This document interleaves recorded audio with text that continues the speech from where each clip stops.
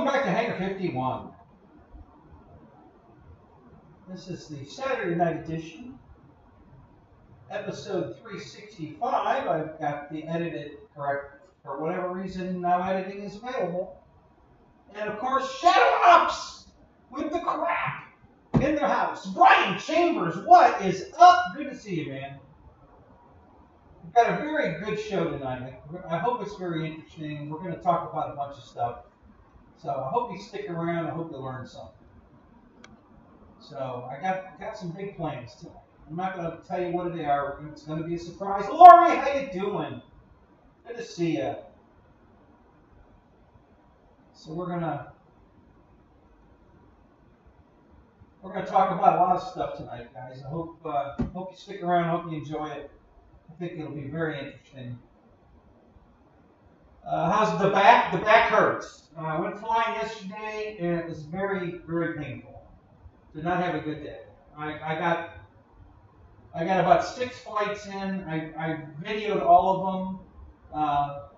The video is decent. Between my back hurting and having some focusing issues with the camera. Listen, it's not. This isn't a videography class or anything. It's a review of an airplane. So if you just look at it as and I shouldn't really need to tell you this, but and I'm gonna do a video about it. But I get a lot of comments about, oh, your camera's out of focus or what. Yeah, I know all that. You don't think I don't know that? I know that. It's a review of the airplane. Did you see the airplane fly? Did you see how long it fly? Did it fly nice? I mean, I'm reviewing the airplane, not videography. So now let's focus on what we're here for. David, how you doing? Good to see you. Crystal, good to see you. Jeff Adams, how you doing, man? Good to see you.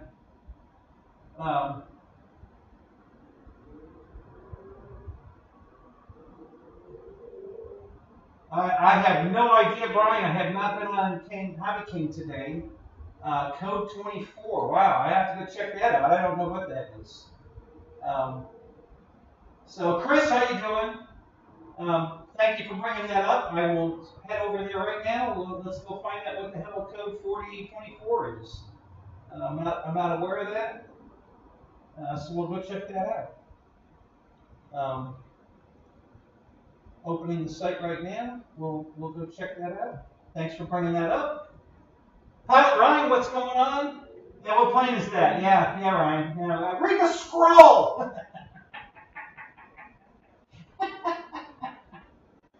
This is one of your old non-favorites. No, you didn't like the battery being up high, so. But yeah, it's an airplane, and I'm not really reviewing the plane tonight, but it'll serve the purpose for what I am reviewing tonight. So, Easter 24, it says. Okay. So let me see. JCB, what's going on? How you doing, man? Let's see who else is here. I think I'm up to speed on everybody. Let me go to Hobby King and see what's going on at Hobby King. Easter 24. Let's see.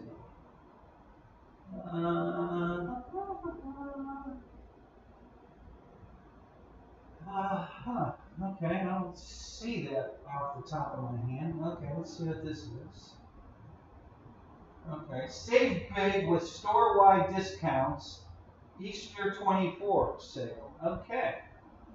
Let's go find out. I'm gonna click the link. Let's find out what that is. Probably nothing we want. But it's okay. So they got batteries on sale. When you click the link, you get Turnigy the Rapid 6000 batteries. Apparently they're on sale. What else? Some parts for the XY Swift, which I just flew. Did a video on that yesterday. That was one of the ones I flew and did a video on. So that's coming soon, guys. I didn't get a chance to edit it yet, but got a nice video on the Swift. So we're gonna review that, and some more parts, more planes. Let's see what else. Let me hang on a minute, guys. I can't read the chat and shop at the same time. Not technically shopping, but you know. So let's find out what's going on here. How about price highest to lowest so we can find out what the big ticket stuff is. Helicopters, okay. XY planes, okay. Alright, so, alright, there's a bunch of stuff here.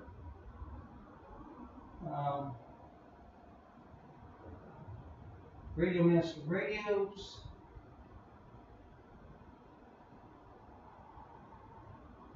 Okay, so let's go find out what. Hang on.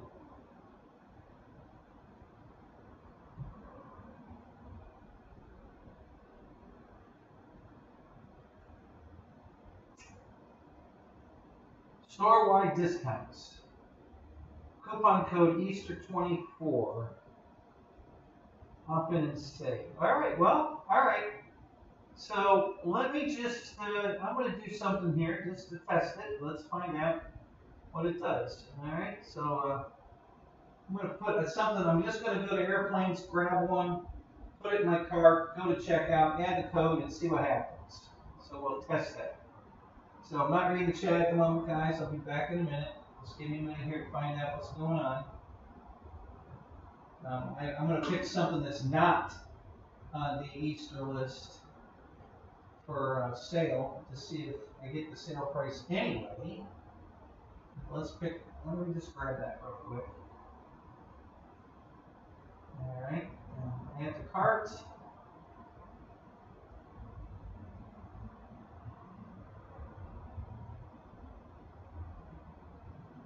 Sign in.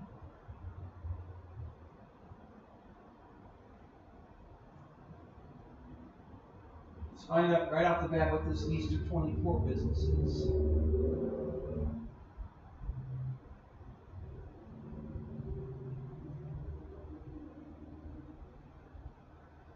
Okay, I'm back to my pages above me, so let me give it a minute. Let's see what's going on over here.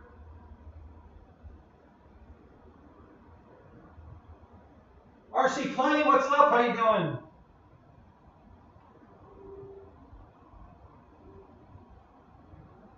RC Plane, I don't actually kiss my planes, but yeah, I do tell them I love them. I do talk to them. I don't think I've kissed one of my planes yet, but yeah, no, you're not the only one. I love my planes.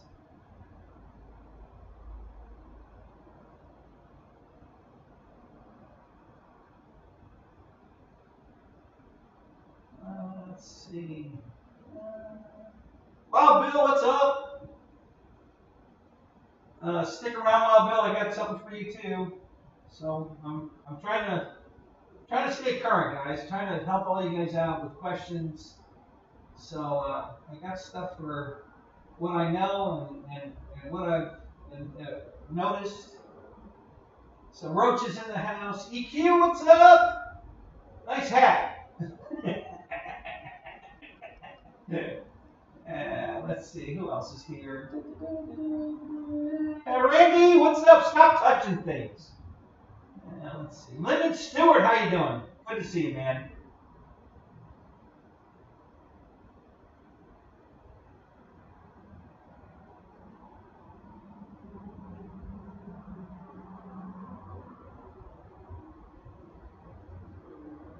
Let's see what's going on. You're going to get a regatta tomorrow. Okay. All right. We'll get more on that later. JCP, what's going on? Who else is here? Let's see. Michael Bear, good to see you, buddy. All right.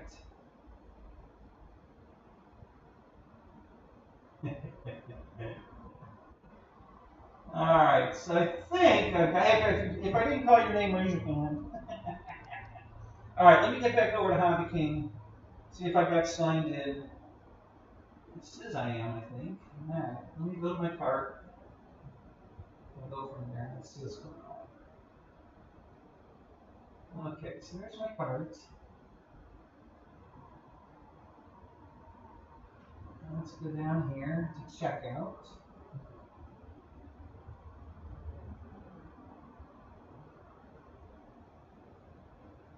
And now it's telling me to log in anyway, so I'll try again. All this information's already there, so they know who I am. So let's log in.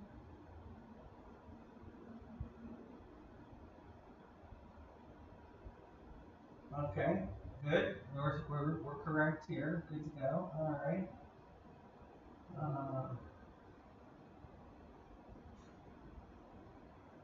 Continue.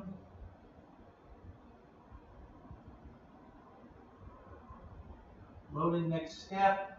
Please wait. Hurry up and wait. Hurry up and wait. Okay.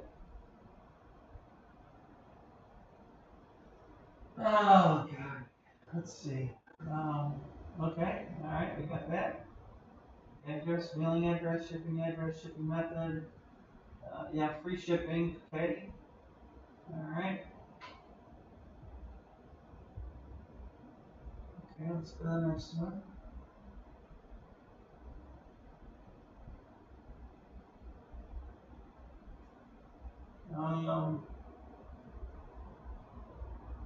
Do you have a discount code? I do. Let's put the code in.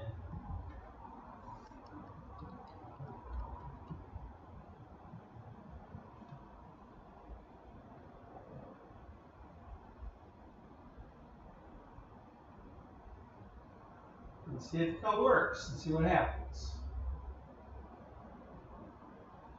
Inquiring minds want to know.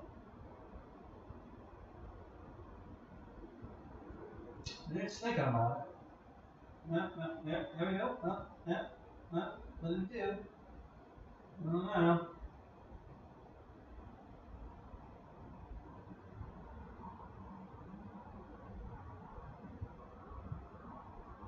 Okay, so Easter 24 took an additional $36 off.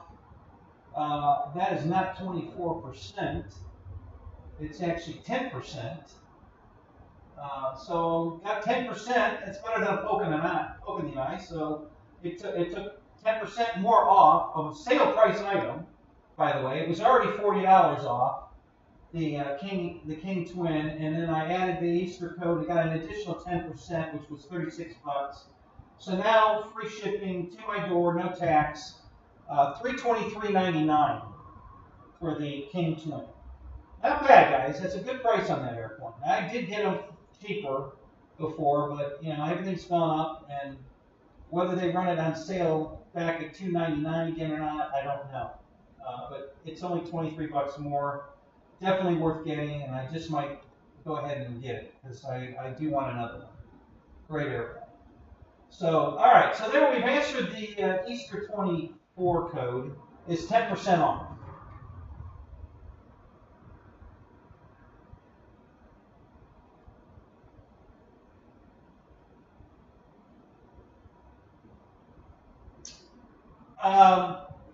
Okay, let me back up to the chat here. I'm missing stuff here. You guys are spinning through here pretty quick. So let me. Very chatty tonight, guys. Cool. This show is shit.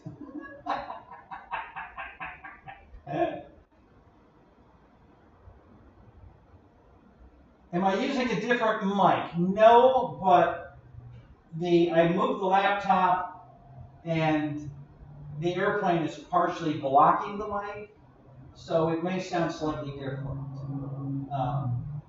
just because of placement. So I rearranged everything on the desk, mostly for the B-25 on the desk for Thursday night, and then tonight because I'm going to do some close-up work with the camera.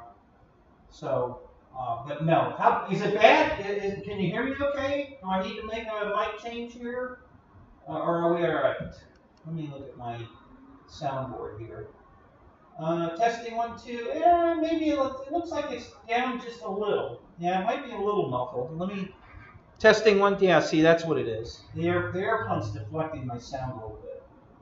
So if I need to, I'll talk louder. Let me know in the comments, guys.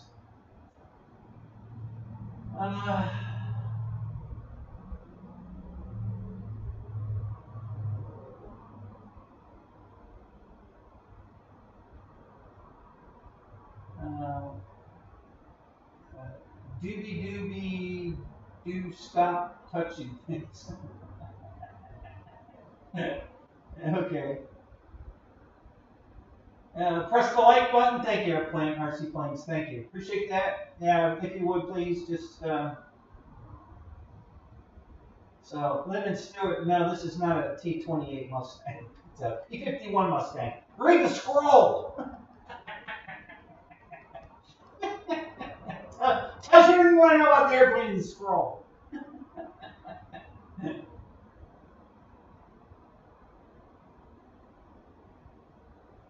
Ken Byrne, how you doing, man? Good to see you. Let's see what else here. I think I caught up with everybody. How's the Flightline Spitfire 1200mm? I do not have that one yet, RC Plane.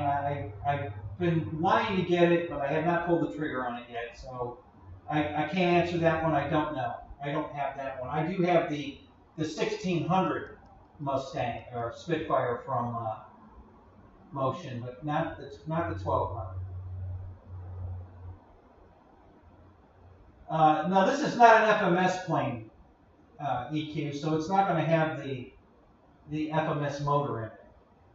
This is the free-wing P51 from Motion. So no, it will not have a FMS gold motor in it. What's up, Dork? How you doing, man? Happy Thanksgiving, or no, Happy Easter. Let's go with that one instead. Okay, let's see here.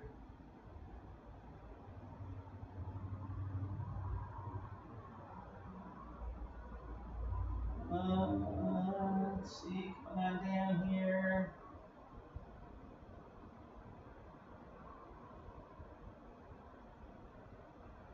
Yeah, I have to admit, guys, that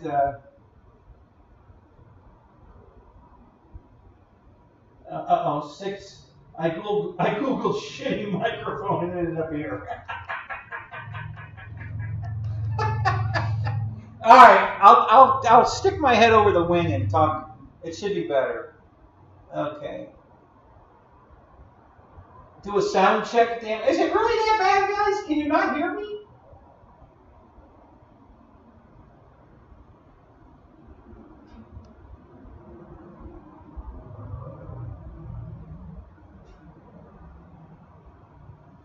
I'm talking into a can on a string. Really? It sounds that bad?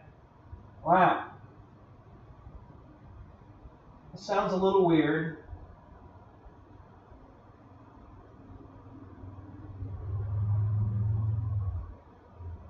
Move the plane.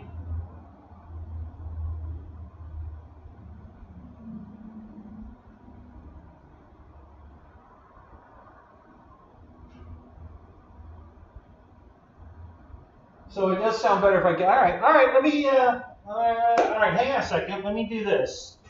Let me temporarily. I don't think I can do that.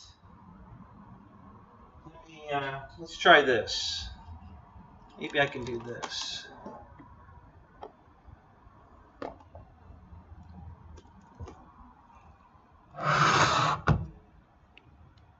Maybe this will work.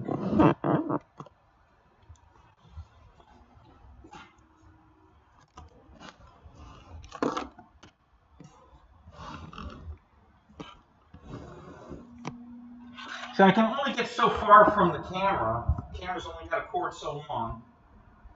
But maybe if I do this.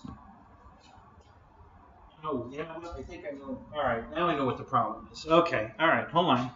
Let me. I think I can fix this. Let's try this. Okay, test. Yeah, that should sound much better. Is that much better? Let me keep catching up.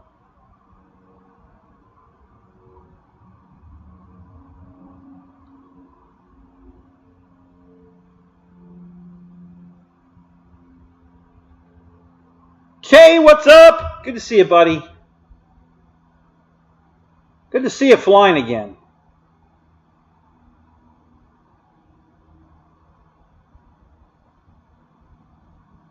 All right, hang on. Yes, I know my chat's 5 minutes behind. I was shopping on Hobby King to find out what the Easter 24 was for you guys. So now I have to catch back up. Steve, how you doing? Good to see you, man. So just let me get caught up. I'm almost there. We're getting closer. Yeah, gotta check. Chunky C. I still can't do that. Thanks, buddy. Good to see you. Let's see here.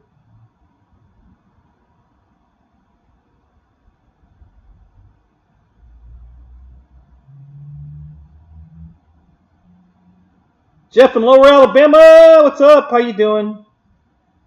Lionel Randall, what's up? Good to see you, man. Welcome to the show.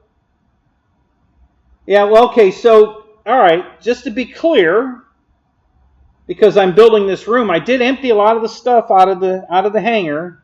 So, you know, this area is pretty empty now, so there's not a lot of sound deadening going on. So it might sound like I'm in an empty gym, because I kind of am. So that could be just because I moved everything out of the room. Yeah, I'm answering the chat from Thursday. I'm still catching up. Just give me a minute. I'm almost there. Hang on. I'm working on it. Trying to get caught up.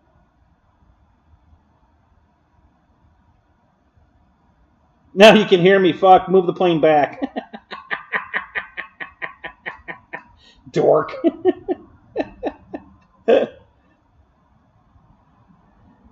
Don't let it happen again. Wait, you made me touch things, Randy. I'm not allowed to touch anything.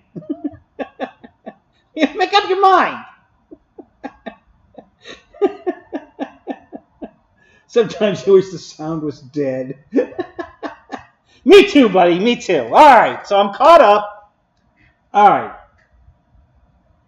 So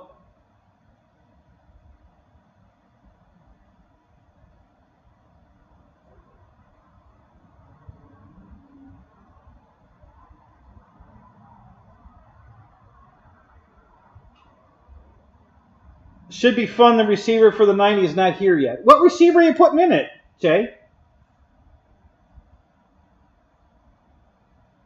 Yeah, I'm not touching anything. I got my hands up. I'm not touching nothing. Doing the best I can. Absolutely, you can co-host next Saturday night. I would love to have that. Absolutely.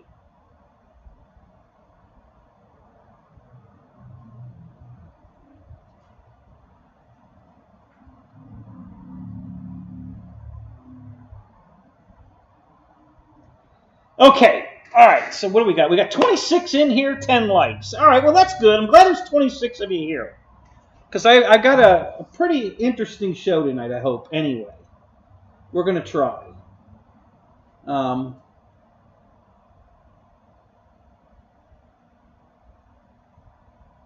5,300 packs from who? Whose packs are those, Jay?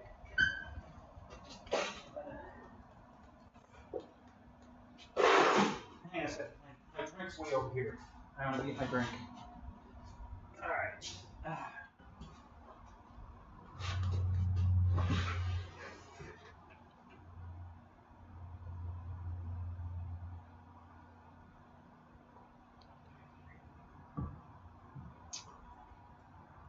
SMC, yeah, I've heard those are good packs. I haven't bought any of those yet, but I want to.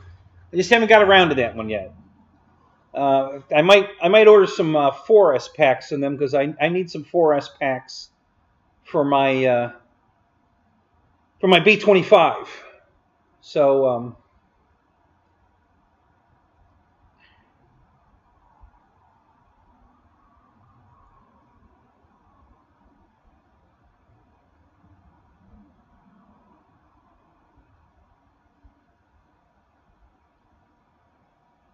yeah, Lori, I know you can only hit it once. That's fine.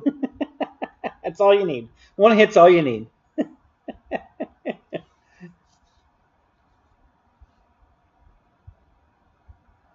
I was going to fly it yesterday, actually, but I didn't get a chance. I may fly it tomorrow if I go flying. I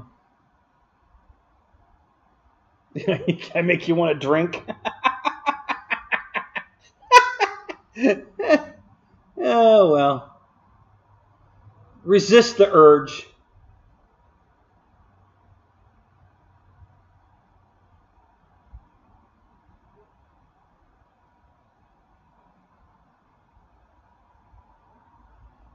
Actually, so here's the story on the plane on the table. I bought this plane probably 8 years ago when Motion first came out with it. It was one of the very first free wing planes they had, and loved it. Flew it, loved it. It was a great airplane, and then I crashed it. I got a radio hit from a guy at the field with a Futaba radio who I just happened to be really low, coming straight at myself, and he walked right in front of me, taxiing his airplane out. And it just that right moment when he walked in front of me and my plane was, his radio was directly between me and my plane, I got a radio hit and it dove it into the ground. And so I didn't fix it for years. I just sat there looking at it, and I was kind of disgusted that I broke it. It really pissed me off. And then I finally decided to order some wings. I needed wings and a fuselage. The tail surfaces were good, servos, motor, everything was good. I just needed a fuselage and wings. So I ordered a fuselage and wings, and the wings came in horrible condition. I mean horrible. They were so crushed, compression wrinkles. They looked awful. They looked like they'd been through a crash. So I called Motion, and they said, hey, these wings are in horrible condition. Actually, I didn't call them. I sent them an email. Please send me another set of wings. And I didn't get any response from a person directly other than an email with their foam policy. No, hi, Mr. Canoff. No, this is the new Motion, not the old Motion.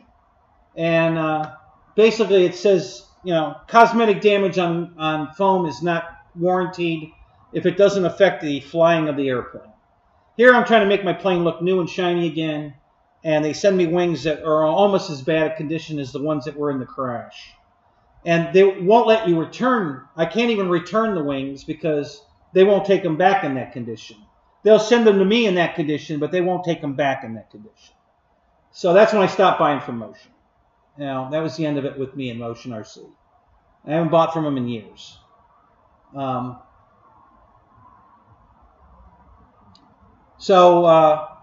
this is not that airplane. That airplane is sitting right there out of camera.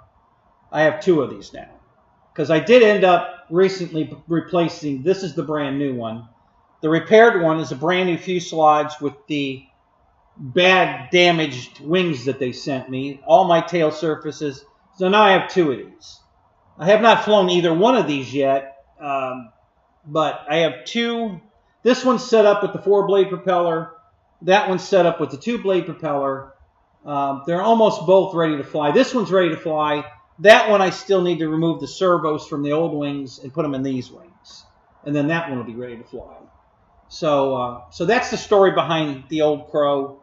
It's Bud Anderson's kind of a hero of mine. World War II ace, triple ace. Just had a wonderful career. This is his airplane. And I believe he's still alive, and I think he's 100 years old now, or just about.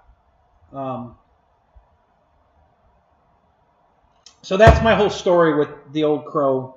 But I flew this plane, I flew the crap out of this plane. And I'm going to show you a few features about this plane that I really, really like. So, and I'll get to that in a minute. But yeah, for me, it's a really nice airplane. It flew great. I didn't have any issues with the way it flew. It's got a retractable tail wheel with gear doors. It's got, main door retracts with a sequencer that the doors go up and down. There is no blue box in this plane.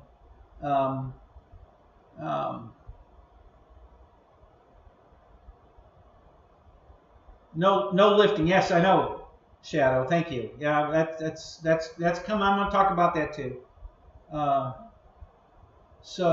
Anyway, so that's kind of my story with this plane. This is the brand new one that I bought to replace because I couldn't get nice wings for that one, and so now I just have two, and you can eat. It comes 2-blade. You have to buy the 4-blade setup additional, and I went ahead and did that. So now I have one in 4-blade form and one in 2-blade form. The 2-blade one's much faster.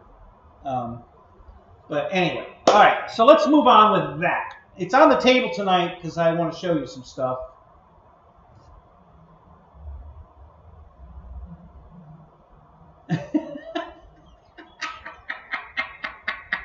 Thanks, Che. You're 100 now? I'm sorry to tell you. Sorry to hear that, buddy. All right, so here's the first thing I want to do is show you guys a video. I'm going to put a video up here. I want to go over something. Because this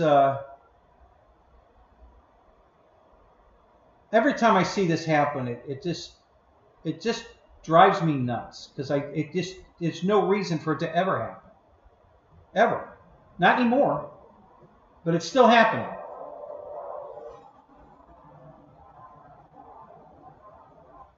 Okay, so let me hang on a minute. I gotta do a little creative magic here to get this video on here. So let me do this. Oh, hang on. I'm gonna have to do something else. So just give me a second here while I do a little OBS magic here to make this happen.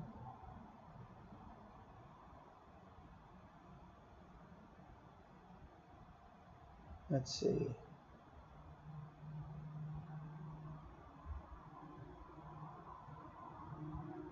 What is your thoughts on the Viper 70? No AS3X?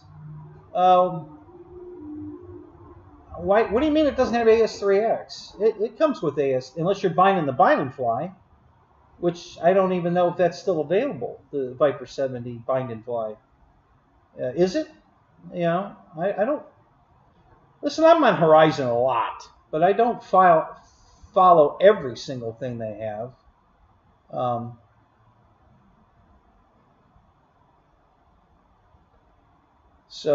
Hang on, let me get back to this. Okay, grab that, and we're going to grab this.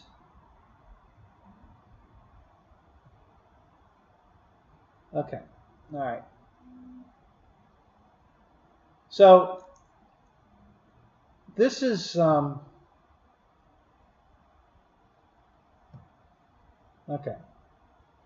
So I'm going to switch the camera here over to this. Okay, so now this is a video that my buddy David Yourself put up. Okay, I don't know if you've seen it or not, but here we go. We're going to watch it right now.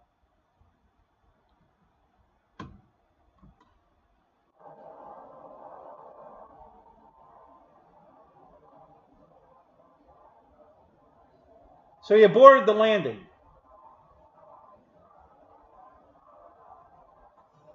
So he's coming around for another attempt.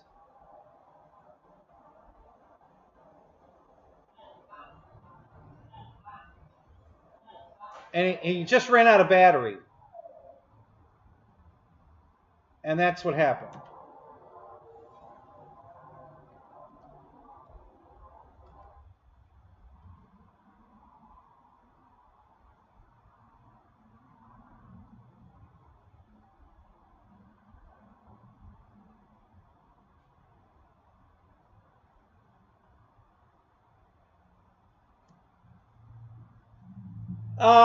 Actually, Che, I have no information on that jet at all. I've never flown.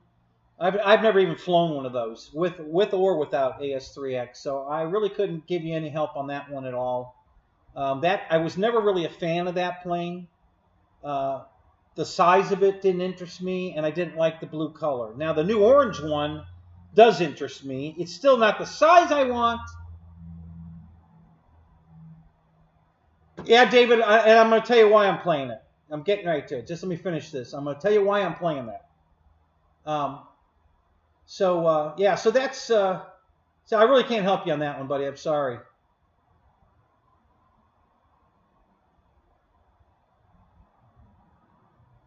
That short was an experiment. We'll talk about it tomorrow night. So, David, are you going to do a show tomorrow night? Because you've kind of been MIA for a couple of weeks. What's going on?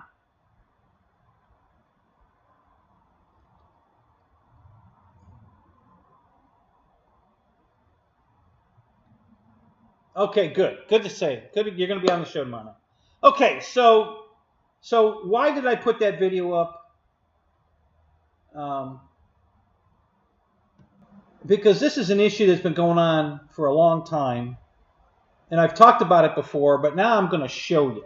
Tonight we're going to actually talk about it a lot, and I hope you guys are all listening. Now, this has nothing to do with brand of radio, okay? Let's be clear.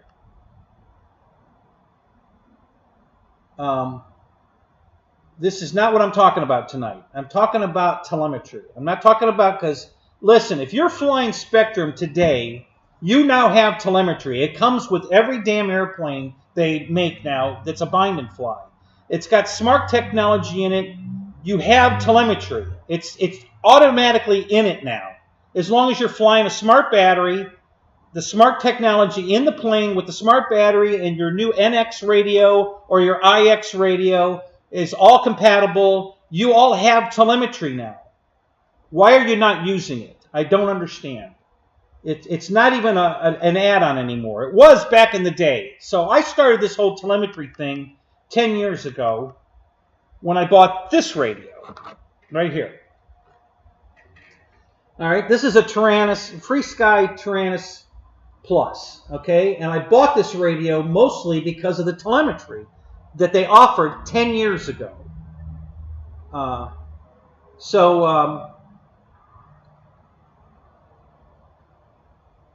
Okay, Jeff, I have a question. You just said it works with non-smart batteries? In what capacity, Jeff? Tell me what you know about that. I don't know. I'm asking because I don't know. How does it work without smart batteries? Because I thought that was the key to the whole thing. That extra wire was sending the battery voltage. That's not true? Tell me. Talk to me. Talk to us, Goose. I'm really interested. You like living on the edge, Mike Bird? Yeah.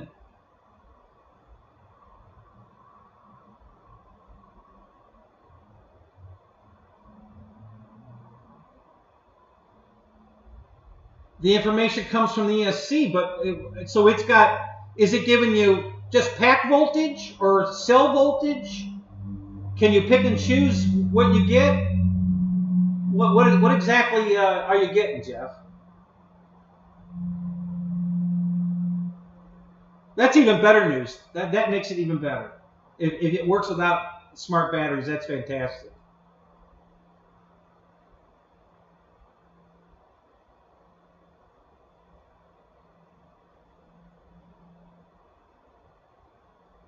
Yeah, just fly to the low voltage cutoff. That's not complicated. Yeah, that's good advice. That's exactly what Dave did. You just saw what happened because he did exactly what you said.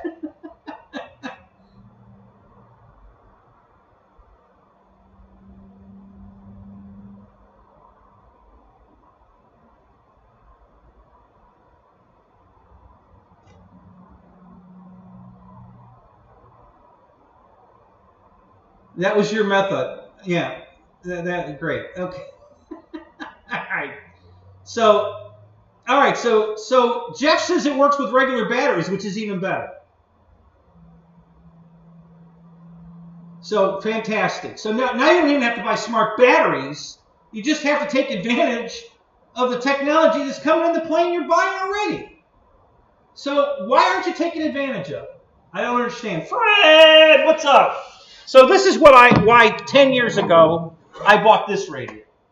Now this radio has, I'm going to switch cameras again here. Hold on. Let me get my pointer over here. Okay. And we're going to switch cameras back here. Okay, so this radio I bought specifically because of this. All right, that's a Spectrum module in the bay, a real Spectrum brand. Now, when you're using the external module, the only thing this radio is doing is supplying pots. You know, the stick pots, the switches, everything else in this radio doesn't work. It flies off this, the real Spectrum module. Everything else in the radio, other than the software that lets me do some fancy stuff, it's not in play anymore. It's flying on Spectrum. All right. So that's been flying all my Spectrums for 10 years until I bought my Radio Master on this radio, because it flies it fine. All right. So, Philip, what's up? How you doing, man? So here's the magic that happened 10 years ago. That now you can get the Spectrum. Okay, so here's a battery, and there's a balance lead right here, and this little module right here is the key. Okay, it's just a little screen.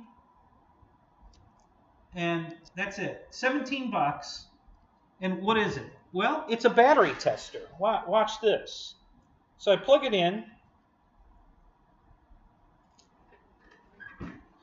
Okay.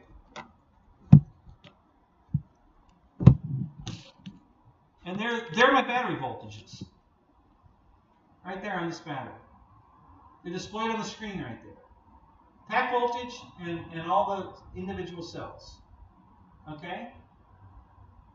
Now, when I plug this side of the wire into the radio, all this information is sent to the radio, and it displays it exactly the same. Well, not exactly the same on that radio, but basically the same. You know, it changes a little bit, but it's the same information. So I'm going to demonstrate that now. I'm going to plug it in, and I'm going to show you what my radio says. So we're going to plug this in. And I'm going to plug this in. Oh, hang on a minute. Let me turn the radio on. Now we're going to use my Radio Master because that's what this plane's set on. But they're both running OpenTX, so it's the exact the same situation. You know, the way it's displayed is slightly different, but it's the same situation. All right, so let me plug this in.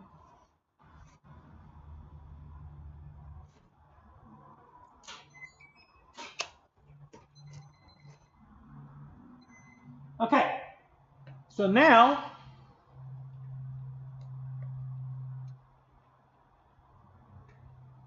there's the battery information displayed on the screen. Okay.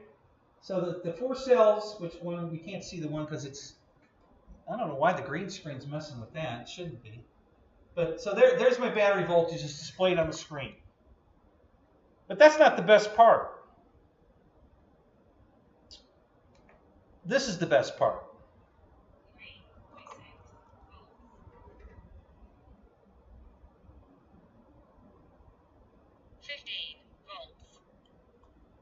It's giving me pack voltage 3.6 volts and individual cell voltage. The lowest cell.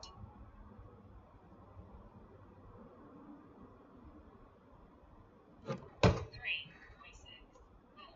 15 volts. Telemetry recovered. Can you hear that? 15 volts. 3.6 volts. So 3.6 volts and 15 volts. So I've got it set, and I did that. I programmed it. So it's giving me pack voltage and its lowest cell at the moment voltage. Craig Beeman, what's up? How you doing, man? So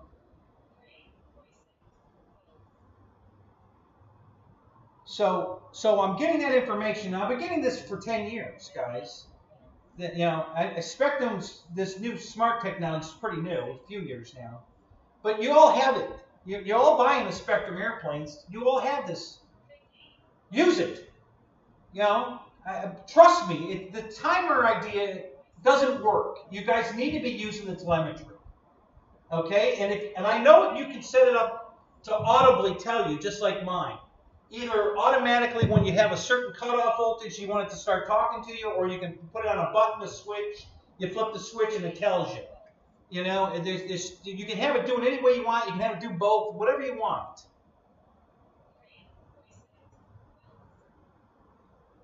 After we talk about transfer, we're going to talk about religion. You know, we're going to talk about presidency.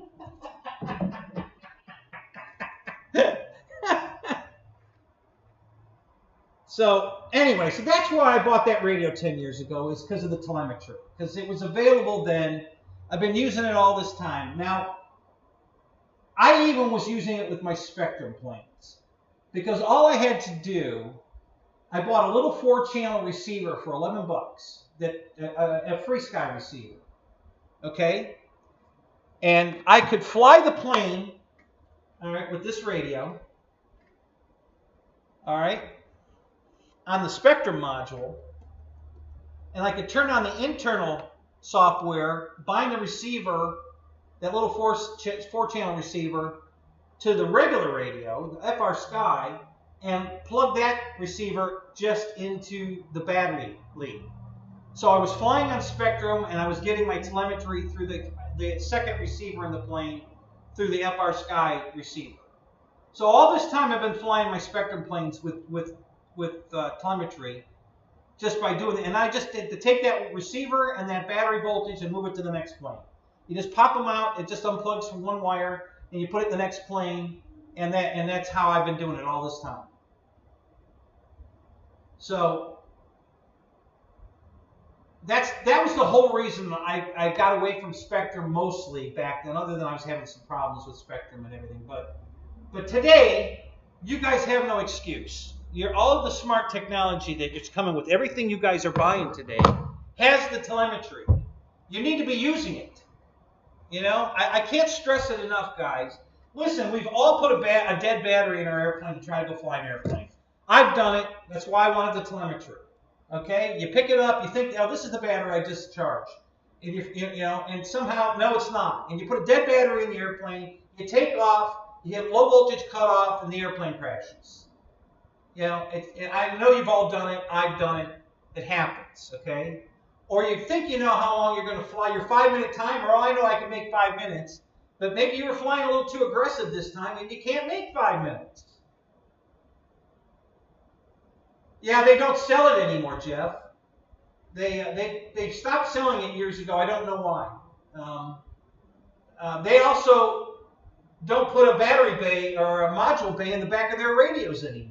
They used to, but they don't anymore. Because they don't want you flying other modules. They don't want you putting a module in other radios. They want you to be married to them. I'm sorry to say it, but that's exactly why. It's the same reason they went with the Gen 2 batteries and the smart packs with no balance lead, because you're forced to buy one of their chargers to charge those batteries. They're doing everything they can to force you to only buy from them. And that's just their profile for better business for them. And it works, because all you guys are flying Spectrum. So, you know, their theory works. Do you like it? I don't know. I don't like it, but that's what they're doing. They're trying to get you married to them so you can't go anywhere else. And it's working. So, but yeah, so that thank God they're not, they still offer batteries with balance leads. They didn't cut them all off, because, you know, I have some Spectrum smart packs, and without them, I can't run my telemetry, because my telemetry plugs into the balance lead. So if it doesn't have a balance lead on it, I don't have my battery telemetry. And that's a big deal to me. So I'm not going to fly planes that I can't do that with. So if they got rid of the balance lead completely, they're going to lose all of my business, because I won't buy their batteries either. Just, you know, I need that balance lead. So, but I can fly any battery. It doesn't matter.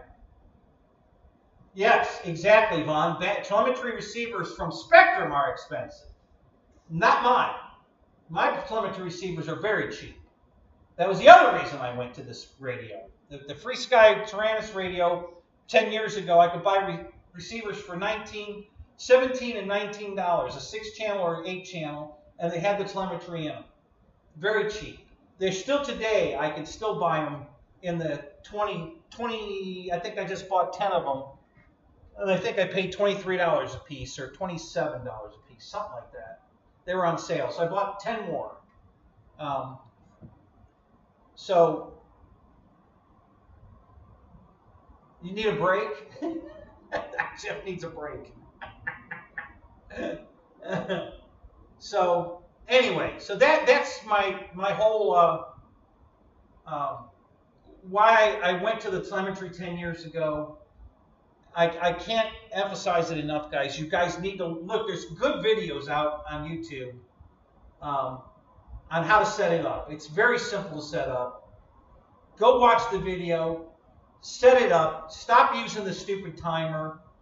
You know, get yourself set up so you understand it and use it. Because they put it in there for a reason, guys, and you really need to take advantage of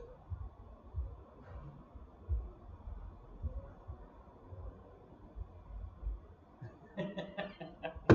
Okay, so the rant ends now. Okay, so now I'm going to talk about the airplane.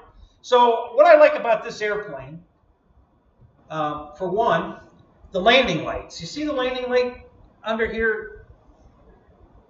It's actually on a, I don't know if I can, it's on a spring. And it goes up with the wheel. Okay, when the wheel retracts, that light goes up inside the wing. It turns off.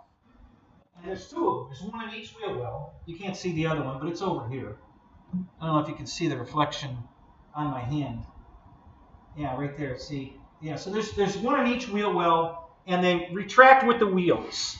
So I love that. I thought that was a really cool feature on this airplane. Of course, it's got the nav lights on the wingtip. Got a green one over here, which is a hole in my hand because it's green, and the green screen's showing it as just you know, my hand's invisible where the light's hitting it.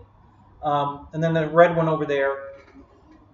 And the tail wheel retracts, and it's got wheel doors on the retracts on the tail. So it just, I love all the features about this airplane. I love the fact that it's Bud Anderson's airplane. I love the landing lights. I love the nav lights. I just love this airplane. The canopy opens. This canopy slides back. You can pop it open. It's a little tricky to do, but it does open. The canopy doesn't come off because the battery goes up front here. This hatch is here. But the canopy does slide open. It's kind of a bugger to get open. And that's on purpose so it doesn't blow open while you're flying. But I've never opened this one. Usually the first time you open it's a bitch. And I've never opened it, so.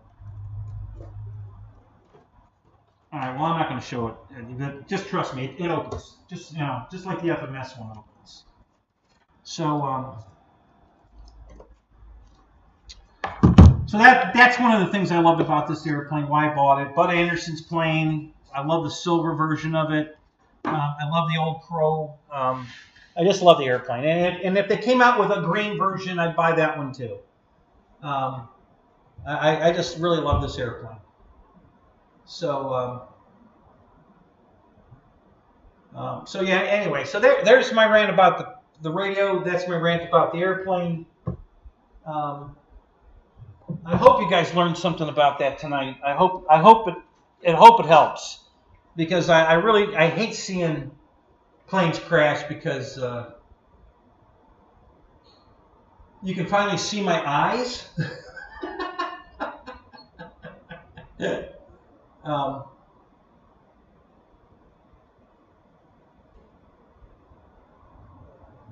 So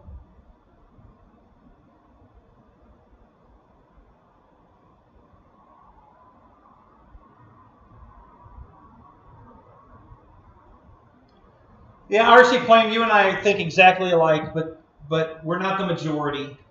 And I respect that. Listen, I'm not telling you, you know, you guys can do whatever you want, but the thing is that, you know, Spectrum went to a lot of trouble to make that smart stuff so you guys had telemetry, and you guys aren't taking advantage of it. And I hope you will. Yeah, using a timer is a bad idea at 6. I'm sorry, but it really is. A timer is a guess. There's no mathematical logic to a timer. It's a guess. If you do a lot of vertical flying, your 5-minute timer is not going to make it.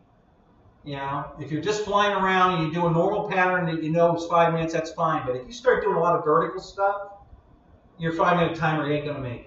You're gonna go low voltage cutoff just like Dave did, and then you're gonna crash an airplane. And honestly, these things are too expensive to crash when they don't need to. That's just my feeling on it. There's just no reason today to crash an airplane like that when we have the technology to not, if you just use it, take advantage of it.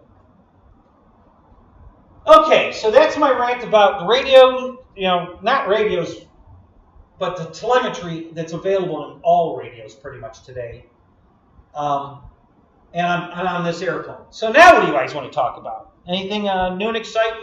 Oh, and for you latecomers who just got here, the Easter 24 at Hobby King is, I guess, is site-wide, and it's 10% off of whatever you put in the cart. So it's a 10% off for Easter. So if you got anything you want to get from Hobby King, now's the time to get it. Get an extra 10% off. Even on sale, the sale, I put a sale airplane in the cart. I got the sale price and 10% off. So that was a double whammy. So that was good too. So let me talk about yesterday's flying. How about that?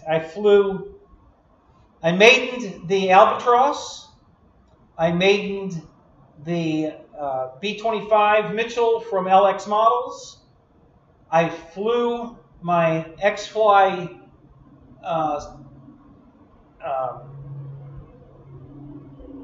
Swift glider, the Swift 2100.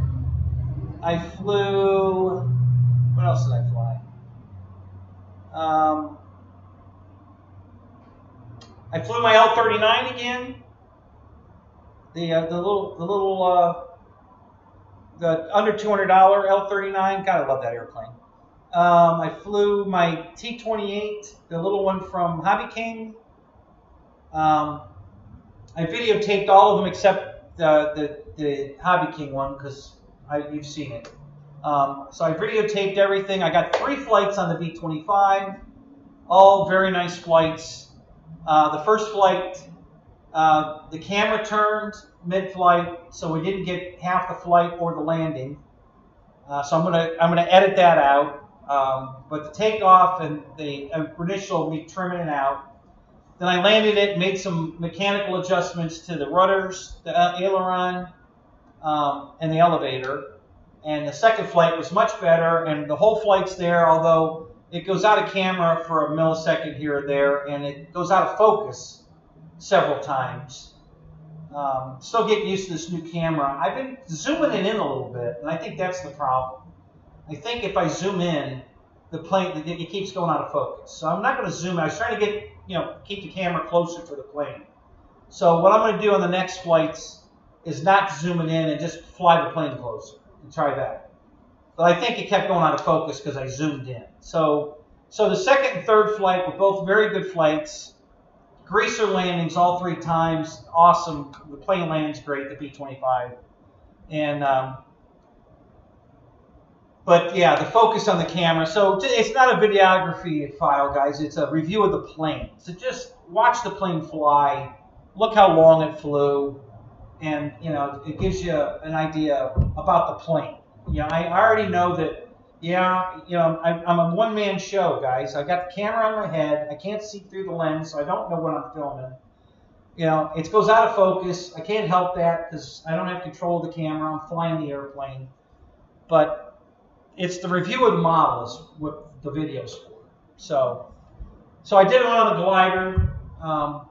I'm going to edit that one too because I did some war, like a fighter jet flying with it, and then I went up high, tried to sailplane it. Well, I was so far away where the thermals were that I was running, you can't see the plane. It's too far away and it's out of focus. So I'm going to edit all that out. But it was, I think I flew it for 8 or 10 minutes. Had plenty of battery. I could have stayed up there for an hour, but yeah, I knew you wouldn't watch that. Then I came down and did a couple more fighter jet passes, and then I landed. So, you want me to start again, Wild Bill? Yeah. Okay, so anyway, and then let's see, what else? The L-39 flew great, no problem there. What else did I video? The Albatross, same thing. It went out of focus a few times. And then I did a vertical, and now I was flying the Albatross with my Radio Master radio, but I put a tactic receiver in it. And that flew fine, no problems there. I did a vertical maneuver, and then I thought the battery moved. Because I remembered that there was a deal with the strap, but I didn't remember at the moment, so I got panicky and I got it down low and I just landed. I had a lot more battery to fly, but I landed it because I wanted to make sure if the battery had moved, the CG was going to be off, and we don't need the battery flopping around in the airplane. So I just got it on the ground. Nice landing, no problem. Everything's fine. So that's what I did with that. So the Albatross flew great. And I did a lot of video work. So I've been trying to do some editing. I didn't get it done, but the next few days you're going to see all the video of it. I think I'm going to edit the B-25 footage all in one. The first flight, I'll edit it until the camera turned, and then I'll cut it off there. Then you'll get the second full flight and the third full flight, and then I'll talk about some of the features of the airplane at the end. But I'm going to put that all in one video. But I had a good day flying, other than my back was killing me. I didn't know if I could make it or not. I didn't know what was going to happen. I had to find out. So yesterday was to find out that I can't do this. I only got, I think, 6 or 7 flights in yesterday, and I was there for 8 hours. Usually I could fly 12, 14, 16 flights in that time frame. And I just couldn't do it. The back hurts too much. I had to sit down. Very frustrated. I was very upset. I got to tell you guys, it really hurt to have to sit down all that time and not fly, because I wanted to fly. It was a beautiful day. Winds were constant. There was some wind, but it wasn't gusty. It was a nice constant wind, so it was a very nice wind to fly in. The planes flew great. I just couldn't. I couldn't stand there and fly.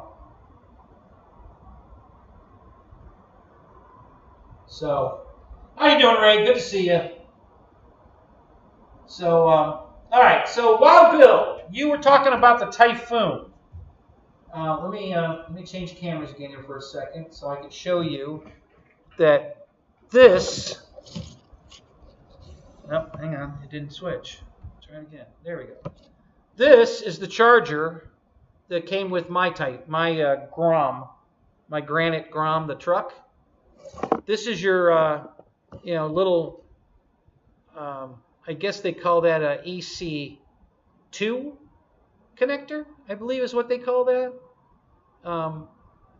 That's what your battery is going to come with. There's no balance lead on it. This is the charger for charging the battery. That you're going to get this charger. You should get it. It says it comes with battery and charger. So you should get exactly this. This is the charger. Your battery is going to be that plug. It plugs right in, charges up. You don't need a balanced charger. You don't need to buy a charger. So that should that should answer your question about your Typhoon you ordered. That's what you get. Okay, so I wanted to cover that. All right, Kenny Rogers, what's up?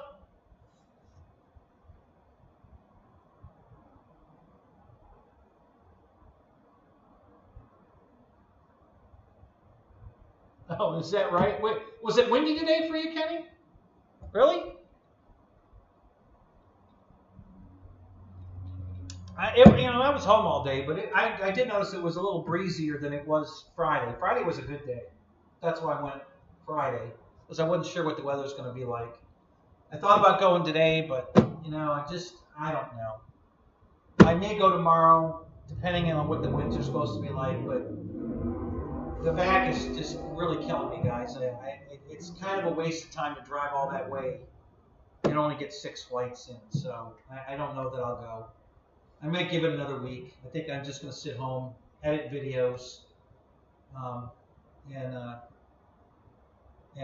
give it another week, and then go back out and try it again. So, but for right now, it looks like I'm down. Now, update on the garage. I've got guys, 2 of my buddies from the flying field are coming over Tuesday to set the rest of my joists above me here that I didn't get done before I had the back surgery. So they're coming to put those up for me. And then we're going to hang 5 sheets of drywall on this wall over here. And then I can get that mudded, sanded, painted, build my back display that looks like what's behind me here. It's going to look just like, pretty close to it. And then I'll have a real backdrop, and I can turn the green screen off. And you won't see these 2x4s that are standing up between my green screen and me.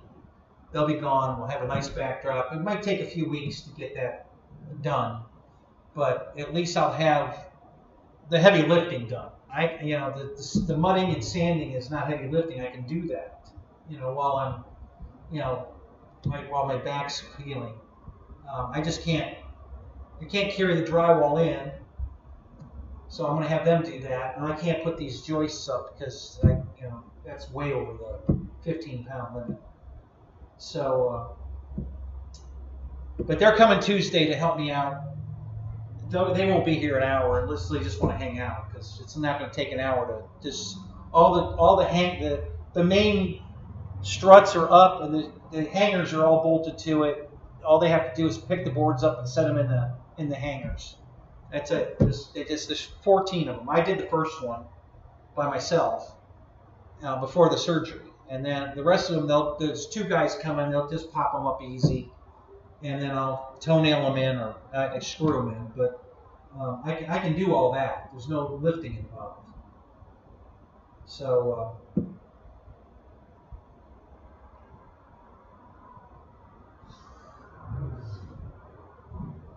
yeah, Michael, it's just hard. I've been sitting in my chair watching videos and movies and falling asleep, and I'm just really getting it, cabin fever. So that's why I went to the field yesterday. It was good to get out, but standing there flying the plane did not feel good. So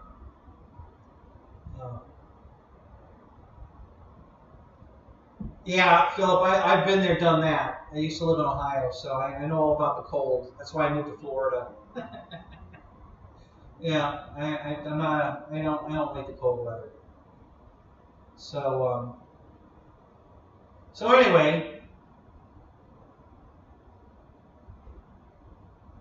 so can I add a green screen to me in the tent? I missed that. Well, Fred, the green screen didn't look any different in the tent than it looks now, other than there's 2x4s in front of it now that I built a room around it. But you can't tell if I'm in the tent or in the garage, or in the tent in the garage.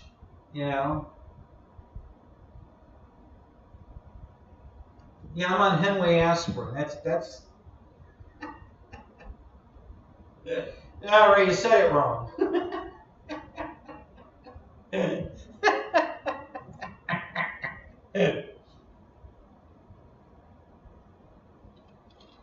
So anyway, so that's an update on the room.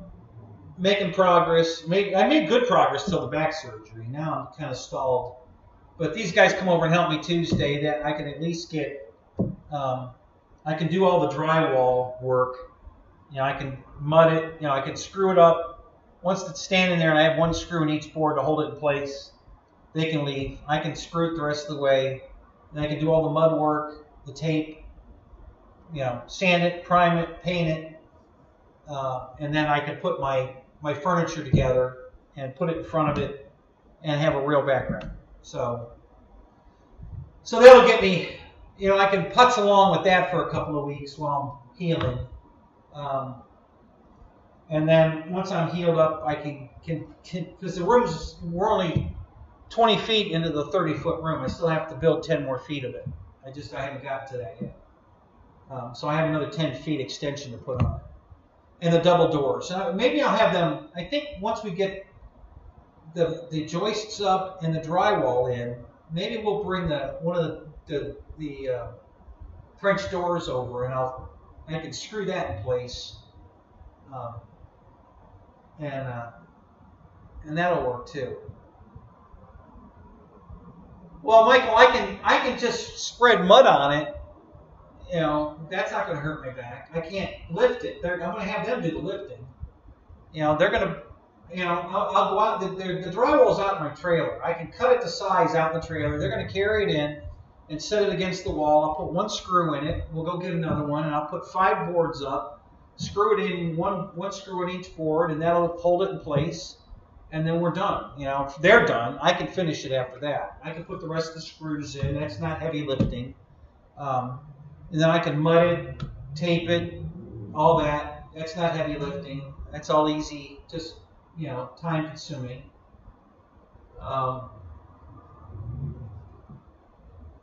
Yeah. And then, you know, paint it. I already have the paint. I bought the paint. I bought everything. I bought the drywall screws. I bought the paint. I bought some drywall tools. I bought the tape. I didn't buy a tape dispenser. I'm thinking I might buy a tape dispenser. I'm not sure yet. But yeah. So I'm ready to get my backdrop done. So. Yeah, RC Flames, you asked that question once before, and I don't have a good answer for you. You know, I don't have an FMS T28. I have 2 ARC, which is airfield. It used to be sold through Nitroplanes, which is, I think, a better airplane than the FMS T28. It's lighter. I think it flies better. I think it looks better. The Commander's a great flyer. I have one of those. I don't have the new blue one. I have the old red one. That's a great flyer. Yeah. If you like them both, you know, buy them both. Just get one now and get one later. You know, if one of them's on sale right now, or wait till sale and then get one. You know, I know the FMS. I've flown the FMS plane. I flew a buddies of mine. That's not really a good. When you fly somebody else's airplane, you know, you're flying their setup, and their setup just might not be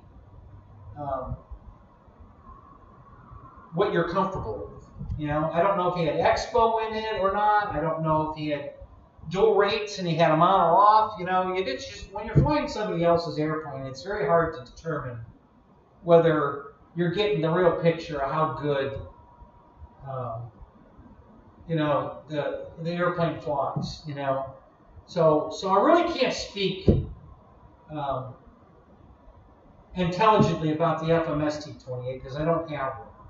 I do have a Commander, and I like the way it flies. Mine flew really good. I like that one. But I love my airfield T28s almost as much as my Carbon Z. You know, the Carbon Z is definitely my favorite. But my airfield ones are a close second. They're really good looking. I think they look nicer than the FMS one. They're lighter. They fly better. At least mine flew better than the one I test flew for a guy. But that's all I can tell you. I wish I could be more helpful on that one because, you know, I do like FMS's products. I just, you know, and the funny thing is that those airfield planes that Nitroplanes used to sell, HSD got all those molds. They bought out the company, and they have all the molds. They could start production tomorrow making that T28 again, the exact one I have. They just don't want to.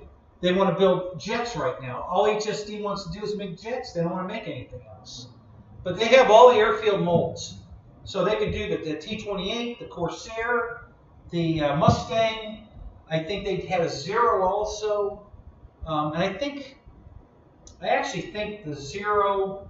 Yeah, they all were. I think they had an 1100 size and a 1400 size of all those planes. The Mustang, the Corsair, the T-28, the Zero. I think they had multiple sizes. You can go look at the planes. Nitro Planes website is still up. At least it was the last time I checked. Let me go look real quick. I believe it's still up.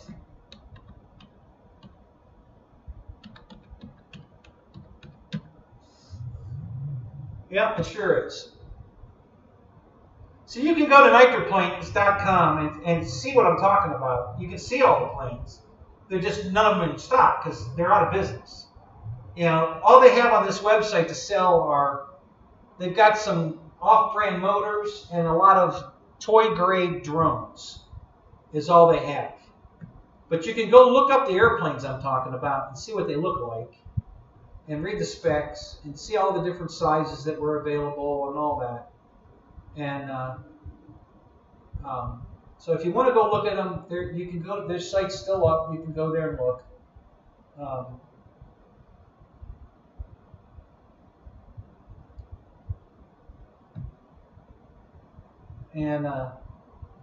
Yeah, I think somebody's running the company out of their garage, and I'm sure the warehouse where the planes used to be are gone. But yeah, they have all the different color schemes of the planes. They had a A1 Skyraider that they sold, which I think is the same one everybody sells, the 800 size one. I have one. Mine's sitting on a box right here somewhere. I just had it out. There it is up there. Yeah. So my little Skyraider is the same one they have. So I've got the Corsair here, and I've got the T-28 here. I had the Mustang. I traded the Mustang to a friend. He had to have it. He wouldn't leave me alone, so I let him have it. So I don't have the Mustang anymore. But yeah, so if you want to go check out those, they had several different color schemes. They had a Tempest also. They had an airfield Tempest. They had a T-34. They had one of those. They had some really nice airplanes, and the quality was fantastic. They're really nice airplanes. It was a shame they went out of business. I really like the airfield stuff. But like I said, HSD has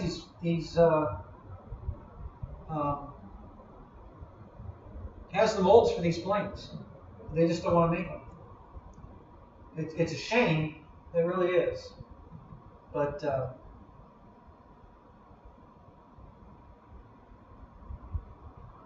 so if you bounce around, like I went to the GB, the airfield GB racer plane, and to look and see what spare parts they have. And the only thing they have in stock is some servos, and they have the tail wheel for that airplane, and they have the motor mount. So they still have parts, sorted parts here and there, different stuff, but for the most part, the company's out of business. They don't have anything anymore.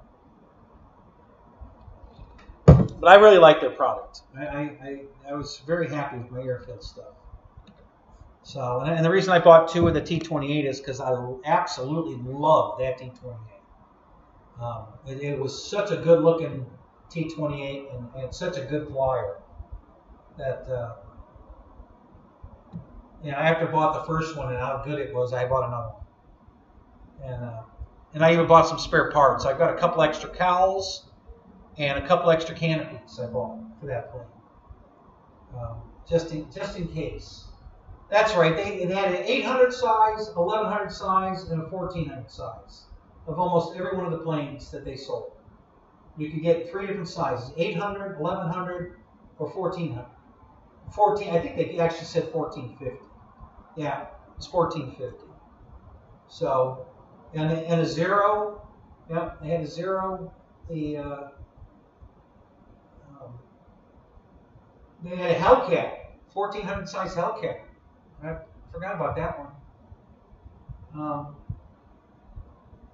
Yeah. So it was a shame they went out of business. I really like their stuff. So you got, oh, they had a 109. I forgot about that one too. They had a Spitfire.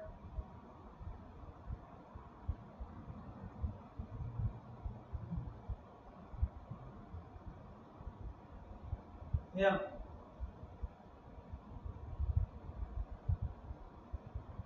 So yeah, so you can check that out if you guys want to see that. Let me get back to the chat here.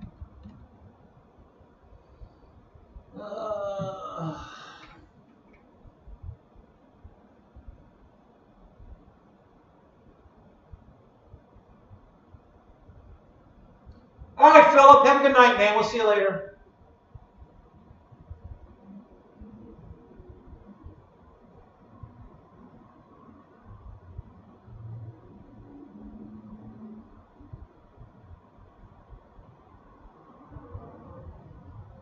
Philip says he'll come help me if I'll balance his props. Deal. Philip, if you're still here, deal. I'll balance, bring all your props. I'll balance them all. Yeah. JCB, is that like a Hemingway? Yeah. See, Ray, you're not the only one. You and six both of the Hemingway guys.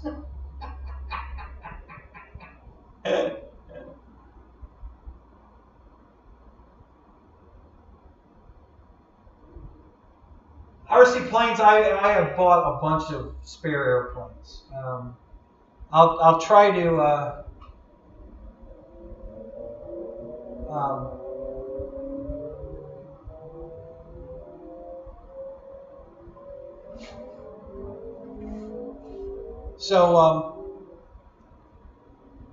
I bought the EC 1500. I bought 2 of those. The FMS Pits. I bought 2 of those.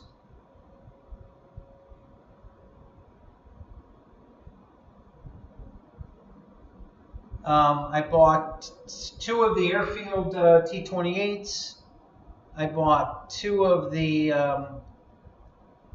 FMS F-86. I bought 2 of the UMX Turbo Timber Evolution. I bought 2 of the Valiant, the E-Flite Valiant. I bought 2 of those. I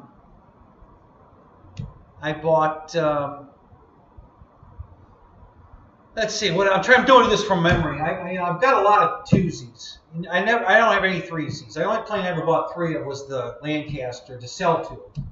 So I only have 1. What's on the table? Thanks, Big Jim. Yeah. So yeah, read the scroll. You guys are hilarious. Let's see, what else did I buy 2 of? God, I've got 2 of the F-16s. When they were on sale, the E-Flite F-16 70mm. I bought 2 of those. I bought 2 of the King Twins. What else? I'm trying to do this from memory. Got a lot of twosies.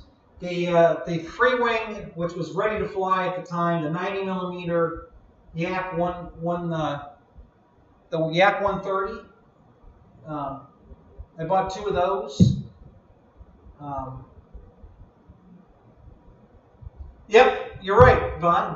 Good one. Yep, I bought 2 of the Spitfires from Hobby King. I repainted one as a new color scheme. It's a instead of the tan and gray, it's brown and green.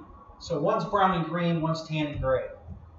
And yeah, good call. Thank you, Mom. I forgot about that. Yep. So I got 2 of the Spitfires. I'm sorry.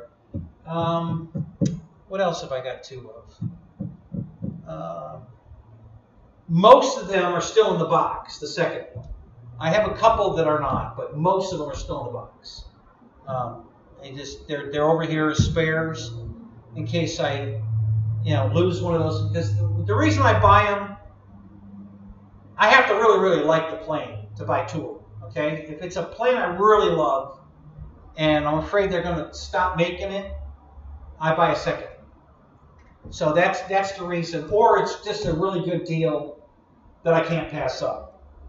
So the deal on that was I think the Spitfire from Hobby King was one of those that was on sale for $130 or something off. It was a huge discount. So I bought two of those. I bought two of the E-Flite Turbo UMX Turbo Timber Evolution because they were on super cheap. I think they're normally $140 or $150, something like that. They were on sale for 89 bucks. So I bought two of those.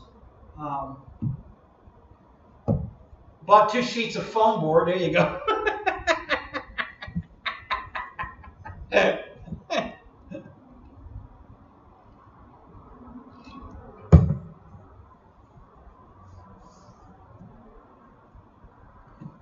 Let's see, what else did I buy two of? I'm trying to think of some of the other planes I might have two of. Oh, two of the F-27, the UMX F-27. I bought two of those. Yep, the new, Craig, from what I've been told, the Free-Wing L-39 is an awesome airplane. You know, Anthony has one out at the field, and Lewis has one. And they look like they fly great. I've never flown either one of them, but they look like they fly fantastic. They love them. They both really love them. So yeah, I would say, yeah, I bought 2 tanks. Thank you. Yep, Jim's right. I bought 2 tanks. They're different though. That's not 2 of the same tank. I bought an Abraham, you know, the U.S. Abraham and the British Challenger. They look very similar, but they're actually 2 different tanks. I bought 2 trailers. Yeah, that's true. Can't argue with that. That's true. Bought 2 trailers. Yeah. Let's see. What else did I buy 2 of? Well, of course, this Mustang on the table, which we started with. Yeah, I bought 2 of those. Oh, the little Jimmy that was on sale for 99 bucks. I bought 2 of those. The FMS Jimmy. The one that's, you know, lime green. Yeah, I bought 2 of those because that was just a screaming good deal. I bought 2 of the Granite monster trucks, the 10th scale Granite voltage. I bought 2 of those because that was a killer deal. It's still on sale, guys. I honestly, it's 99 bucks. It's 10th scale limit. I'll get it. I'll show you how big it is. It's huge. Let me go get it. It's right over here.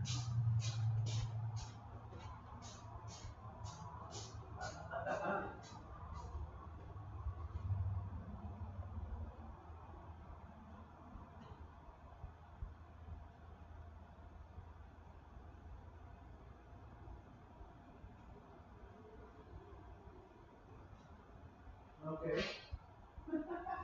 Oh, I knew where it was. Hold on. No, there's 2 of them. I know. I gotta find one of them. Did I put them over here? I didn't think I put them over here. Maybe I did. I guess I did. I must have. I can't see them anywhere else. They've got to be over here.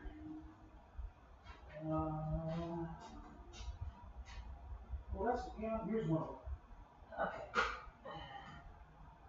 There's more of the other ones. Oh, there it is. Okay. All right. So yeah, if you guys want, you know, a nice truck to just go out and bash around in the yard, this one. It's you know, it's 10 scale. It's pretty big, you know. I mean, here's my little Gron is what? What is this? Is this 18 scale or 24 scale? I forget. So it's quite a bit bigger than the Granite Grom. Okay? And this big baby is ready to run, and it comes with battery and everything. 99 bucks. It's on sale right now for 99 bucks. Hard to beat that, guys. It's a great little truck. It's fast enough to have fun with, but not fast enough to break. If you're running into something, you're probably not going to break it. And that was my biggest, you know, I didn't want to break it. I don't want to spend money fixing it. But it's a fun little truck to run around. You know, 99 right now it's on sale for 99 bucks. I think it's still on sale. The rest, I think we have one more day. It was a March truck sale, So that you can still get that, and it comes in 3 color schemes. There's 3 different color schemes. So 2 cows for those Spitfires. Well, I didn't buy extra cows, but I did modify both the cows. They took the scoop off the one cow completely, and the other one I cut it down. I took it off, cut it down, narrowed it, shortened it, and put it back on. That cow's sitting right there. I still have to paint it. It's ready for paint. I just haven't painted it yet. Yep, that's another one. Paul, you're right. I have 2 ASW28s. Yep, that's another one. I had that glider. I have 2 of those. Yep. I haven't put the second one together. It's still in the box. Let's see. What else do I have 2 of? You guys are doing really well. You guys pay attention to my show. You know, you guys are coming up with stuff I had forgotten I had 2 of. That's awesome. Let's see. What else do I have? I have...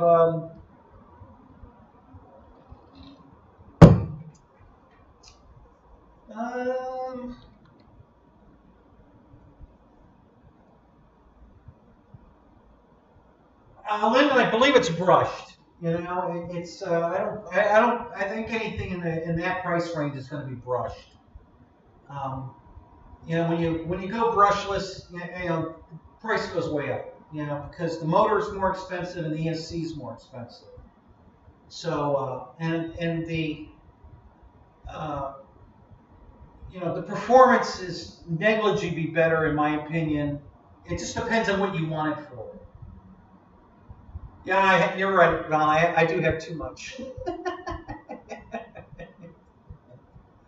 Have I ever made payments on an airplane? I'd have to say probably.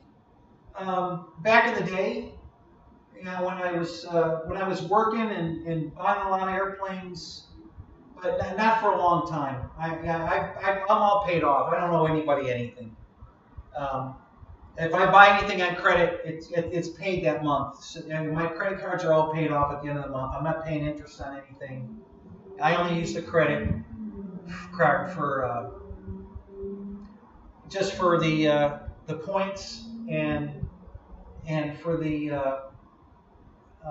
security of, you know, if it's defective or a scam or whatever, I'll get my money back. But I'm not carrying a balance on anything. All my bills are paid. I don't owe a dime to anybody. The house is paid for. My cars are all paid for. The motorcycles are paid for. All the airplanes are paid for. I have no debt. I'm debt-free finally. You know, it's been a long time, but I'm finally debt-free, and I'm going to stay that way.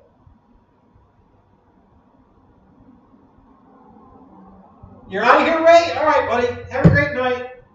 Thanks for coming. You know, go make sure you check your headway. How you doing, Troy? Yeah, good to see you, buddy. So, let's see. Anything else I have 2 of? Let me think.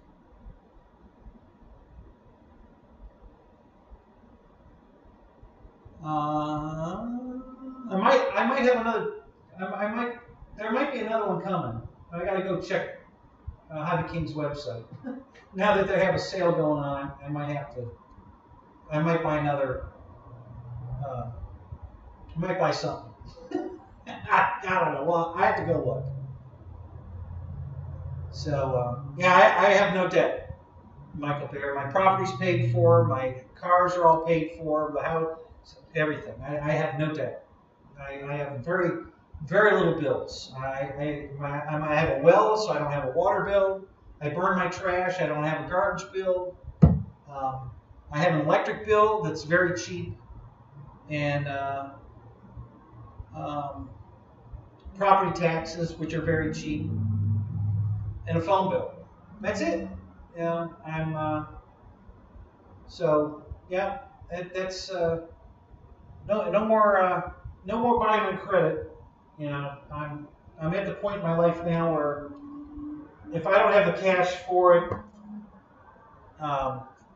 you know, to pay the credit card off at the end of the month, then I don't need it.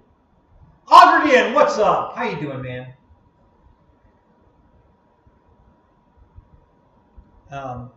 You know, for years I had to do the, you know, credit card thing just because I wanted things that I really didn't have the money for. But I'm past that now. I'm debt free and going to stay that way. I can't afford not to anymore. You know, it's just the cost of living keeps going up. I got to be very careful on what I'm buying, what I'm not buying.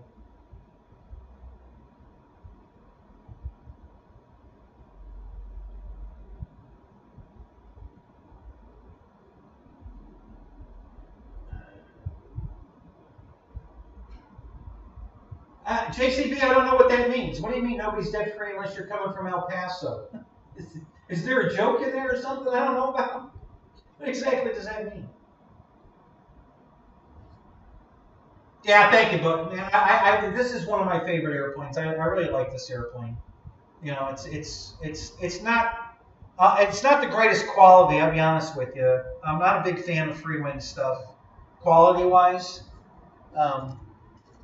There's definitely better quality stuff out there, but it's Old Crow. I like the way this one's set up. I love the landing lights. There's a lot of stuff about this airplane I love. So that's why I bought it and ended up with two of them. Yeah.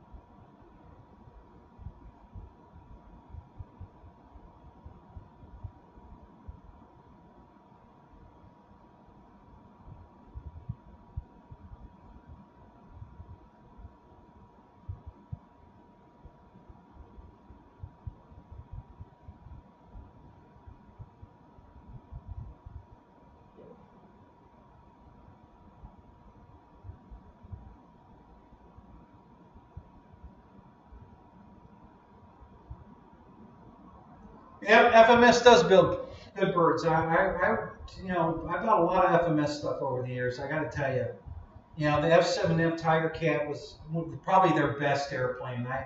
I have two of those. Come to think of it, we were talking about what do I have two of. I have two of those. One's the wing to one is right there.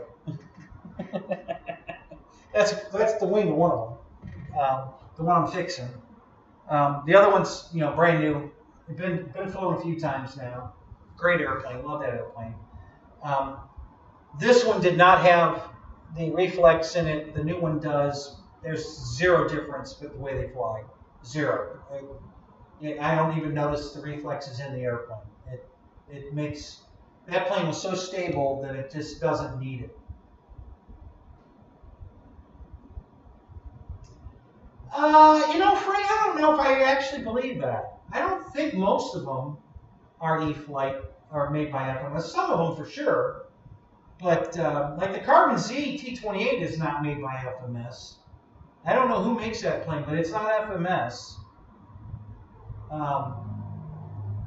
There's a couple other birds that I've noticed. That Cherokee is not made by FMS. So yeah, I don't know who makes their. They've got somebody else contracted for a lot of their stuff. But yeah, you're right. FMS makes a lot of their stuff. But whether I'd say most of it, I don't know. I'm not sure on that one. FMS makes all the Harbor Freights.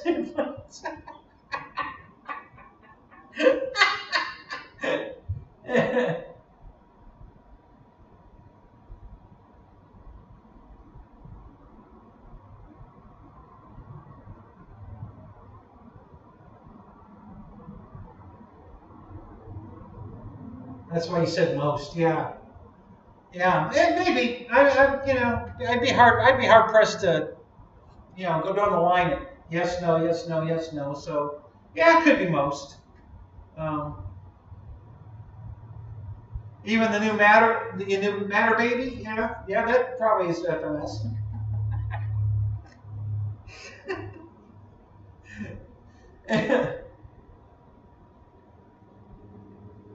They make all the foam board.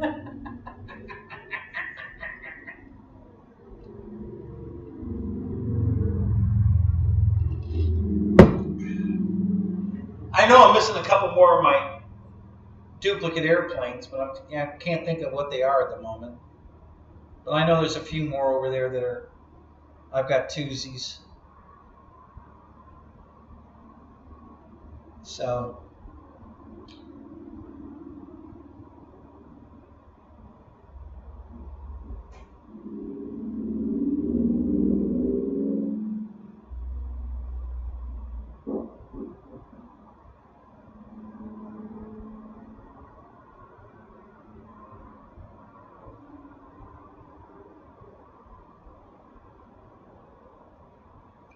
Axel, what's up, man? How you doing tonight, man? Good to see you.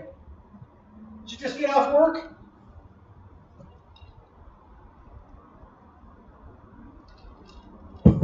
RC Roland, what's up? How you doing, Greg? So let's see, what else have I got? Twosies of. I know I'm missing a couple of them. I'm sure there's more. Oh, I've got two of the Hangar 9. That was not on purpose. That just kind of happened.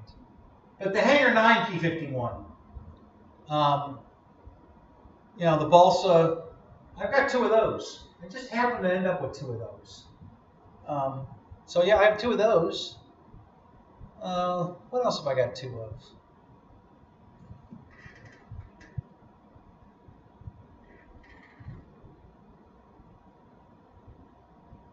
And when I say two of, I mean like of the exact same. I'm not talking about like I have two Mustangs. I got, I think, 12 or 14 Mustangs, but I'm talking two of the exact same airplane, not two airplanes that are similar but from different companies, or because I have two A10s, but one's an LX A10 and one's an FMS A10, so I'm not counting that.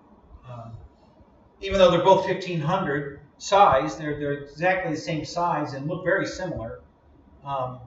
They're not the same airplane, so I'm not counting that as two.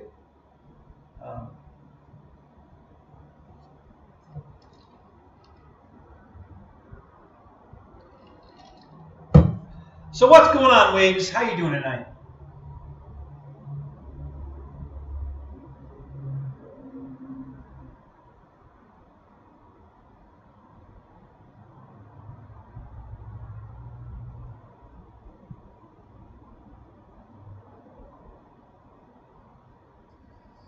So, Ken Bird, you were out eating steak tonight, some prime rib? Wow, yeah, boy, we all feel sorry for you. You poor thing. Listen, I missed my show for a prime rib. Yeah. So, anyway, so yeah. Let's see, so what else is going on? What else news have I got for you guys? Let's see.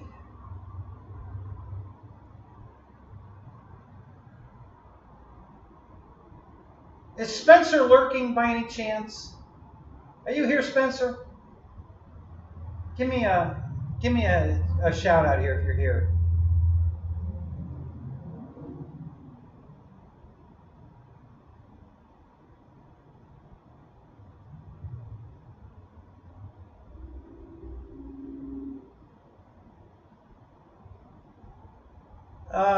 It's in the scroll, Lyndon, and the scroll tells you everything. 1400 millimeter. It's in the scroll. Read the scroll. That's why it's there.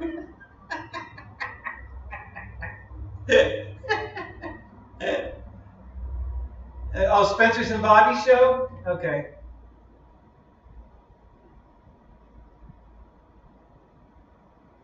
So let's see, what else?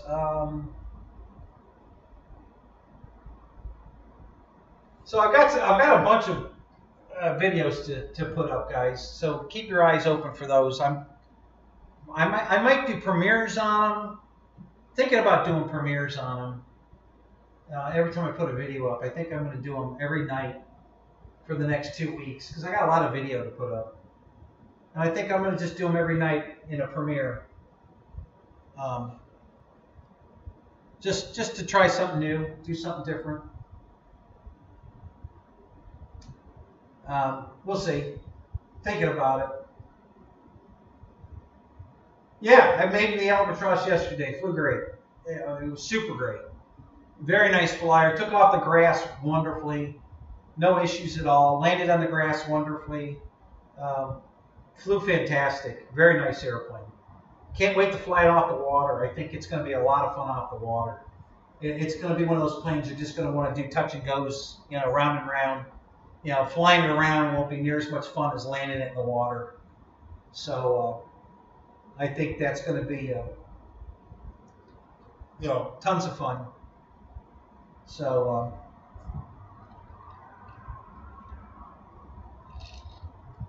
yeah, so I made the B-25 yesterday, and and I made the Albatross yesterday. I was gonna make this Mustang yesterday, and at the last minute I decided not to take it. Wasn't even reading the screen. That's okay, Lyndon. That's why I'm here. I'm here to answer questions.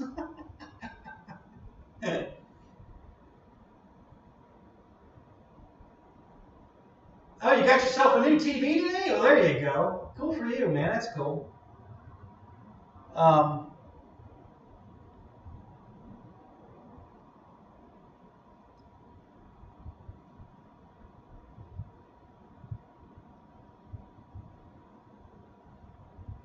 what did I miss from Ken?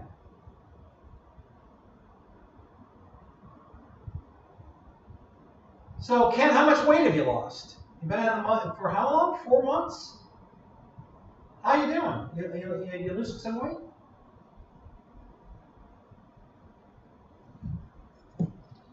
So, David, what do you got new? Have you pulled the trigger on anything recently?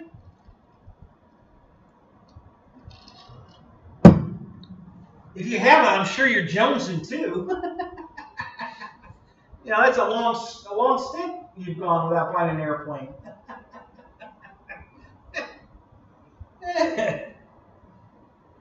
Nothing new, huh? Oh well. Looking at anything?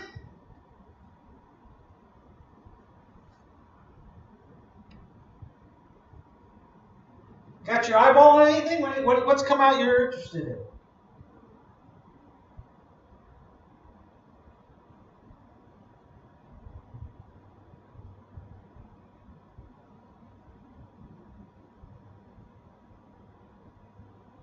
Yeah, I've got a Christian Eagle. It was a company way back in the day. That plane's 40, probably 50 years old. Never finished building it. It's what they call, I think it was called an easy build. And it's all, it's an ARF. It's all built. The wings are covered. The fuselage is covered. You just have to glue the wood pieces here and there and assemble it. It's probably, I don't know if it's a 1400 size. Probably 1300, I would guess.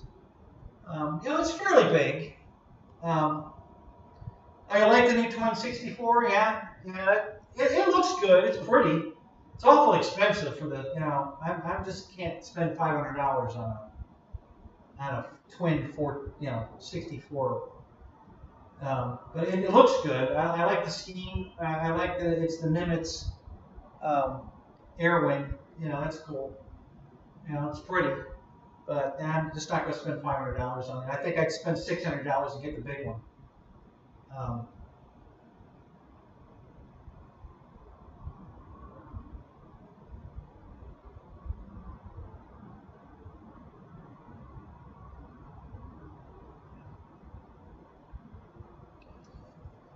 Teenage Mutant Ninja Schoolgirls. What the hell is that?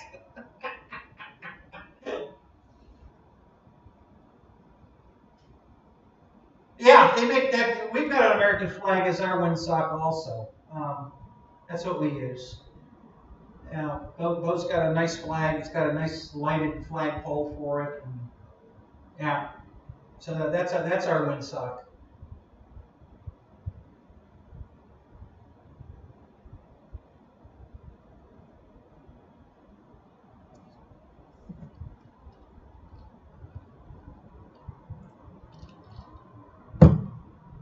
You lost 105 pounds, divorced her.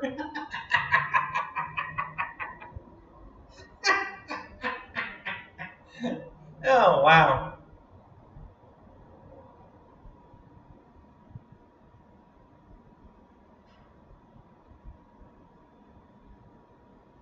Yeah, the easy builds only take 50 years to build. Yeah. I just, I got sidetracked with a lot of things, just like my B-25. That plane sat here. I was going back. I went back through some old videos, and I had some build videos on that plane back when I started putting it together that I never published. So I have some build videos to put with that. So I'm gonna make one big long video of the 3 flights and the build tips that all the recordings that I can find of the old stuff from 6 years ago, and I'm gonna put that all together in one video. So that was gonna take some editing up. That'll be a little while before I get that one done. But I should get the glider. I was doing the Albatross video today, doing just quick editing and having some trouble with my editor. And apparently the new camera is something the way that it's doing the film. I don't know if it's putting it in the 1080p that's too much for the editor or what. It lets me edit it okay, but if I fool with it too much, it locks up and then I have to start over. So I can't really do a lot of editing. I gotta just like cut the front, cut the back, maybe add splice two together quickly, and that's it. And then save it. Now I haven't tried like saving it and then re-editing it, and that might be the trick. But there's something about the new camera that my editor doesn't like, so I've been having a little problem with that. What's his name? It's a her.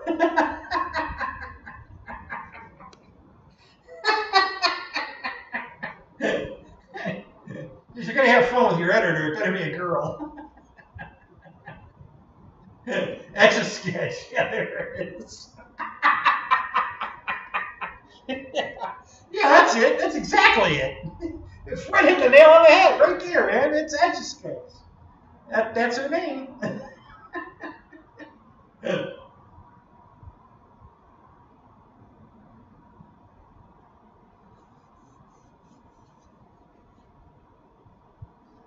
Let's see. Yeah, you remember those? Yeah, I remember. I still have one of those.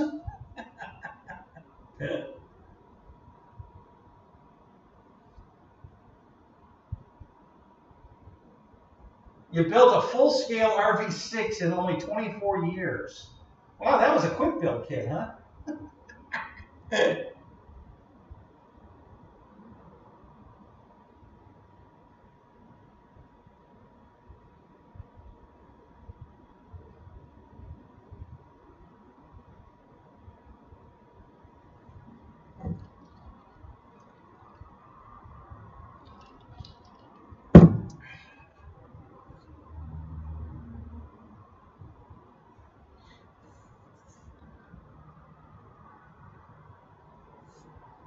Let's see.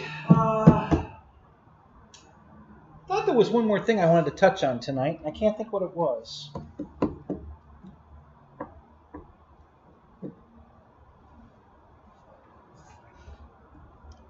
I still have to fix this OV10 Bronco that I bought at the Flght event, that used one.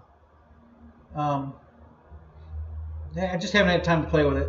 I got to get the props off of it. Yes, I need to balance the props, but that's not really the main. The guy that put this together is not the greatest modeler. He doesn't have the spinners on right. He's got them cocked. They're spinning like this. They're not spinning true.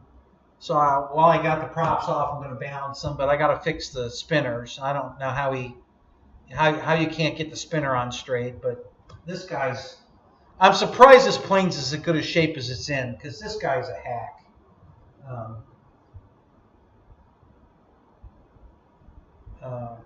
So I tested it at the field when I bought it. I plugged everything in, everything works. Everything works correctly. So at least that part's okay. I spun the motors up, and they spun okay, but they were vibrating. But I think the reason they're vibrating is because the spinners aren't true. You know, the spinners are spinning wobbly. You know, and you can see he just doesn't have them. You know, you gotta get all. You know, it's a 3-blade prop, and you gotta get all 3 sections, you know, seated correctly, and he didn't. You know, on both sides, one of the blades is sticking out, and so the thing is spinning goofy, and I'm like, yeah, it's not rocket science. How hard is it to put a damn spinner on straight? But I don't know what size screws these are. They're not your standard, you know, metric, you know, 2.5 or 2 or 1.5 size. There's something, it's a hex, but it's an odd size. And I've got 2, you know, I got an American and a metric, you know, 20-inch set. So I'm sure one of those will fit. I just haven't had time to pull them out and part with them. I've been working on everything else, you know, between the room and the B-25, the Albatross, you know, a bunch of stuff. So just haven't had time to work on that one.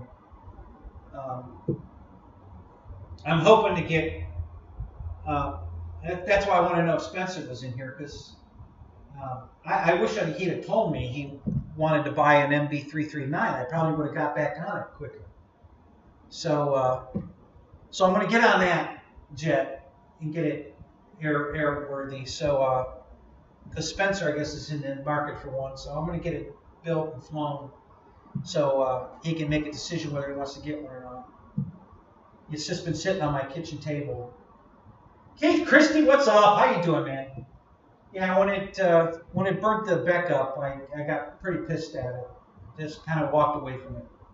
And after I walked away from it, I just kind of out of sight, out of mind. I mean, I walk by it every day. It's sitting on my kitchen table, but I don't know. Just haven't got the ambition to go work on the damn thing. It really pissed me off because it was done. I was finished, ready to fly. I just one last check. You know, I just wanted to make sure everything was working correctly. The gear went up and down, and I plugged it in, and the thing caught on fire.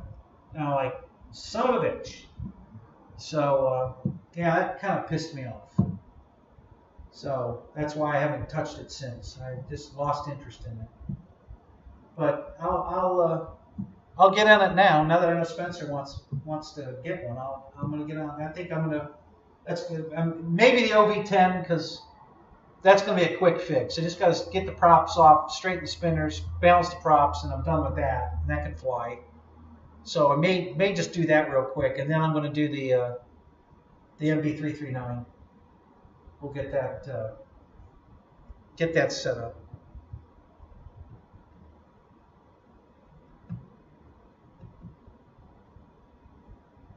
I don't know if you guys watched Ray's show, but Heli Direct had those, I think they were 120 amp or 150 amp ESCs on sale for $59.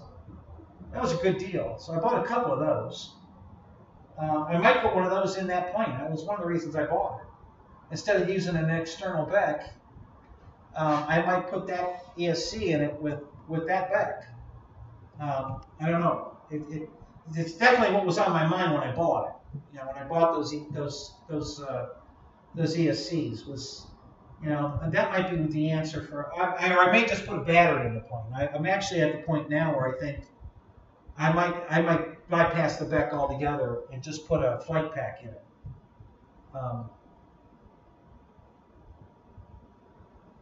No, you mean after the crash? Have I done anything with the 262? No, I haven't.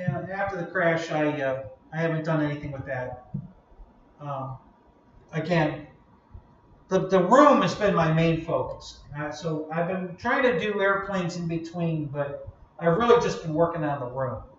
I need to get this damn room done for a lot of reasons, and so that's been my main focus. And I got I got all 3 walls done. They're all square, plumb, true. They're all built. I put the rafters. You know, I got 4x4s in the corners. I've got the hanger boards are hung with the hangers on them, and they're bolted to the 4x4s on both walls here. and I got one joist up before my back surgery. So there's one joist. It's a 20-foot joist, 20 foot 1 inch. So I got one in place. Now I got my buddies are coming over Tuesday to put the other 14 in, and then that'll finish the 20-foot part of it. I still have another 10 feet to go. But once this section's done, I can finish, squaring it, truing it, making sure it's all done, and then I can tap con it to the floor, and then this section's finished, and then I just have to run the electrical through it and then drywall it. But I can drywall that one wall there because that wall I have access to on the other side. These walls I don't have access to; they're against the building. But that one's out in the middle of the shop. So I can get on the other side of that wall. So I can drywall this side and finish it, and then run all the electrical and everything from the other side. So that's what I'm going to do on that one wall. That way I can build that. I can put the drywall up, tape it, mud it, sand it, paint it, and then build my wall units and put them in front of it, and I'll have a real backdrop. So, and that's just to give me inspiration to keep going.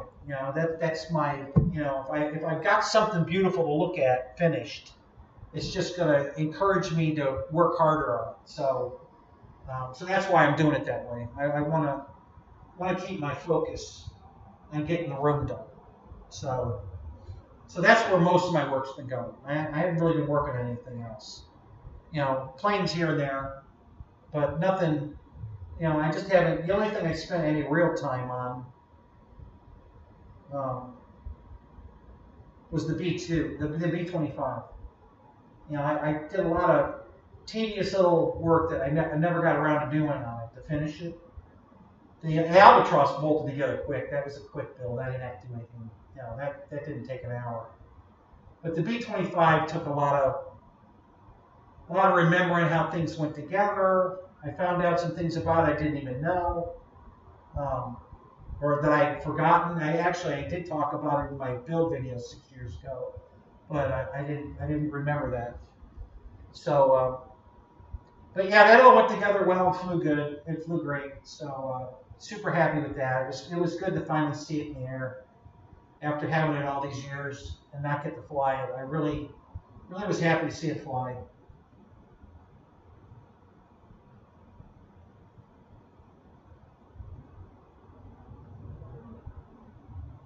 Yeah, weather's been a problem, Axel. Even here, we've had some terrible wind.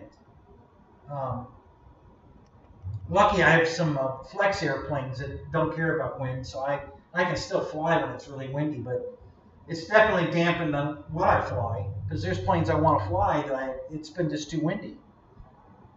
So I'm not flying them. I've just come to the point in my life where I'm not willing to take risks anymore. I'm not going to just go put an airplane in the air for the sake of putting an airplane in the air anymore. I just can't. I can't afford to do it.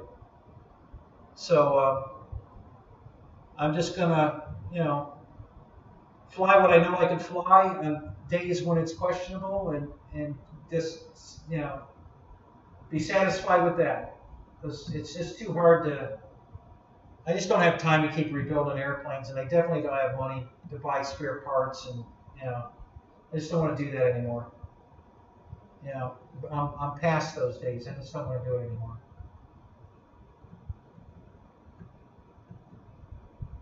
So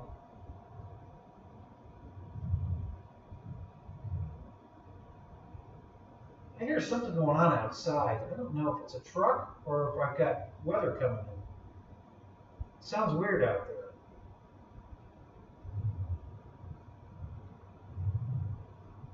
I think it's a car revving his engine. I think.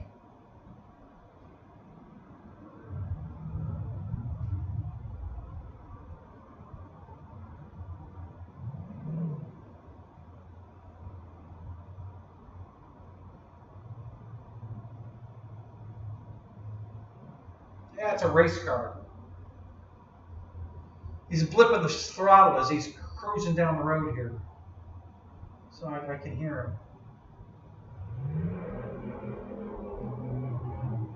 You could probably hear him now. You probably heard that.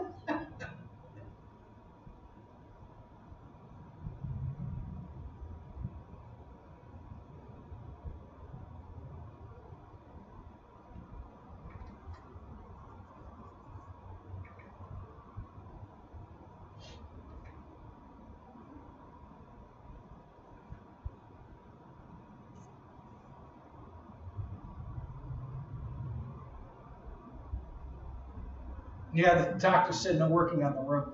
No, I just said I couldn't pick up anything, which technically I'm not allowed to bend over. So picking up airplanes to fly them is really harder for me to do than standing up at the wall putting drywall screws in. So technically I can work on the room better than I can fly airplanes.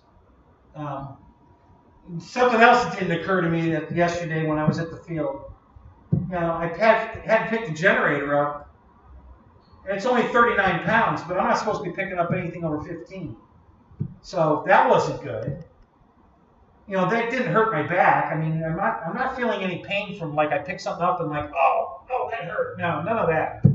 I just ache from standing. That's what's aggravating my back, is standing.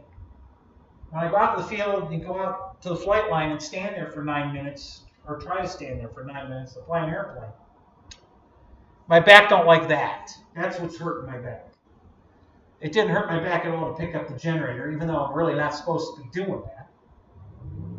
Yeah, it's the Banana Hobby B25. Yep, that's the one. I got 3 flights on it yesterday. 3 beautiful flights. Unfortunately, the camera didn't cooperate on all of them. But yeah, it flew really nice. Would I say it's underpowered? Maybe a little, but it flies great. It doesn't try to fall out of the sky or anything, but it's no rocket ship. It's just not going to be fast. And of course, it's a bomber. It's not supposed to be fast. But it doesn't try to fall out of the sky. It was very stable. No gyro on board. It flew just stable as can be. Very, very nice. Very fluid. Well, you'll see the video. I got 3 videos that I'll edit up. The maiden went fairly well. It was quite a bit of trimming to get it trimmed out. And then I had to make some mechanical corrections on the ground after the first flight.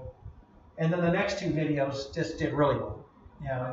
Everything, I got it all trimmed out, and it took off good, got the gear right up, throttled back. Couldn't throttle back to half throttle. I got back to about 3/4 throttle, and it flew around. I think I got 6. I think on the 3rd flight I got 6 minutes on a 4000 4-cell. It's a 4S battery, and that was pretty good. That wasn't bad. I don't think I'm going to get much more. Of course, the batteries I'm using aren't any good either. So with better batteries, I might get better flight times. So we'll see how that goes. But for the batteries I was using, I was plenty happy. It did fine.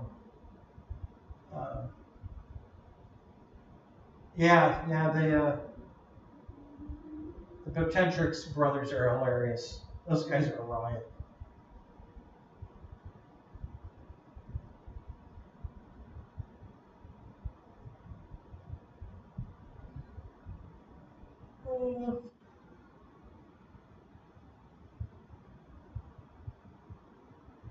Oh, thank you. Thank you, Axel. Yeah, I'm doing good on the likes tonight. That's 35 likes is great. Thank you, guys. Appreciate it. That's well done. That's really good to see. I'm really happy about that. Thank you.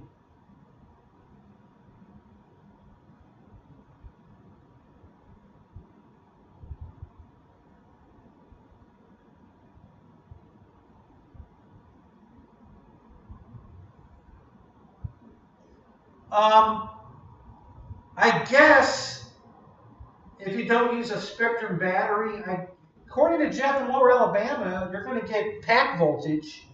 I guess it'll give you that information. So I thought it was you had to use a Spectrum smart battery, but he says no. He says it works fine with a regular battery, and apparently it gives you pack voltage. So that's fine. I mean, as long as you've got something telling you where your battery's at, whether it be a single cell voltage or a pack voltage, either one works.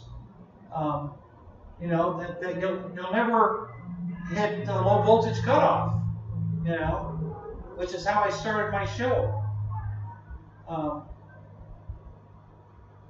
Can you get altitude on the 36? Actually, I am not a spectrum guy. I don't know what you can get. And maybe somebody in here can answer that. I really don't know what kind of telemetry you get out of spectrum stuff, because I don't, it's not my main, you know, flight stuff. I do fly spectrum, but I don't have a spectrum transmitter. So I really don't know.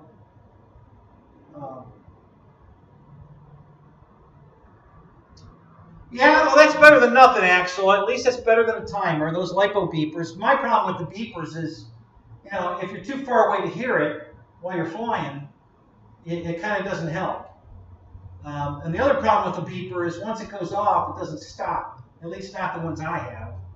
So if you go vertical and overstress the battery to get the beeper starting beeping, and then you back off and you still got plenty of battery, the beeper's going off, and now you think you don't have any battery. So, I've only bought the Spectrum batteries when they were a good deal. Like, buy the plane, you get the free battery. I did that twice. They had them on sale once. I think it was a buy one, get one kind of thing. So I got a couple that way. I only have like 5 Spectrum batteries, the smart batteries.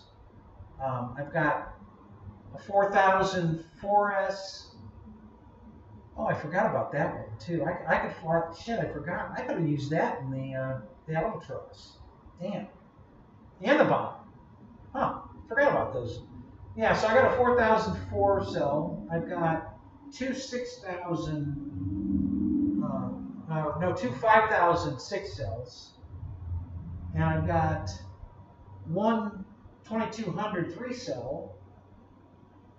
What else have I got in smart batteries? I've got 2 of the little tiny 300 for my Waco and the Crescendo glider, the UMX. I got 2 of those. What else have I got in smart batteries? That's pretty much it. I don't have a lot.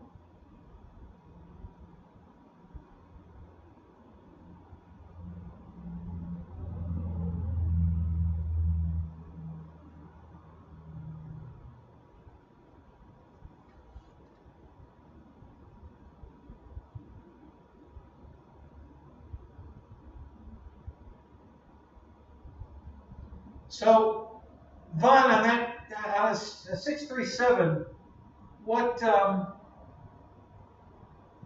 telemetry does it give you standard? Do you have to buy any sensors, or it gives you all of it? What do you actually get? Because I have no idea. You know, does it give you airspeed, altitude, barometer, or vario? You know, does it give you, what actually do you get with just the receiver, without buying anything else?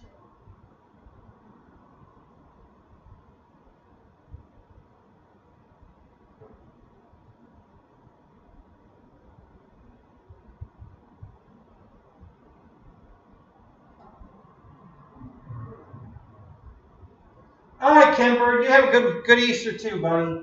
We'll catch you later. Who's going flying tomorrow? Any of you guys going flying? I may. I don't know yet. We don't have any Easter plans. I don't have any family to go to Easter with, so we don't have any Easter plans.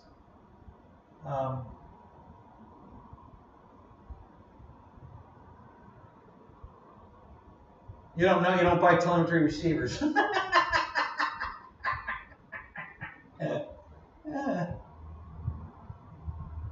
Well, have you bought any new airplanes with smart receivers in them and ESCs? Because you'll get telemetry with that.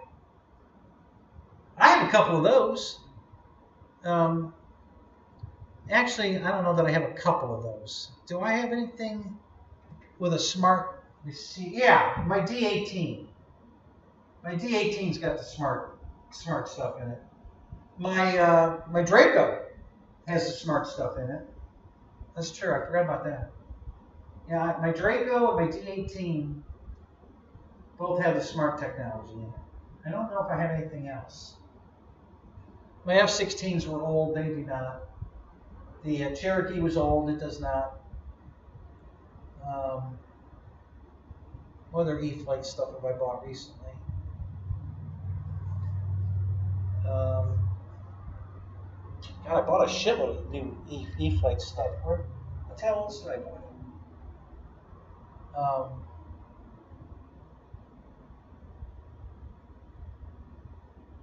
I think some of that stuff had smart stuff in it, I'm pretty sure.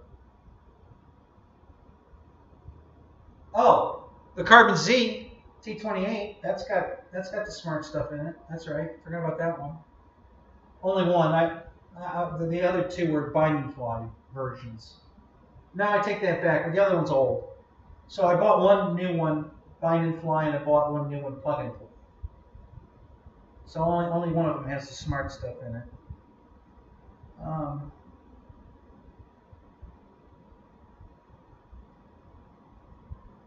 I'm assuming my new Evolution, E-Flite Turbo Timber Evolutions are smart. I'm assuming. I don't know for certain. I'm assuming they do.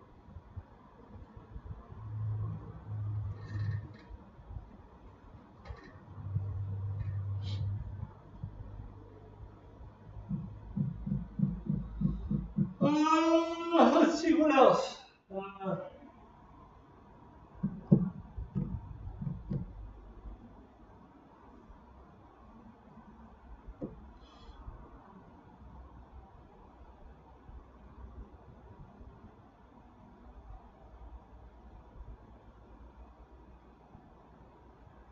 Okay, that's good to know, Keith. I didn't know that. The TA receiver version receiver. What's TA? What's the number on it? I know one of my planes has that push button receiver for binding it.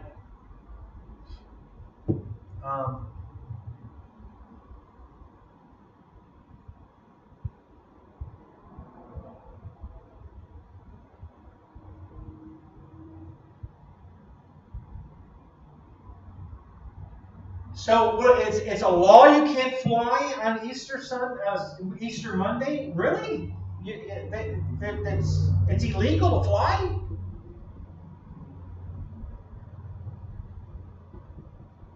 Thousands of kites? Oh, so you can fly a kite.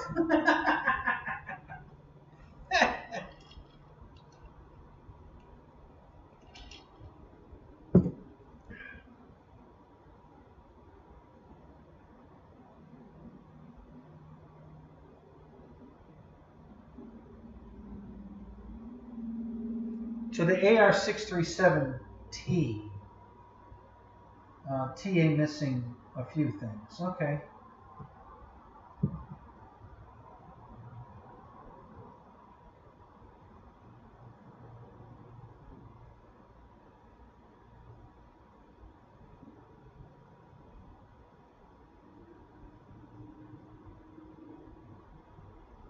Mike Collin, how you doing, man?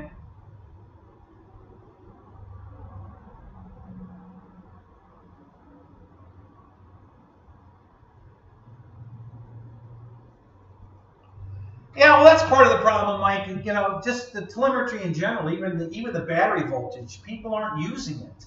That's what my show started with tonight. After watching Dave crash his F-15, because he had low voltage cutoff, if he would have been using his telemetry, it wouldn't have happened. And I know for a fact he's flying Spectrum. So, why aren't you guys using it? Christ, they put it in the radio for a reason. Use it. So.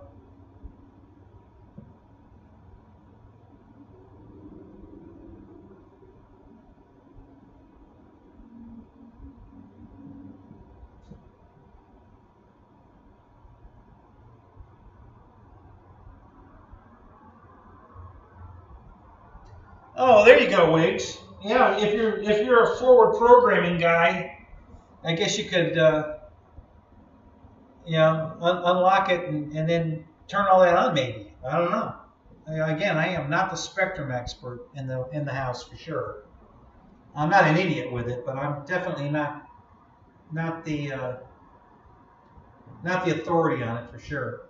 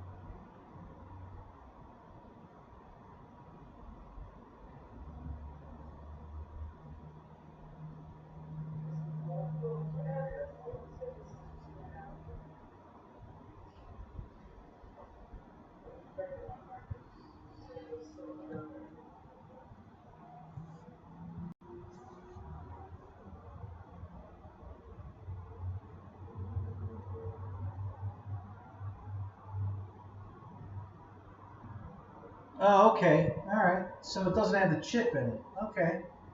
So this is the kind of information I don't have. I wouldn't have known that. So that's interesting. Thank you, Keith. Appreciate that. Yeah, I don't have all that kind of information.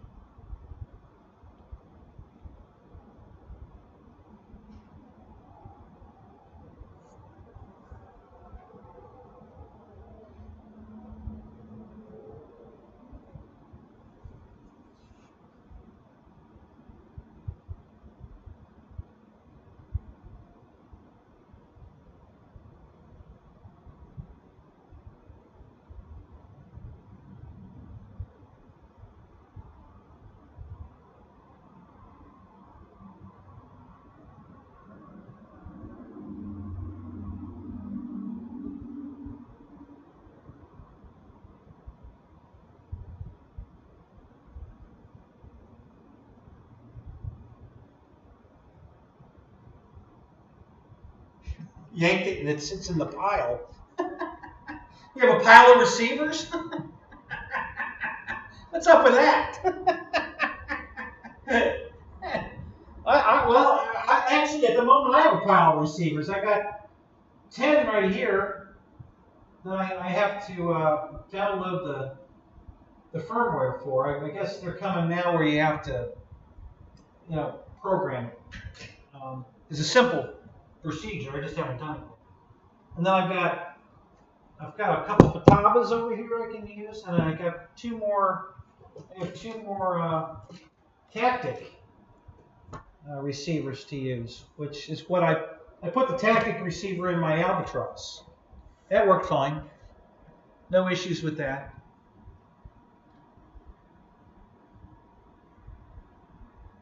Oh yeah, the old 72 crystals.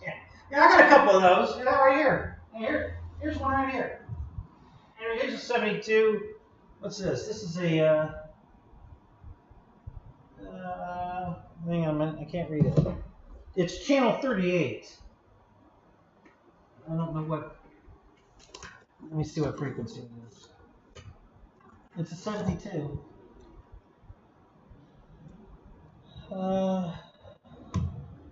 Still can't read it. I don't know. This is how I found out I needed readers, guys. I read a Radio Shack ad one morning. It was red with black writing in it. I couldn't see it. And that's what this is. It's red with black writing. I can't see it. I need light. I cannot see it. One morning I was reading the newspaper, and that ad was. Yeah. Okay, this is a 72-550. Yeah, that's what's in here. So yeah, I couldn't read it. Red background with black print is very hard to read. So, but yeah, there's my 72 right there. That's one of them. I got another one here too. I got a couple. My craft radio. That's a 72-160. I know what that is. And where's my other toggle radio? I need two of those. Where's the other one? Probably looking right at it.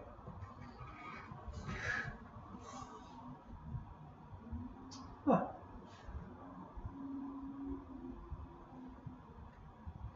No, I don't know where it went. It should be sitting right here with the other one, but it's not there. I don't know where it went. That's got to be buried. I got a pile of crap over here I got to finish cleaning up.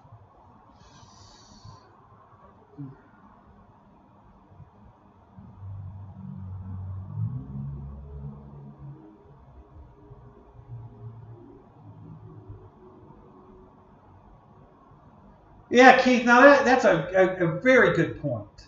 You know, why the hell wouldn't they have put the receiver in that plane with Lavario? You know, where you want that in a glider. So why the hell wouldn't they put that in there? That is so stupid. Victor, what's up, man? How you doing? Welcome to the show. Yeah, I don't understand that either, Keith. That doesn't make any sense. Yeah.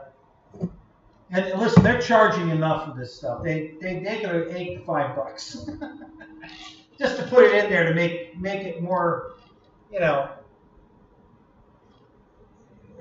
attractive. Let's say make it more attractive to buy it than it came with the Varo. Hey, Bruce, what's going on? Did you go flying today, Bruce?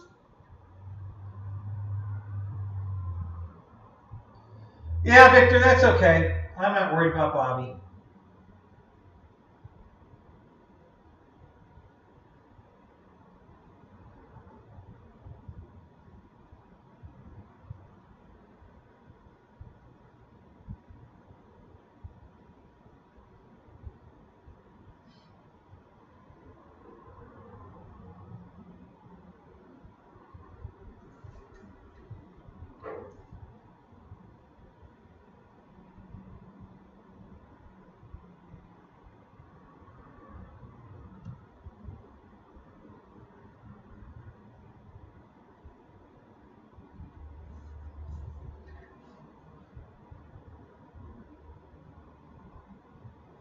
Oh, good. So was it very windy?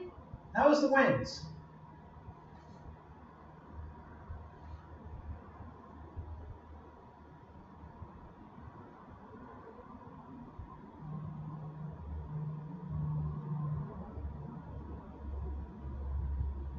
Yeah. Yeah, they put an 8-channel in that timber. Why in the hell did they need 8 channels in that thing? I don't get that one at all. Yeah, because it's balsa, it needs 2 extra channels that you're not going to use, 3 extra channels because there's no retracts. So you got flaps, ailerons, elevator, rudder, and throttle. What else do you need? So they put an 8-channel receiver in it. Yeah, that's brilliant. Well, that's so they could charge you $800 for it. That's why they did it. That's how they're justifying the $800. That's their thinking, you know. That's their mentality. That's how it goes. So.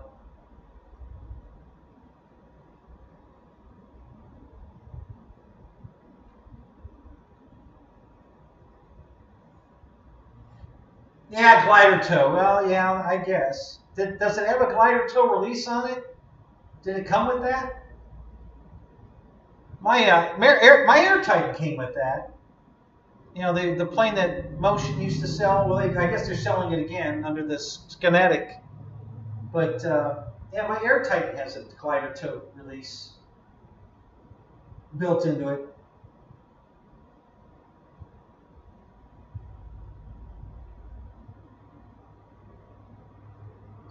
Oh, so the winds died. Yeah, that's good. Are you going out tomorrow, Bruce, or you got Easter plans?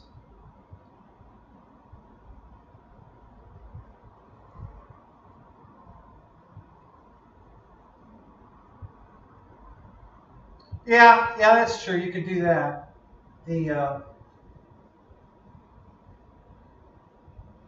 Does my... Yeah, I guess it did have flaps, didn't it?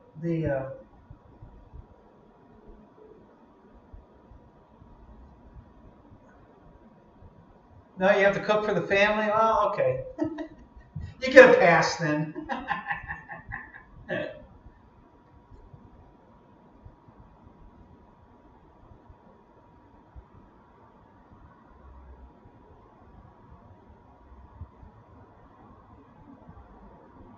Your son has this P-51? Oh, that's cool. Does he fly it a lot?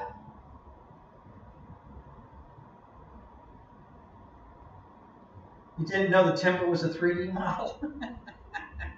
Depends on who's flying it.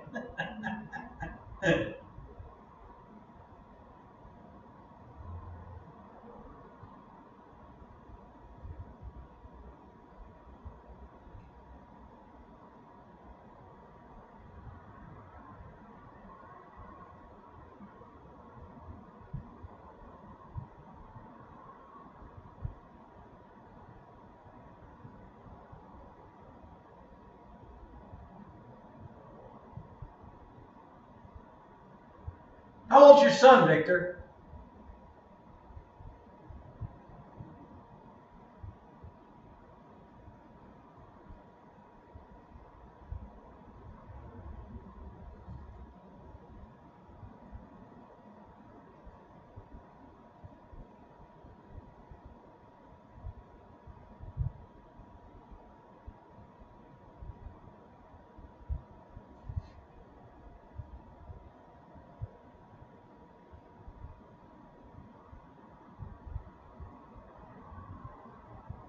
$33. Oh, wow. Okay.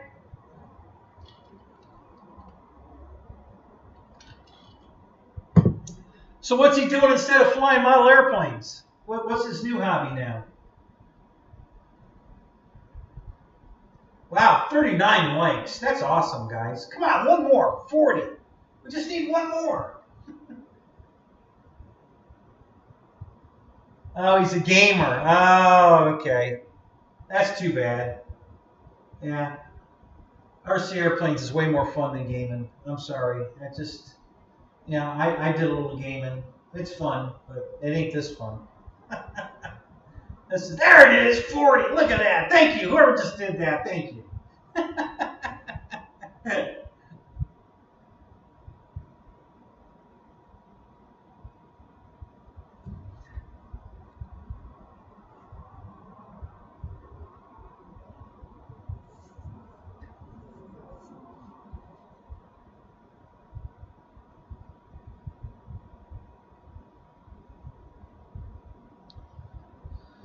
So, guys, want to see anything tonight? Anything perking your interest? You want me to grab, see, show, talk about? We got anything on your mind that you want to reminisce about? You know, because I'm here. I'm not really in the mood to go anywhere tonight. The weather's pretty good. I'm not freezing my ass off like last night. What the hell's the temperature in here right now? Where'd my thermometer go? Yeah, it was cold out here last night. Holy crap! I had to leave the Zoom because I was freezing. It was 51 when I left the room.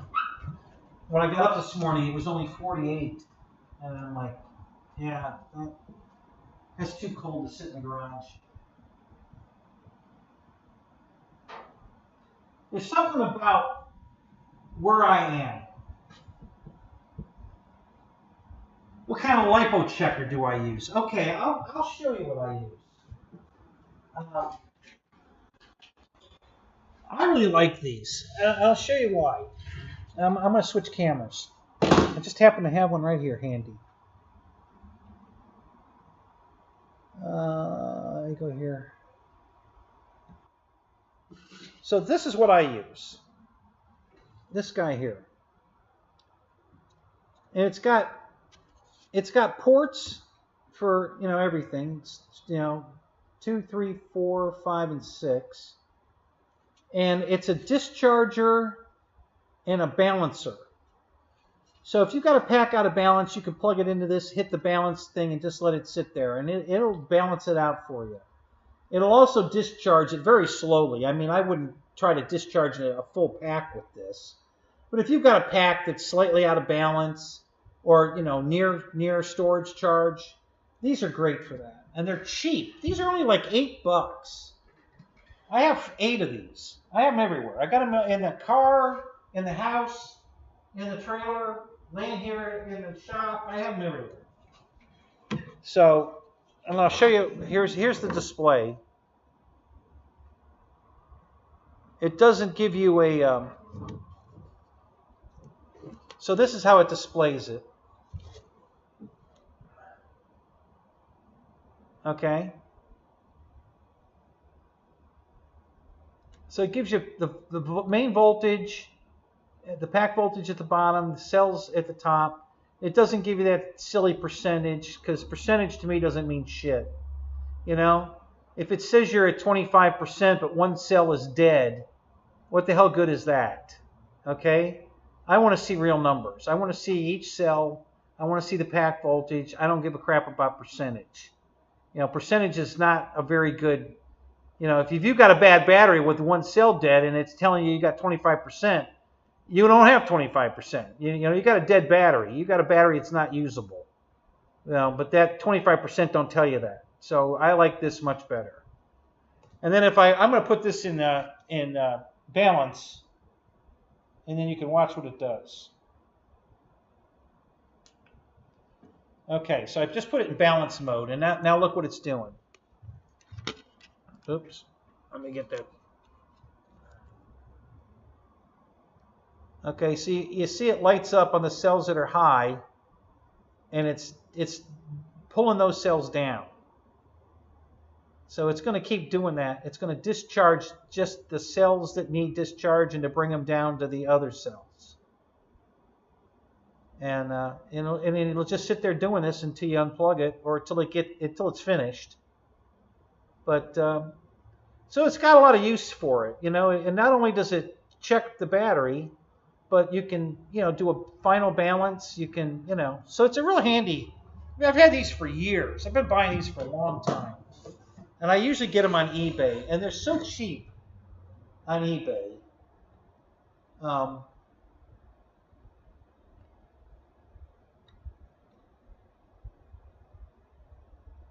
So I really like them. I think they're really good.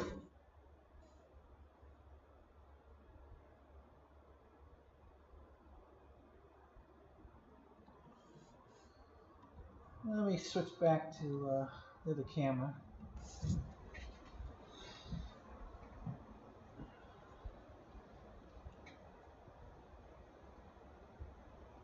Oh, actually, you use the same one? That's cool. Yeah, that's been my favorite. I've bought a bunch of them over the years, and some of them have been more expensive than that. And this is my favorite. I really like this. I like what it does. I like how it does it, and I like the price. So yeah, I just bought 6 more of those just before Alabama last year. I bought 6 more of those.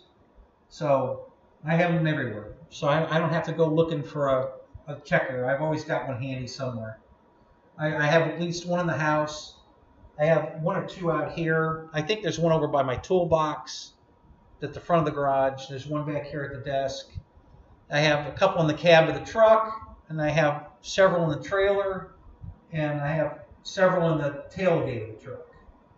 So any place where a battery could be, an airplane could be, I want a checker close by that I can pick up and if I need to check it. So, and like I said, they're pretty cheap. I think they're only like $8. So really reasonably priced. I really like them.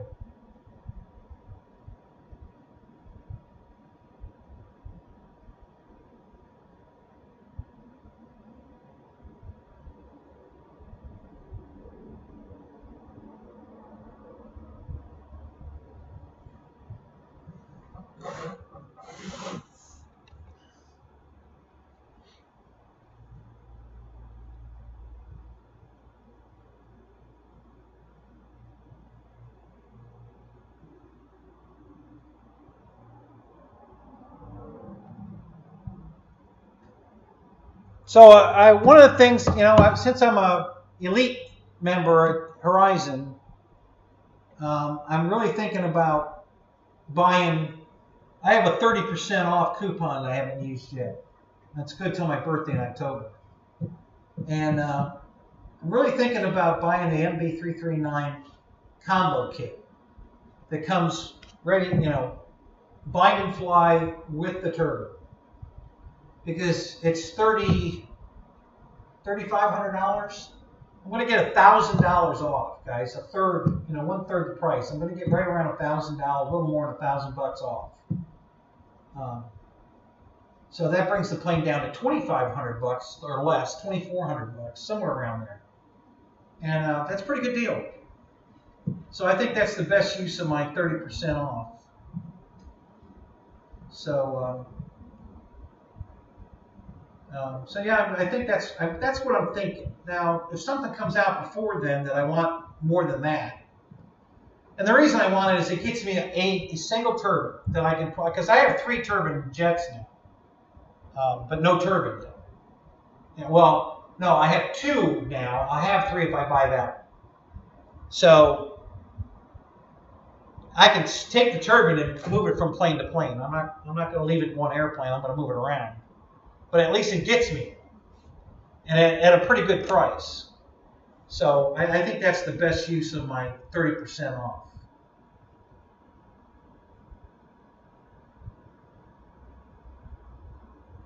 Yeah, I don't want to waste it on something cheap. Exactly.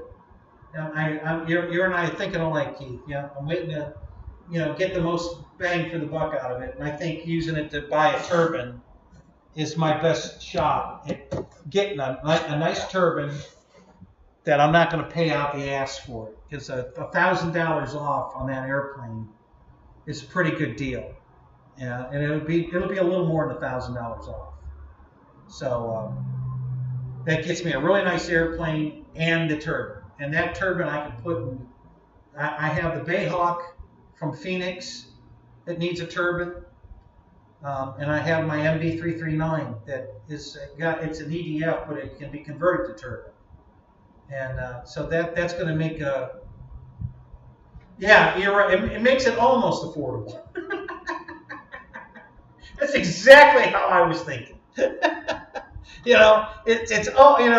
kind of like, I really don't want to spend that much money, but damn, I'm never going to get a turbine cheaper. It's almost like I have to. If I want to get a turbine, it's just the only way I can do it affordably. I just don't see any other way of doing it. So that's my thought. And I'm not gonna turn into Victor. I don't have that kind of money. I'm sorry, Vic. I just need one turbine engine. I'll share it in different airplanes as often as I'll use it, which won't be very often, but. Yeah, that's one's enough. That's all I need. I'm not going to get nutty with turbines. That's just not going to happen. Way out of my price range.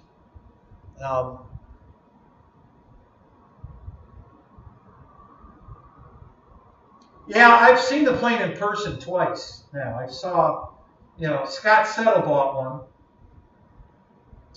And I was helping Scott one night up in Alabama, getting it ready to fly it the next day. And then I saw Ollie's. He had his there also. So I've actually had my hands on the plane, inside it. And it's very nice quality. It's a nice airplane.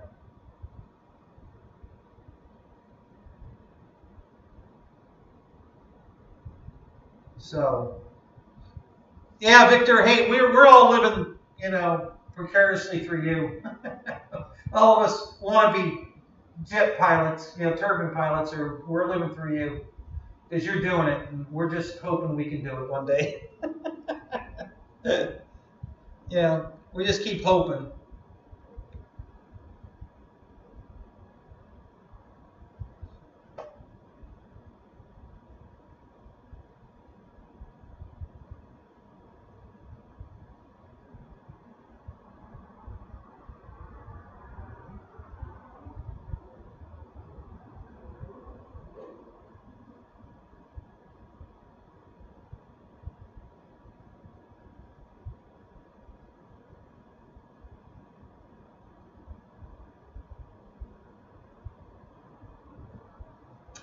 Is that, let me go look. is that plane not in stock? The turbine kit thing? I've never looked at it seriously because I can't afford it. But but I've got it in my back of my head here that by October or sometime close to October, if they haven't come out with something new that's pretty expensive that I want more than that, then that's what I'm going to use it for. Because like I said, I have this Phoenix Bayhawk that needs a turbine. It came with everything.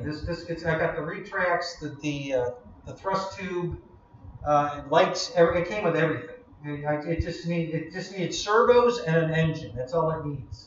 I already got the servos. I bought them when I bought the plane. I just need the turbine. So.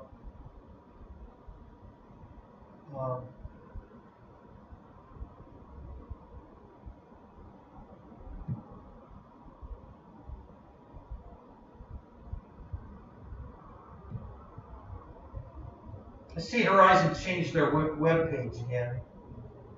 God, I wish they'd just leave shit alone.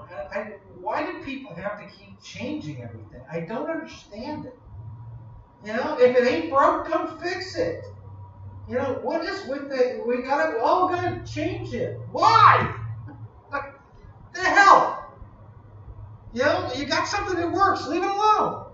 I just don't get it. So now I gotta learn how to shop on this page. I don't know how to use this damn thing. It's a pain in the ass. A total pain in the ass.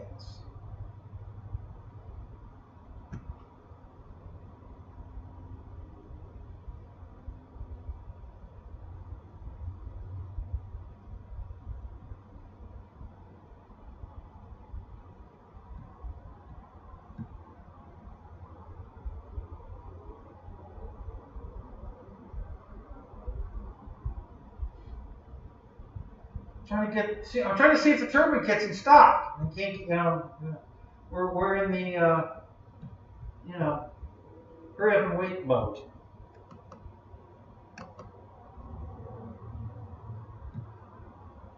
Yeah, this page works about as good as everything else they've got going on right now.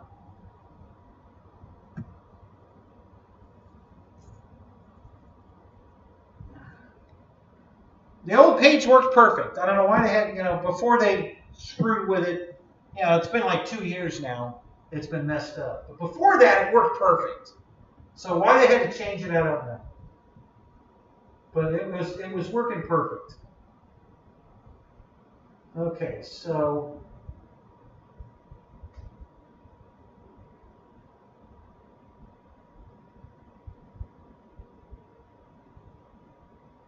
well, it doesn't say it's on back order.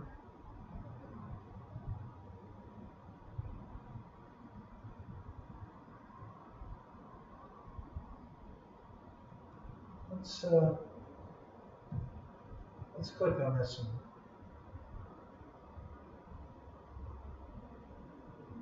Yeah, back order. Yeah, it's on back order.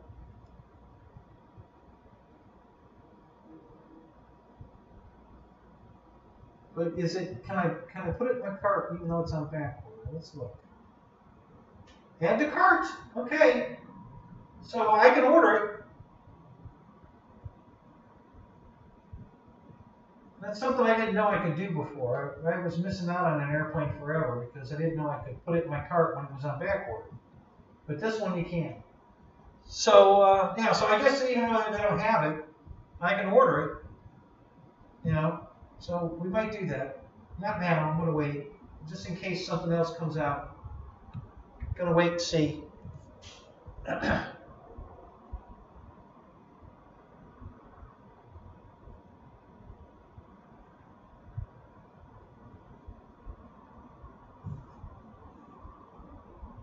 Uh-oh, I missed something here. George, welcome to the show. How you doing tonight?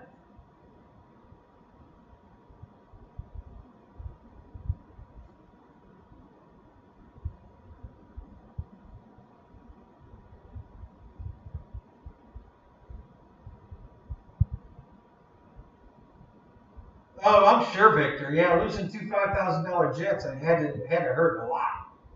Yeah, I can't even comprehend even thinking of that.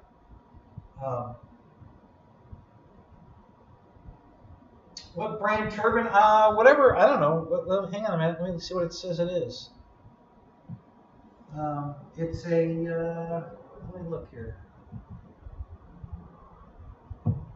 KingTech. KingTech K70 is the one I'm looking at. They have an 85, but I don't need the 85. The 70's plenty. Yeah, that 70 will fly everything, that plane and everything I have. I don't need the 85. So yeah, it's a KingTech. The combo I'm looking at is $3,800 rounded up, $3,779.99. Comes with the servos, 4 of one, 4 of another, so a total of 8 servos, and the 70 KingTech turbine.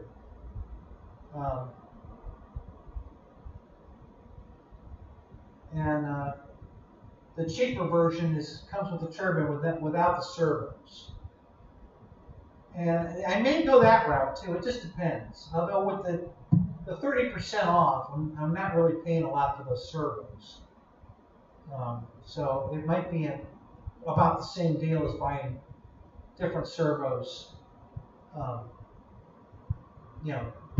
Cheaper servos. So yeah, I'll figure that out later. But yeah, it's.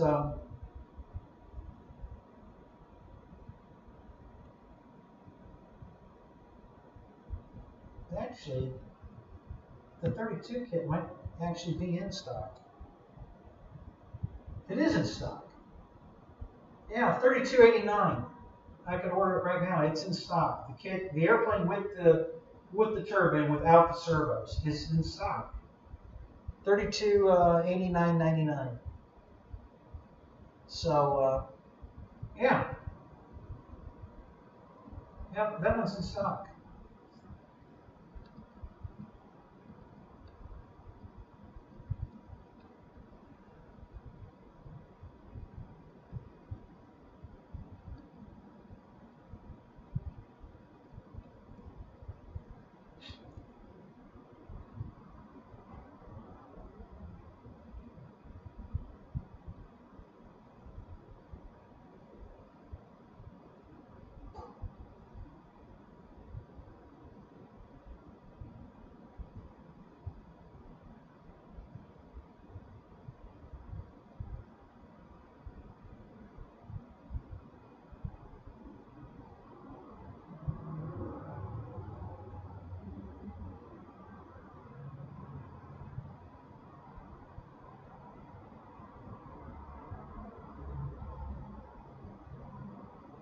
Oh, is that what they're doing, Keith? They're trying to make it work with a cell phone? Do they really think everybody's on their cell phone? I don't shop on my cell phone ever. Almost never.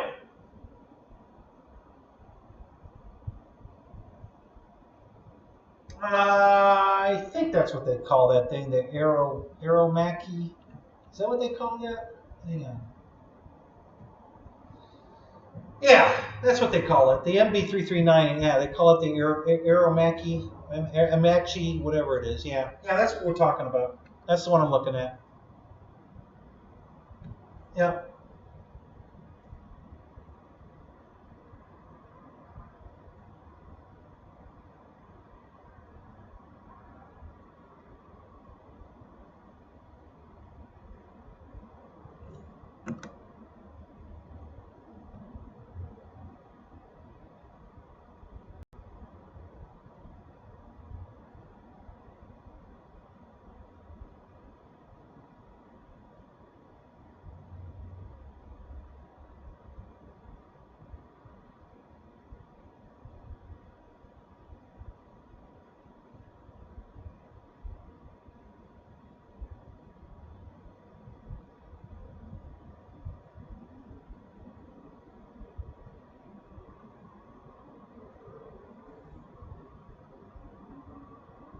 So that link you put up, Victor, does that come with the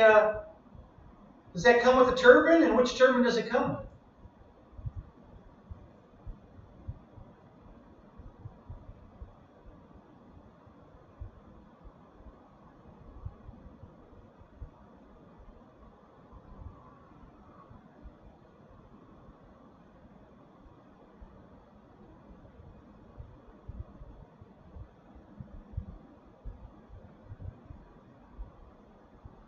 Yeah, I know, Keith. It's been going that way for a while. I don't know why. I mean, I think, what I think caused all that hype is TikTok. Once TikTok became a big thing, I think everybody's on their phones now. I'm not, but I don't watch TikTok, and I don't shop on my phone. But yeah, I think you're right, and I think it's been headed that way for quite a while, actually.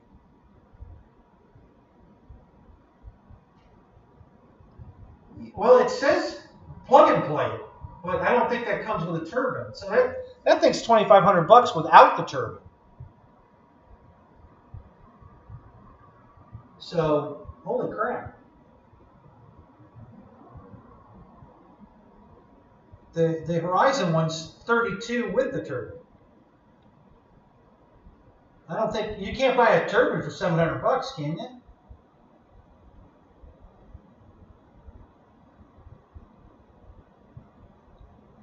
I don't think you can.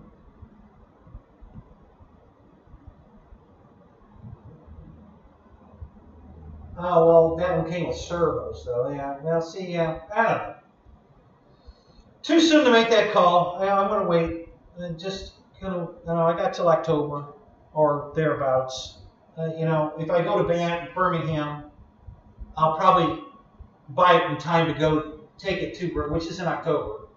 So it'll probably be early October or late September that I'll finally pull the trigger on it.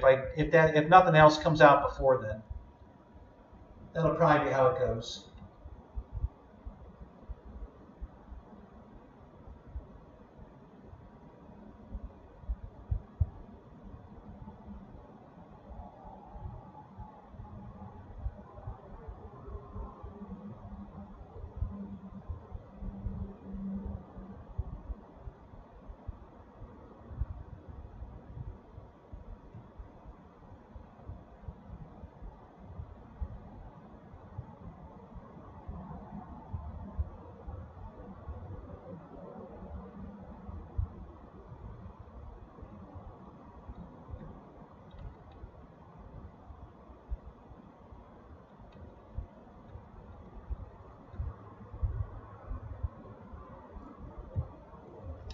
Yeah, we'll make that decision later. We're not ready for that yet.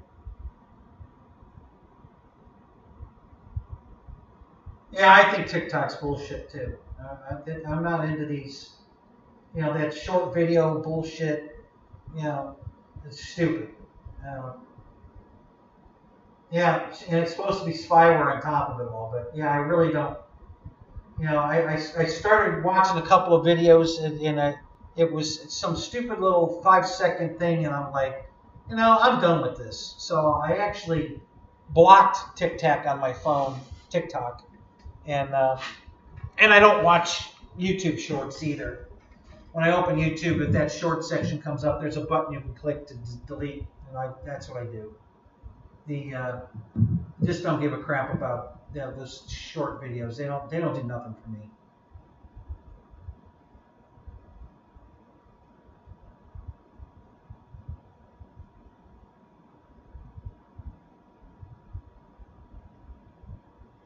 Oh, Fred, who are you kidding? You're never retiring. You keep talking about retiring, but you ain't never going to do it.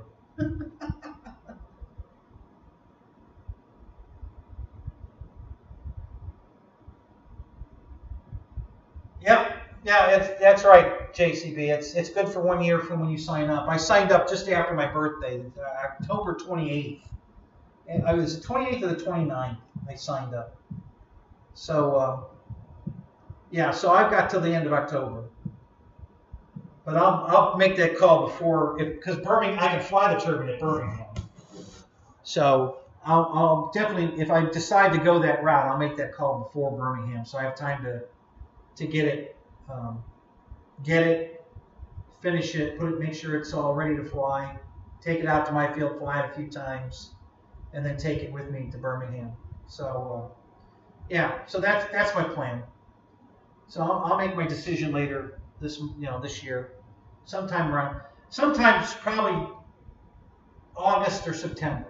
you know, that's when I'll make my final decision on either something new they came out with that I can't live without, or I'm going to buy that turbine setup.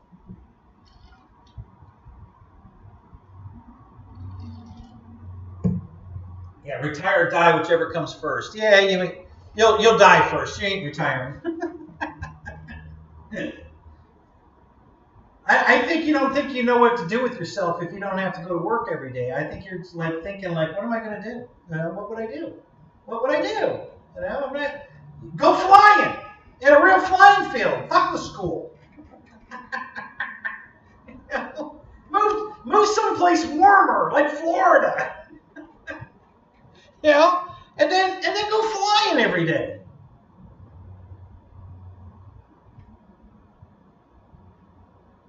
Shit, that's what I'd be doing right now if my back wasn't fucking killing me.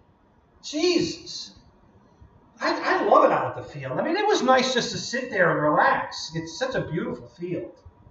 But I kept wanting to get up and go fly an airplane, and my back was killing me. I just said, screw it. I just sit here. Yeah, Fred. We've been hearing that for 2 years now.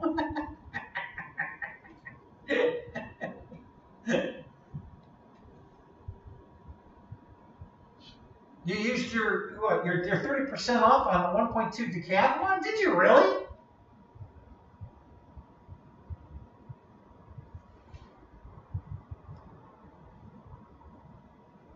Yeah, if I hadn't just bought that decathlon, because the one I bought is almost the exact same size, I might have pulled the trigger in that one, but I just got one. So I'm gonna stick with the one I got.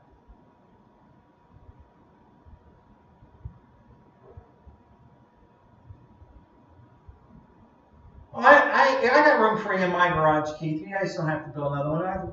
You know, when I put this, I was just figuring this out the other day. My first house, when I moved to Florida, was 600 square feet. Okay?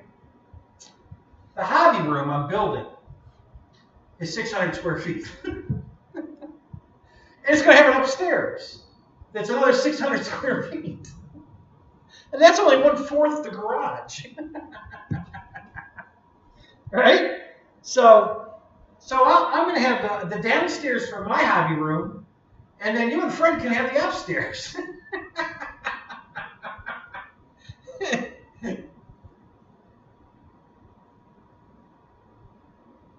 Yeah, the Club Cub is about the same as the Cap. They did a nice job on it. It's a pretty airplane. I like it. I don't know that I'm going to pull the trigger on it, but I do like it. Yeah, Mike, I flew the B-25 yesterday. Yep, I put 3 flights on it. It flew great. First flight was a little sketchy. It was quite a bit out of trim. So here was the dilemma. So I picked it up, checking the CG, and it seemed like it was tailhead. And all 3 landing gear on that plane go back when they go up. So that's going to move the CG back even farther. So I was really afraid that it was tailhead. So I played around with batteries, kept checking different batteries. I even put a second battery in it in the battery compartment. And I just couldn't, it must be right on this. The battery where it goes in must be right on the CG, because I really couldn't get the battery far enough forward to change the CG. It just kept seeming like it was tailheady a little bit. So I finally decided I'm going to put the battery that they recommend in it, and I'm going to fly it. So that's what I did. And it was not tail heavy at all. Okay, it was actually, it took all the elevated trim I could get to get it to almost fly straight and level. I didn't quite get there. So I got it trimmed out, left, right, and then I got the up, down as close as I could get. I reached maximum trim. That's all I had. And but it flew great, and I landed it, and a beautiful landing. God, it lands nice.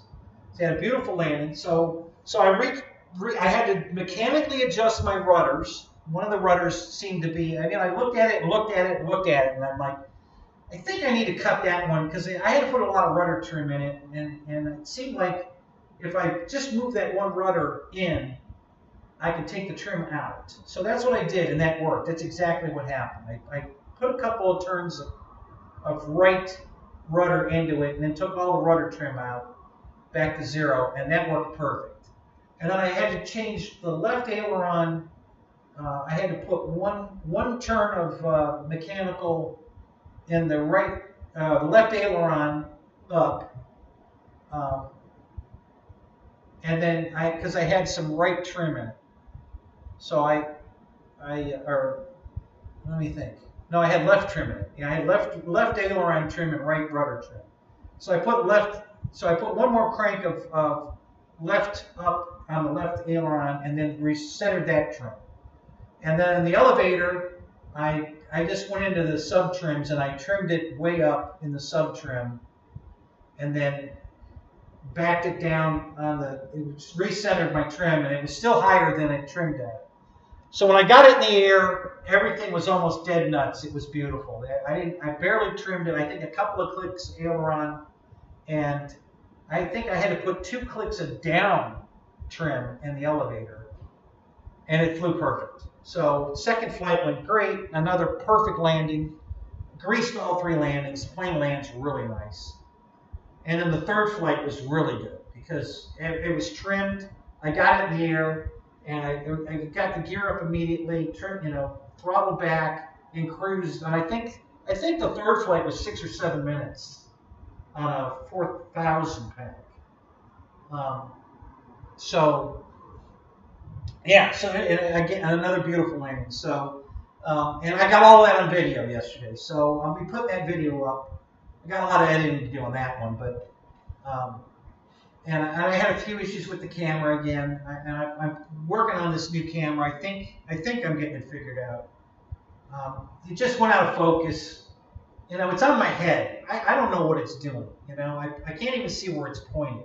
I'm just guessing. And I zoomed in a little bit to try to get the plane closer in view.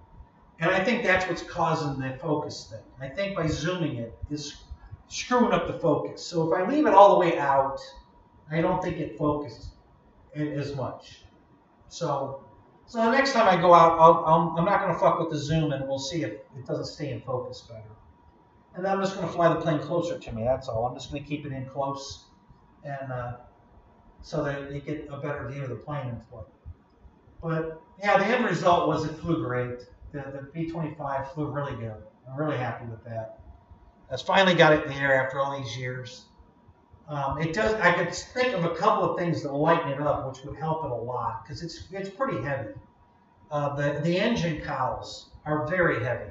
They're hard plastic, and both of them weigh a lot. So if I could 3D print those in a lightweight PDL or some kind of filament to make them lighter, lightweight cowls but look the same, that would be fantastic. I think that would help that plane a ton to fly even better. Those cowls are really heavy. Cutting the foam out of a foam airplane is not going to lighten it up. I mean, nothing from nothing is still nothing. And when you're talking about cutting holes in foam to lighten a foam airplane, that's not where the weight is. You got to lighten it everywhere else.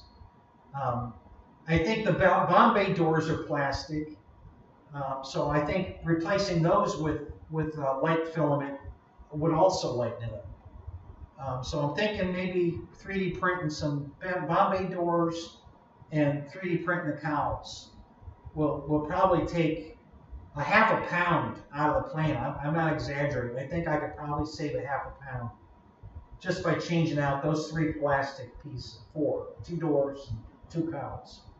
I think would lighten it up a bunch. So, all right, Keith, have a good night, buddy. We'll see you later.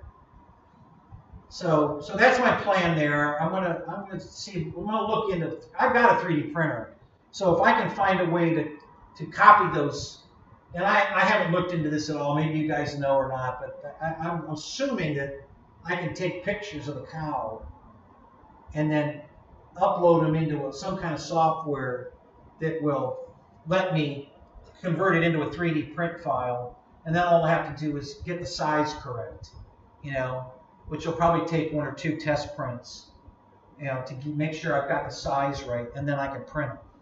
So that's what I'm leaning toward, maybe trying. It flies fine the way it is, but if I could lighten it up, I think it'd fly a lot better. So I'm going to look into doing that. I'm going to check into seeing if I can do that. But until I do that, it flies fine.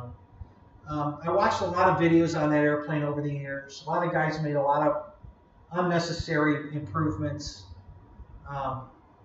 You know, the guy that I bought this OV-10 from is one of those guys that wants to crash-proof an airplane instead of learning how to fly it. So he wants to put all kinds of stiffening, extra structure, you know, to make it stronger. Well, when you make it stronger, you make it heavier, and then it doesn't want to fly, which has always been the case with this guy's airplane. He didn't do that to this one, which I'm surprised. He did, you know, he can't leave nothing alone. So he put bigger motors in it, put a bigger ESCs in it, so it will fly on 6S instead of 4S. And he's got it set up to fly on a single 6S instead of two 4Ss. And at 4S in parallel, not series. It's not an 8S bird. It was a 4S bird.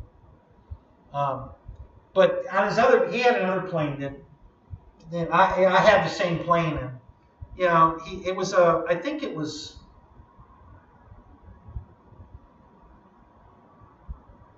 which plane was it?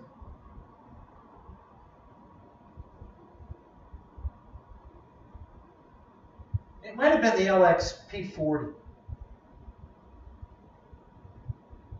I forget which plane it was, but he took it had thin tube, I think they were fiberglass wing spars. And he took those out and put solid steel, you know, wing spars in, because you know, these were too weak. They weren't going to be strong enough. Well, they're strong enough to fly the airplane. They're just not strong enough to crash it. So don't worry about crashing it. Just fly it. So it was just ridiculous when he did it to the airplane. I'm like, oh my God, you know, it was terrible. So, but he didn't do that to this one. That's why I bought it, because I really looked it over, seeing who I was getting it from. I'm like, oh God. So I really looked it over, and I didn't see where he had screwed it up. You know, he just did some mods, and either he didn't fly it very much, because it's really not damaged. It's got a little bit of hanger rash on it, but it hasn't been crashed. Or it has been crashed and the fuselage is new, which is a possibility. Because it's in way too good a shape to be one of his planes. So, and that's why I bought it, because it was just in too good a shape, and it was half price. He wanted $200 for it. And that plane's $400 new. So, and this one's got better motors, better ESCs, 6S, not 4S. So that's why I bought it.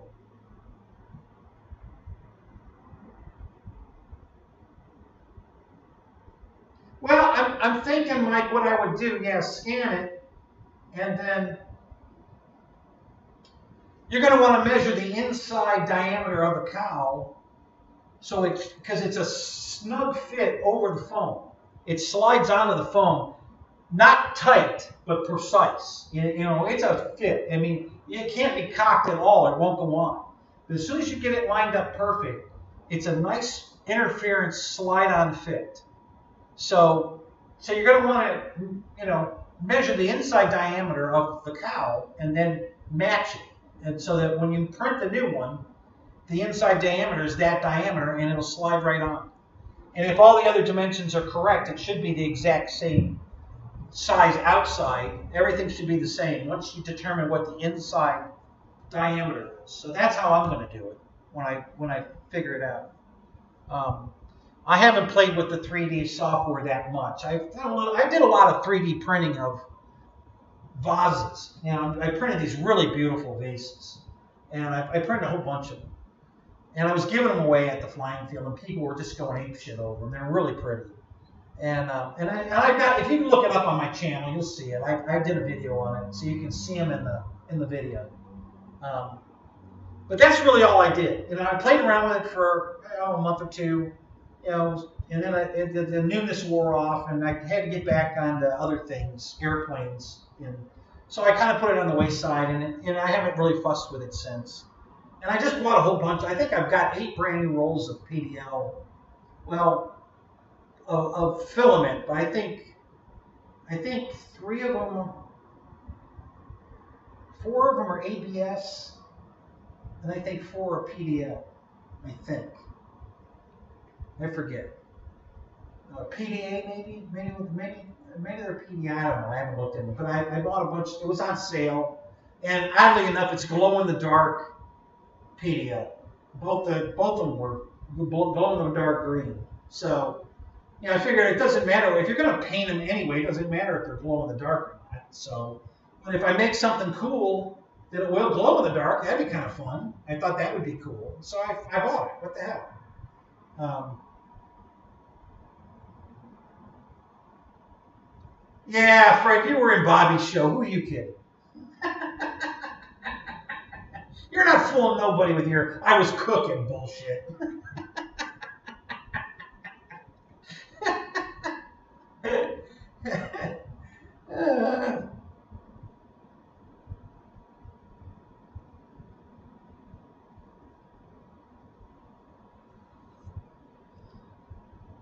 So anyway, that's my plan on the 3D printing. I'm gonna play with it. Not right now, but once the room's built and I'm good to go.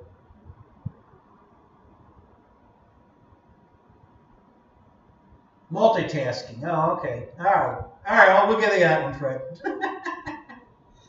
So yeah, once I get the room built, so I can get my right now everything is so unorganized, guys, because I've got shit everywhere to clean out this area so that I can build a room, and so I've got to finish this so that I can move on with everything else in my life. You know, there's cars out. You know, I bought this garage to put all my cars in it, and right now I've only ever gotten 1 car in here.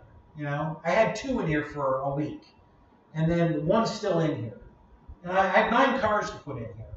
So, you know, I got to get these rooms built so I can organize the garage so I can get all my cars in here. Right now, the airplanes are taking up all the space, and the airplanes need to go in this room. So once they're in here, then all that room's open to put cars, which is the plan. And then I'm going to have the upstairs as well. So a lot of this, you know, I've got display boxes that I need to put upstairs, and planes that are sitting out of boxes that are on pedestals, you know, my cardboard box pedestals. All that crap is going upstairs. So the only thing that'll be downstairs are the planes in the racks, and then the rack airplanes go in the room. And once that's done, the whole garage basically will be empty. And then I'll be able to bring all my cars in here. We'll finish the construction first, and then I can get all my cars inside and still have all my airplanes where they need to be. So that's the plan.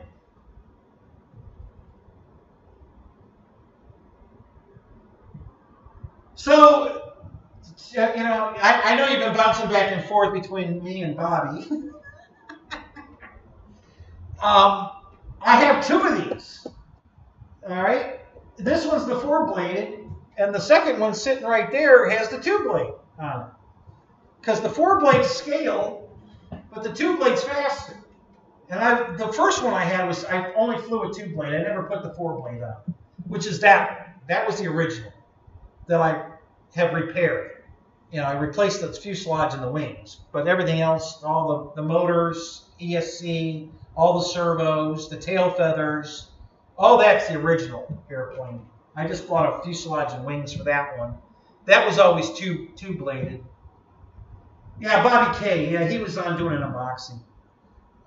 So that one's 2-blade still. This one I made the 4-blade because I wanted to see how it would fly with the 4-blade. You know, and of course the 4-blade's correct visually. I mean, it's supposed to be a 4-bladed prop. So I spent the extra bucks on this one to put the 4-blade on. So now I got 1 of each. So I'll take them out to the field and fly them side by side. And, you know, I know that one's going to be faster How much faster? I don't know. That was pretty fast. I got to tell you, with the 2-blade on it, that was pretty fast. It's called Dead Stick RC, I think. Right, guys? Is that what it is? Oh, it'll fly fine with the 4-blade. Yeah. Yeah, it'll fly great. But, you know, I think everybody without a muffler is found my house. That's all that drives by here anymore. Every freaking loud-ass car, motorcycle, golf cart, I don't care what it is. If it's got open headers or loud, it comes by here. So, yeah, his channel's Dead Stick RC. Yeah. And, so the 2-blade was pretty fast. But I know all my other ones. I have, I think, 6 FMS 1450 size Mustangs, and they all have a 4-blade prop on them, and they fly plenty fast. So I really don't. This isn't going to be a problem flying the 4-blade. It'll be fine. But everybody thinks if it doesn't go 100 miles an hour, it's underpowered. So that one will do almost 100 miles an hour with the 2-blade on. So if you want speed, that's the one you want. If you want, yeah, that's the other thing too, Fred. You're right. Yeah, I went and got a price on getting it painted. He's not ready. He won't be ready for me until middle of May. He's got other projects until then, so my car won't go to him until middle of May. And I have to do some prep work on it before I take it to him.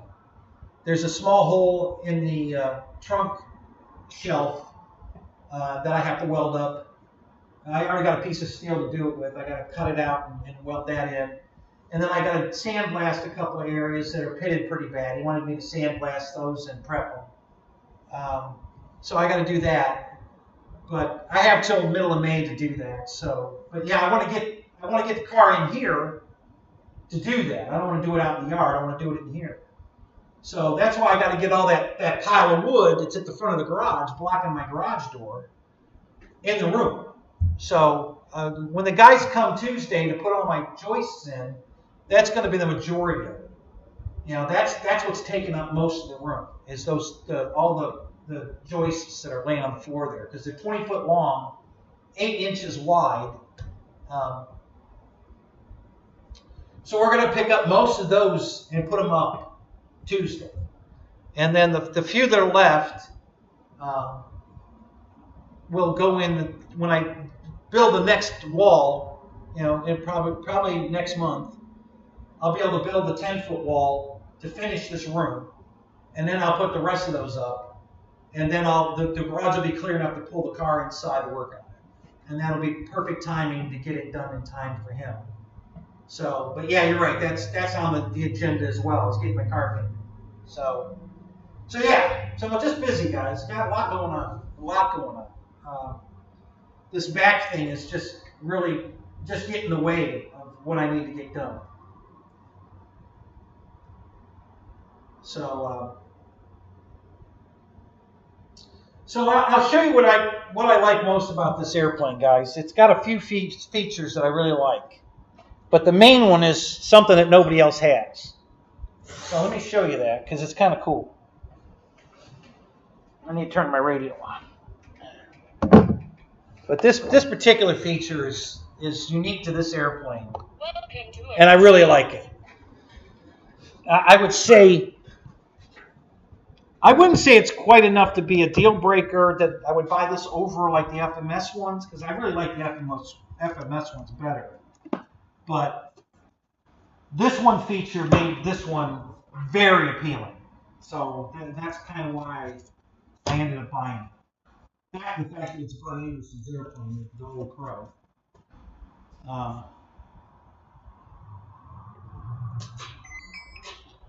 So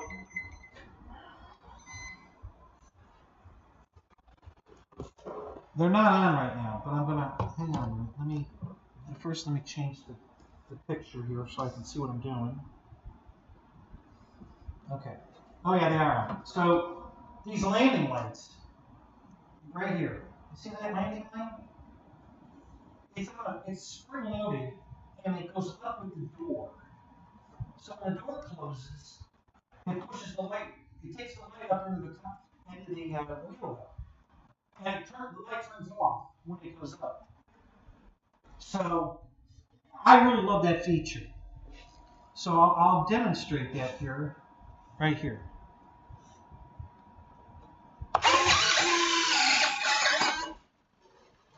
Of course, that didn't go scale because you always have to cycle them once. So let me put them back down.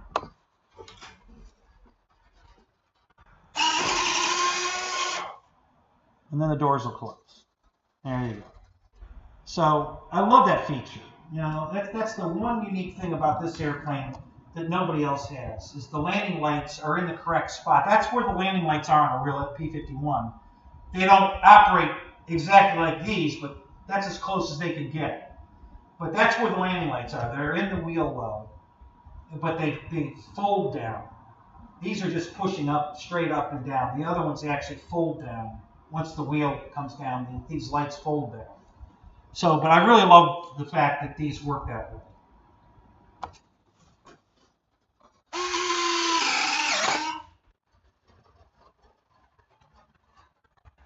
And the tail wheel's retractable also. See, the tail wheel's gone. It's got doors. And so that was the one feature about this particular airplane I really, really loved. I love the fact that it's Bud Anderson's plane, it's Old Crow, you know, all that. But I'll be honest with you, the quality of this plane is not that great. FMS's planes are way nicer. The quality of the foam is just not that great.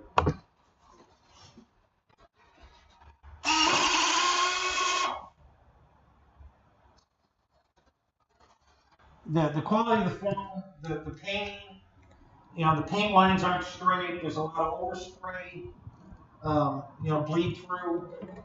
It's overall the quality of the free-wing plane is just not that great. It's okay, you know. It's definitely I bought it. You know, it's not that bad, but FMS is way better. The FMS plane's way better detailed, better paint, better foam, just a nicer overall airplane.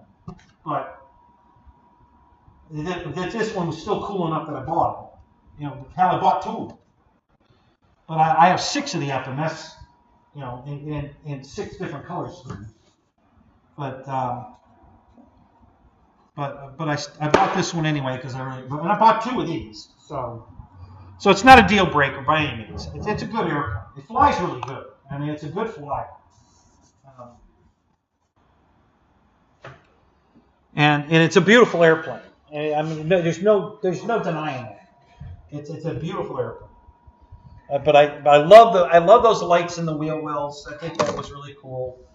You know, the tail wheel goes up just like on the FMS, so I like that. It's got the doors and everything. So yeah, just a really nice. You know, and all the FMS planes come with a 4-bladed prop. They're not. You know, this one comes with the 2-blade. You have to buy the 4-blade separate. If you want it 4-bladed, you have to buy the additional prop and spinner. It comes out of the box with a 2-blade. So I splurged when I bought the second one. I bought the extra prop and spinner so I could have it both ways. So I got one of each now, and that one's not ready to fly yet. I'll be honest with you. I left the servos in the wings, the broken wings, on purpose so I wouldn't lose them. Well, I lost the wings. The wings both wings are in 2 pieces. And I can't find them. I don't know what I did with them. I mean, I know I have them. I didn't throw them away. But I don't know if they're in the house or they're out here somewhere. I can't find them. So I can't transfer the servos from the broken wings into these wings so that I can fly that one. That one's ready to fly other than the servos in the wings. And the retracts. Because the retracts are in the wings as well. So I need the retracts and the servos out of the wings to put in those wings, the new wings. And then that one's ready to fly too. Because I already did everything else. All the servos. And that one has a sound system in it. The original one I bought came with a sound system. and it's in that one over there. So that one's got the sound system and everything. As soon as I find the original wings, I can transfer the retracts and the servos into those wings, and then I'll be good to go. But in the meantime, I can fly this one. This one's ready to fly.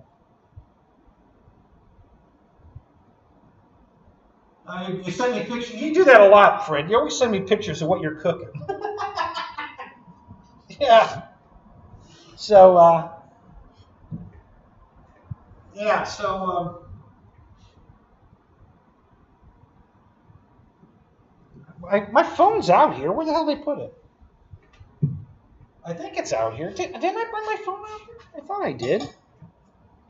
Maybe I didn't. Maybe it's still in the house. You know, I got a feeling I did leave it in the house. I meant to bring it out, but I think it's in the house. Yeah, it probably is.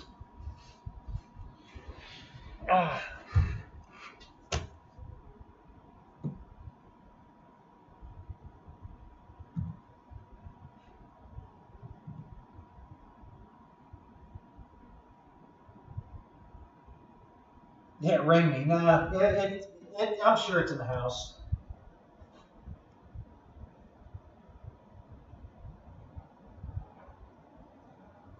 Well, Lyndon, the story behind FMS and Horizon was, like Fred said earlier, FMS makes a lot of Horizon's airplanes. You know, the E-Flight stuff comes from FMS.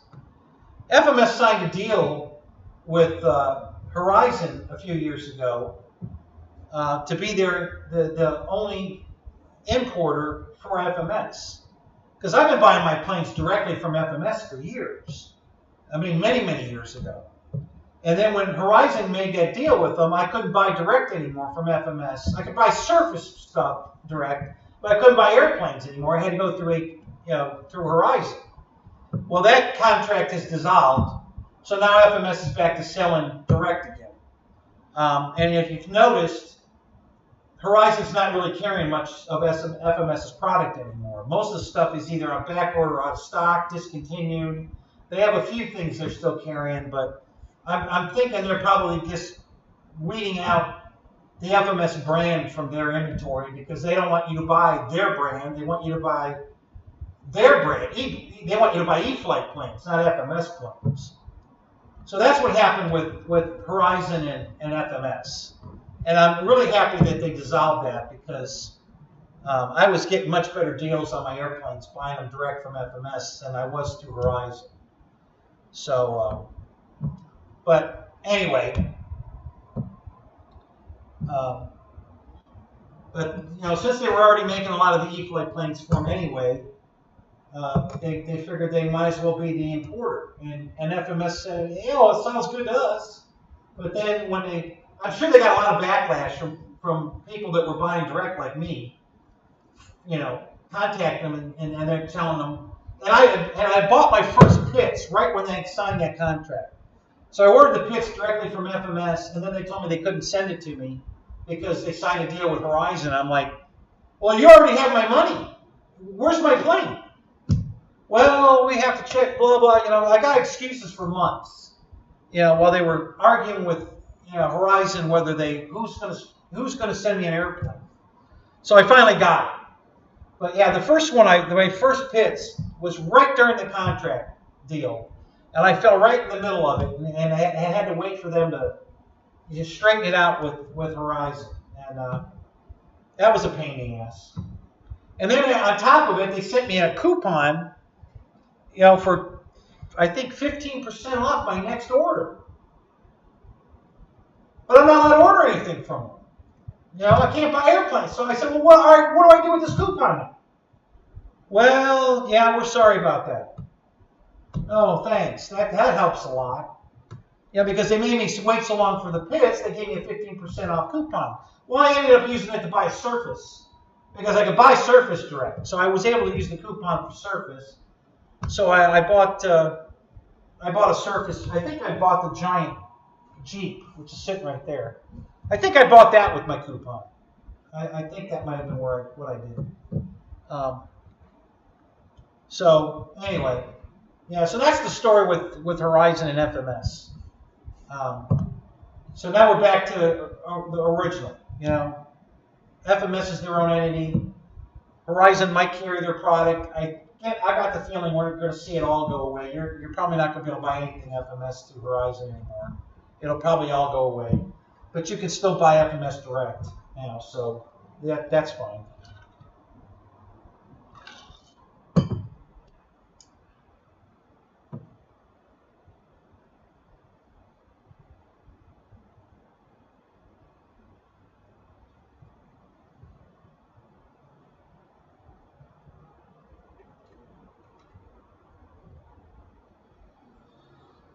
All right, guys. I think I'm going to call it. I think we're winding down here. Unless you guys listen, I'm good to stay. If you got something else you want me to bring out, talk about, show you. I'm good. I'm not tired, and it's not that cold out here. It's a little chilly, but I'm surviving. It's not bad tonight. So unless you guys got something else you want to talk about, I think I'm going to end it. But if you do, I'm game for sure. So let me know what you think. You got some questions? You want to talk about something? You want me to grab something to show you? I'm good with that. But if we're winding down, then I think I'm going to call it. We'll see you guys. I might do a premiere tomorrow night. So look out for that. I'm thinking I'm going to do a premiere tomorrow night. So be on the lookout for that. No, you're boring.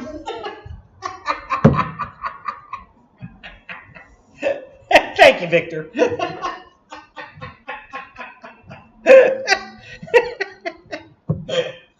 Obviously, I know you're kidding, Victor, because if I was that boring, you wouldn't be here.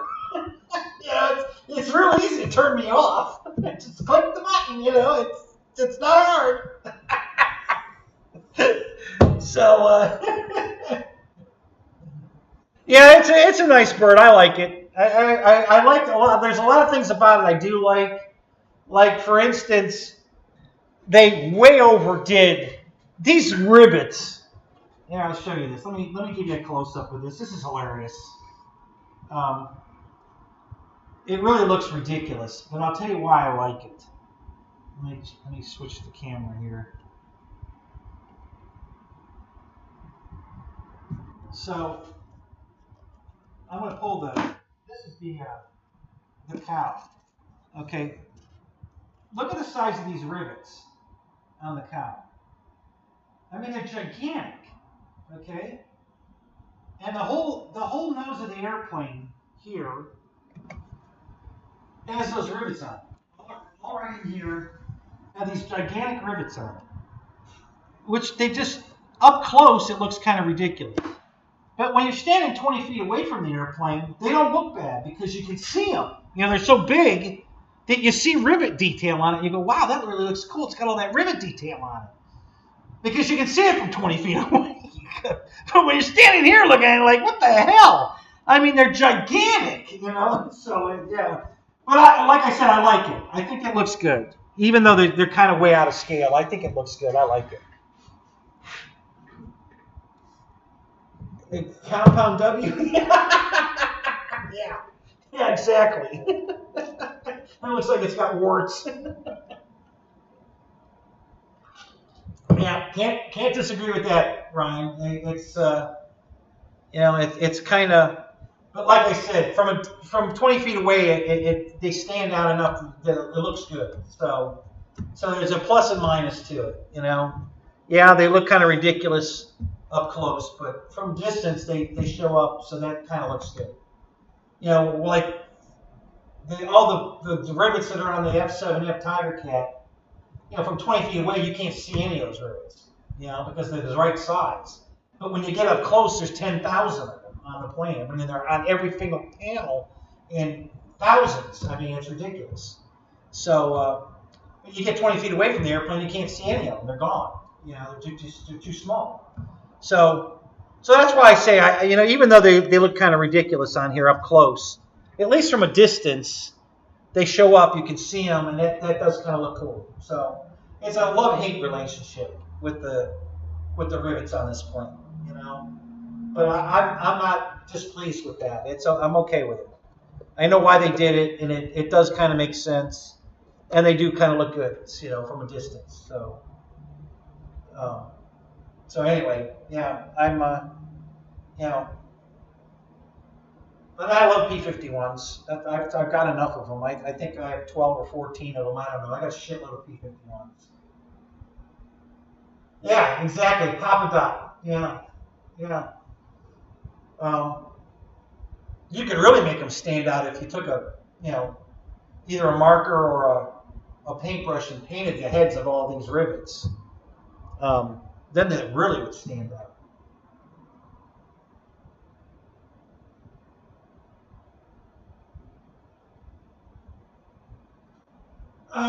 You know, Lyndon, there's mixed feelings on that. Yeah, some people say that the higher C rating is a lower internal resistance, so you'll get more energy out of the battery when it asks for it. It'll give up more. Other people say no, not really. So I don't know. I think it's more brand and how they're manufactured is a bigger factor than a C rating that could mean nothing because it's a number that somebody puts on the battery. So I really think it has more to do with how the battery is manufactured and the quality of the material used than what a C rating is. So I would buy better brand. I wouldn't buy some no-name battery because it says it's 100C over a name brand battery that says it's only 50C. I think I'd stay with the name brand. A battery you're familiar with, you've had good luck with, they have a good reputation. I'd stick with that. I don't, the numbers, I'm not going to buy some, Daewoo yo-yo battery just because it's got high numbers. I'm going to stick with batteries that I like. So,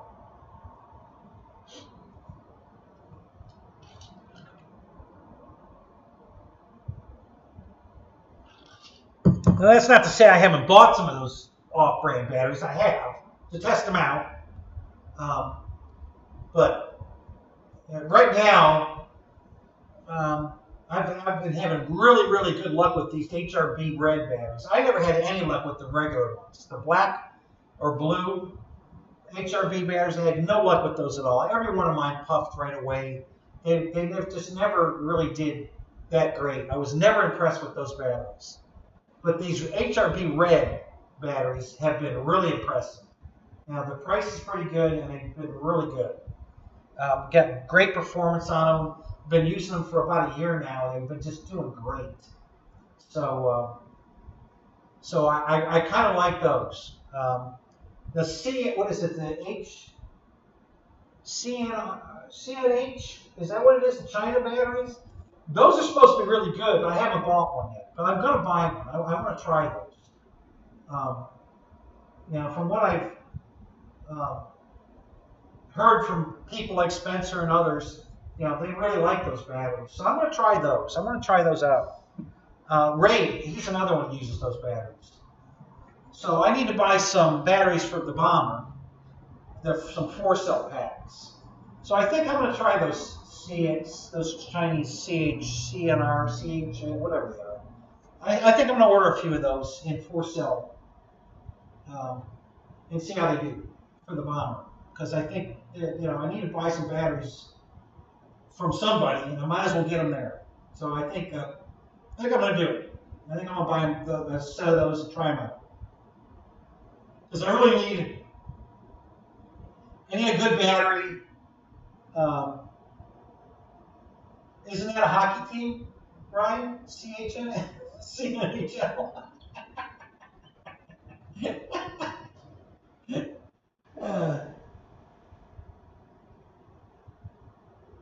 Yeah, so Mike says the China hobby batteries are good too. So yeah, I'm going to try those. I want to give those a shot. So yeah, I need a lighter high output battery for that bomber. I think I didn't fly bad with the batteries I have, but I'm not hanging my hat on my batteries. They're not that great.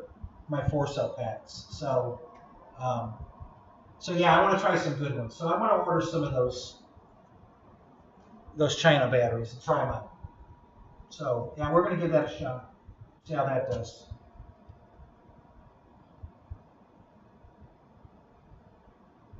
Michael Barry, you're still here? You still out in the tent?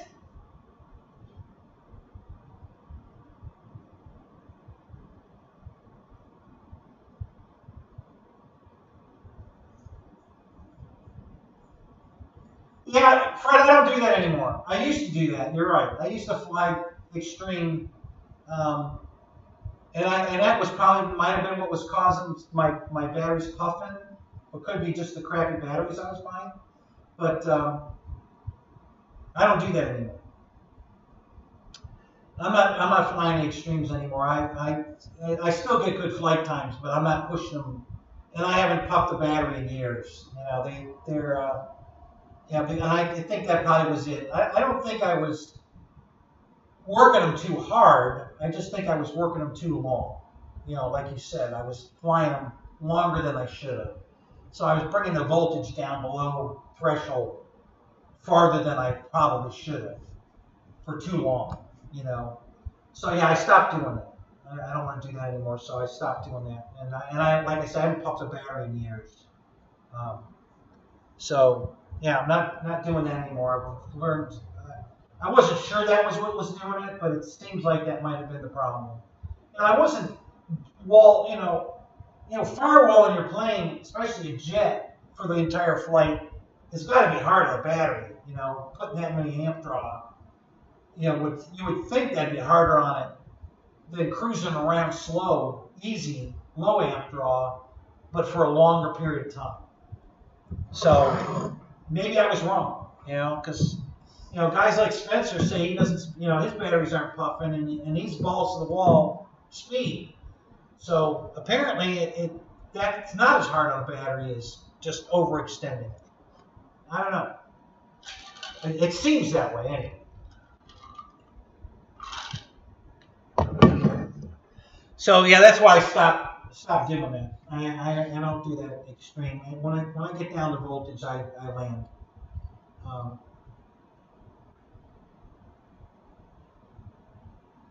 The batteries I flew in the B-25, I let the voltage go low because I was pushing it hard, And when they rested, they were 378, 380. They were right where they should be, but my call-outs under load were way higher, or I should say way lower than normal. Uh-oh, you getting rain right now, Victor? Is that? Yeah, no, we're not getting rain here. So yeah, and these batteries weren't, they're an off-brand. What were they?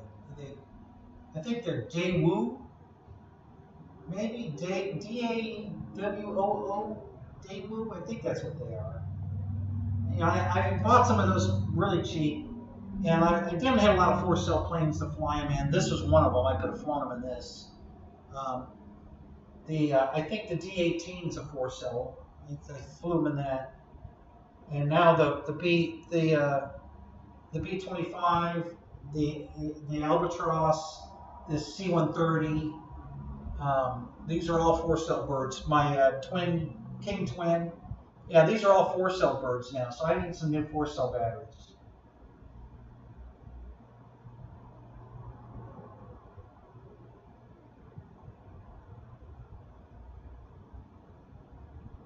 Yeah, but I wasn't taking them so low. I mean, my resting voltage was still right at 3.7, 3.8, which is what everybody, depending on who you talk to. One guy says 3.7 should be your resting voltage, and someone else says 3.8 is your resting voltage. I never took them below that. My resting voltage was always in the 3.7s. So, I never abused my batteries that bad. I never took them down to 3.6, 3.5s. Anthony does that at the field, but I've never done that. Well, accidentally, maybe once or twice, but I mean, on a regular, no. I don't take them that low. So, but now I don't even take them that low. Usually now when we're done, they're resting at 3, a little over 3.8. I've decided not to take them that low anymore. So,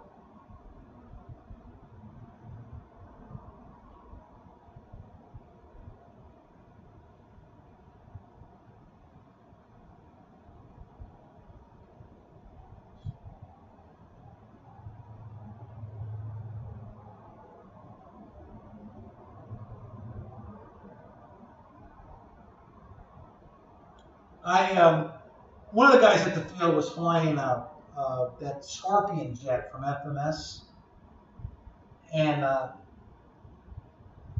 think that's a 90mm bird, and he flew it wide open the entire flight. And when he landed and he took the battery cover off, the battery was already puffed. I mean, it was ready to explode, it looked like. So they pulled out of the airplane and threw it to the ground. And then he went out to fly the next flight, and he did the exact same thing. Ruined the second battery. You know, he didn't change. He did exactly the same thing. He went out there, wide open throttle the whole flight. You know, 4 minutes or whatever it was. He landed, and that battery was puffed, ready to explode too. He took that one out and threw it on the ground. And I'm like, holy crap, you know. So that was what made me think that because I fly it easier, slower, but longer, that it was easier on a battery. Maybe not. I don't know.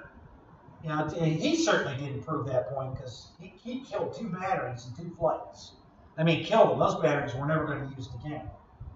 And, you know, so, but anyway, like I said, I've changed my ways. I don't fly that long anymore. I still get long flights, but I'm not going for records or anything. And like I said, I haven't puffed a battery in years. Even my cheapy batteries have lasted now. So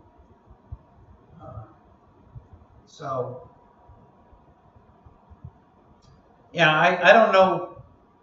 I think it's more the manufacturing of the battery is why they puff than how you abuse them. You know, I think a good battery, I can tell you a battery that I have never puffed, and it surprises me, but the nanotech batteries from Hobby King, I have had superb luck with those batteries. I've got batteries that are probably 5, 6, 8 years old now that have not puffed, and they still work fine. That nanotech, and they're cheap batteries from Hobby King, but they have done very well for me. And I just bought 3 more of those nanotechs for the L39 jet, the little jet, because I needed a small 6S pack. I needed something 2650 or smaller so it would fit in the plane.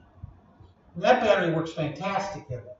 I can get a 10-minute flight out of there, and you pull the battery out of the plane, and it's almost cold. There's so little warmth in the battery. If I only fly it for 7 minutes, it is cold. If I take it to 10, there's just enough warmth in it to tell that it's got some warmth in it, but it's not at all hot or even warm. It feels like it's not cold. It ain't hot. It ain't even warm, but it's not cold. When I fly it only for 7 minutes, it comes out of the plane cold. So, you know, so I've had really great luck with those nanotech batteries, and they're cheap batteries. But you know, now the Duralast or the Turnigy, the blue Turnigy batteries, they all puff. I haven't had any real success with those. Those have all been puffing. Here's one. Is this the nanotech or this is no? This is one of the Turnigys. It's slightly puffed. This battery has served me pretty well. It's pretty soft. It's squishy. This is a very old battery. I bet this battery is 10 years old. Hell, it's still using those banana plugs, which I don't use. I haven't used these in years. But I just bought some adapters to be able to plug into these because I still have some of these batteries. So I bought some adapters. But yeah, that's one of them right there. But I think my nanotech battery is laying here somewhere too. The good one, it still works. It's a 6S, a 3300 6S, I think it is. And that battery's done very well. That's the battery. If you guys go back and look at my first Avanti flight, the 7-minute Avanti flight, that was that nanotech battery in that plane. And I'm still flying it. That video is, I think, 9 years old now. And I'm still flying that battery. It still works. So, you know, I can't complain at all about those nanotech batteries. So anyway, just a little history there on some battery stuff I've experienced.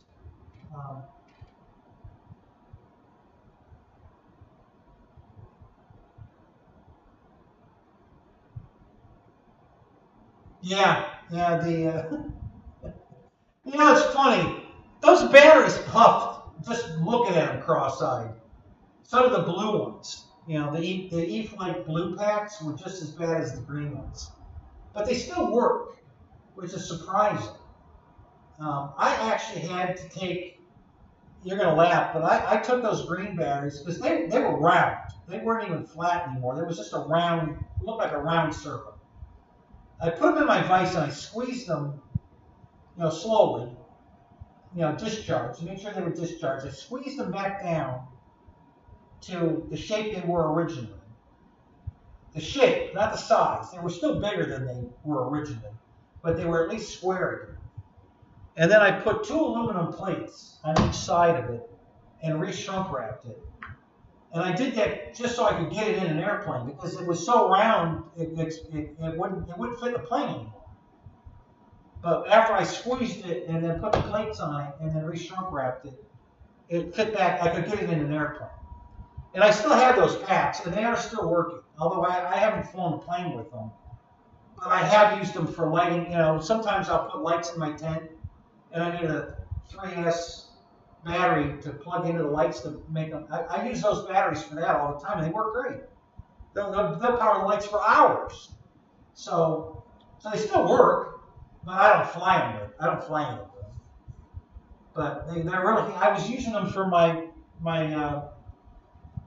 3D course or my racing quad course outside. I put lights in my the gates. And I put these LED lights in the gates, and I would use those batteries to plug the lights in to light the gates up for night flying. And they work great for that too. So as long as it still take a charge, I still have uses for them, but I wouldn't fly an airplane with them anymore. I don't need to. I got too many other batteries. I don't need to fly a plane with them.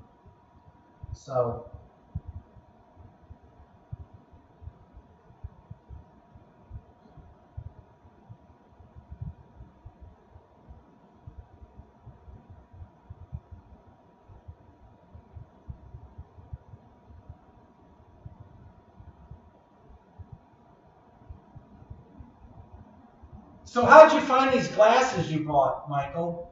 From a Japanese camera lens company. Where'd you find these glasses?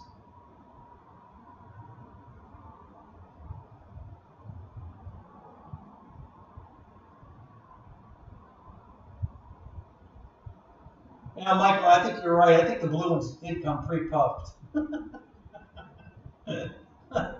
I had one. I got a brand new battery from Hobby King, a 6S. I think it was a 3300 6S, like this one, that I took out of the box. I bought them and they sat in the box for probably 6 months before I used them. I didn't have any, I wasn't flying anything 6S at the time.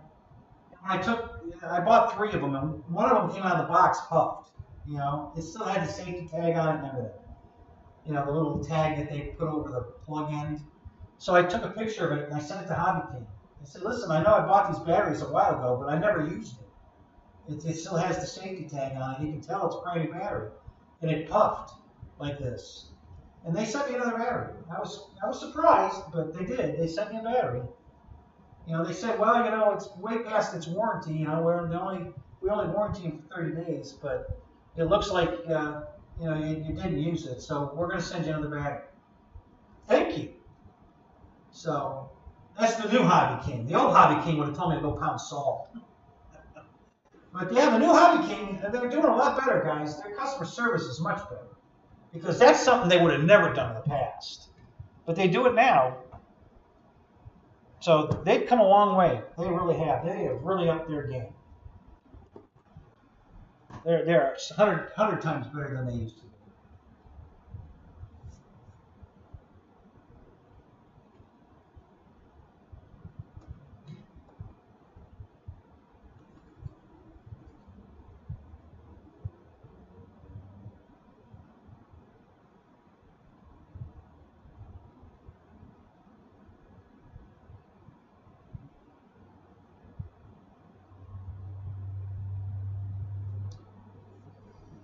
All right, guys. anything else? You want to know anything else? Want me to talk about anything else? Or have I bored you all to tears?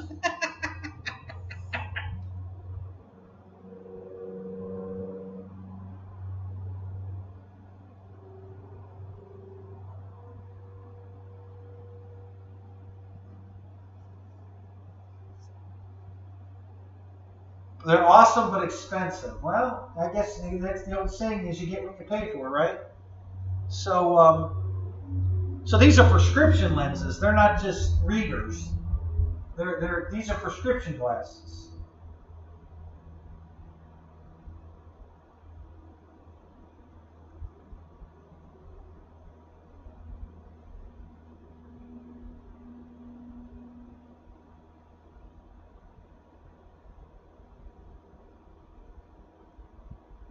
Yeah, Linda, that's what happens a lot of times, you know. In the past, I've taken a lot of batteries apart, cut the bad cell out of it, put it back together, and make a, you know, if it's a 4S battery, I turn it into a 3S. I had a 5S battery that somebody gave me. It had a dead cell in it, and I cut it apart and made it a 4S. I had a 6S battery, I turned it into a 5S. It was one of those blue batteries you're talking about, as a matter of fact. So I do have one 5S battery that was a 6S and it was a bad cell. And I cut the one cell out of it, turned it into a 5S. And I have another one right now. I have an HRB with a dead cell in it. So I'll probably cut that one apart and turn it into a 5. I think it's a 6S. I'll probably turn it into a 5S.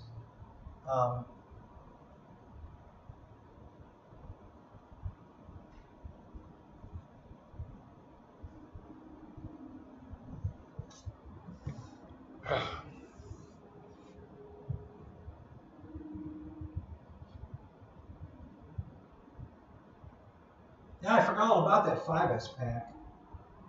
I used to fly that in my Carbon Z150, just because I could, you know, plane flew fine with a 5S. I mean, I know it's made for 6S, but it flew, you know, I don't fly it wide open anyway. So I just had to bump the throttle up a little bit more than normal to get it to fly the same speed I flew it at 6S as 5S, and it was fine.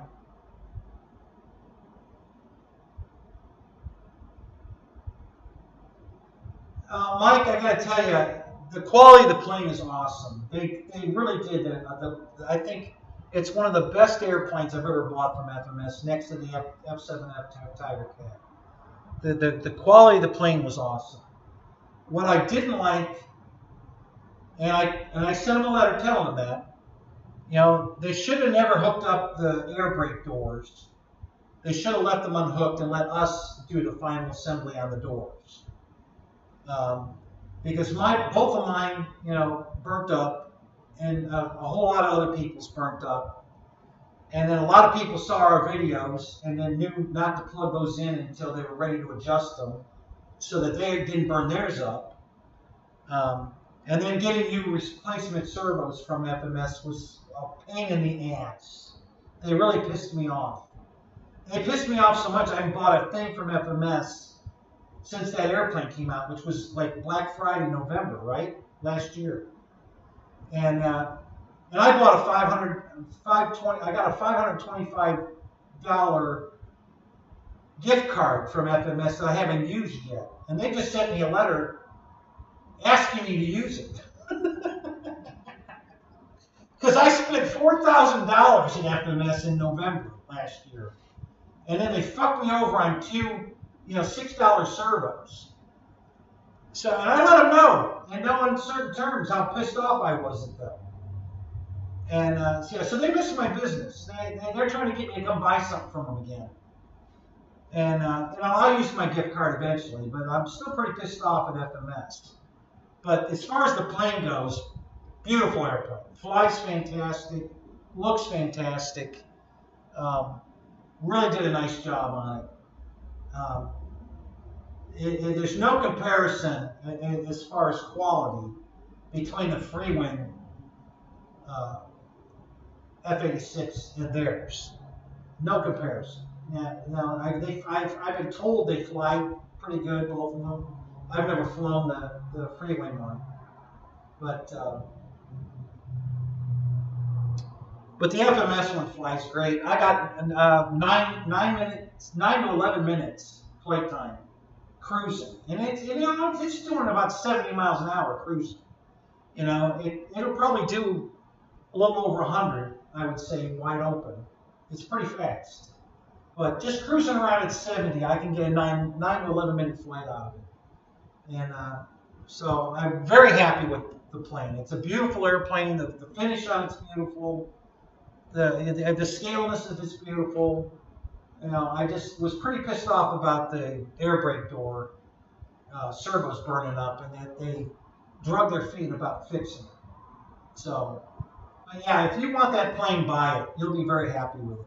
Just make sure you unplug the servos for the air brakes when you put it together, and then when you're ready to dedicate nothing but your focus on the air brakes, that's when you adjust your doors and adjust your trim and make sure the doors aren't closed and not stalling the servo, because that's what burnt it up. They had it misadjusted. I'm sitting there putting plugged it in, and I'm putting everything together and not knowing that I'm burning up a servo because they had it stalled. The servo was trying to close the door the rest of the way. The door was already closed, and that burnt the one servo. So, yeah, it's a beautiful airplane, beautiful flying, beautiful looking. Yeah, it's a super great airplane. I'm very happy with it. I'm not happy with FMS, but I was very happy with the airplane.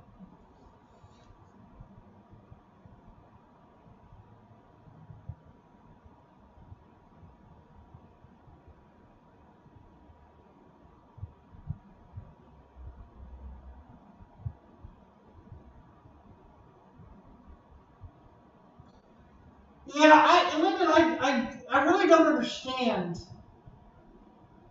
I know nothing about South America, so I can't figure out why because the plane is not made in America, it's made in China.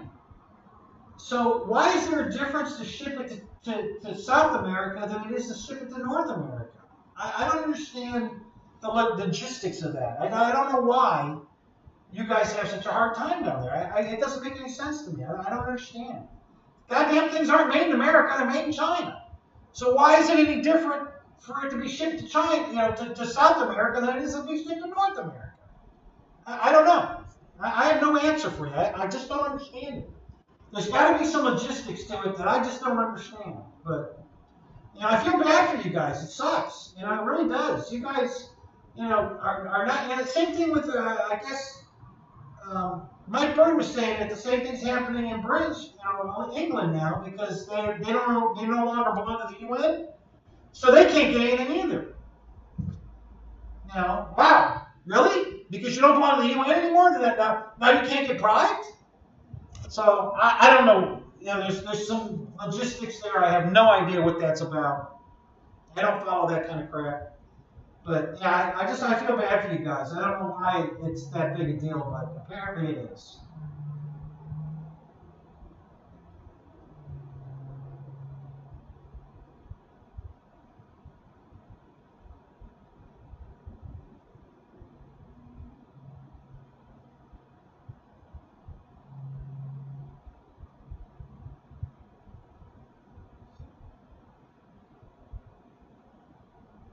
Yeah, it's always our fault for everything. Yeah, I know. Yeah, I finally got that message, right?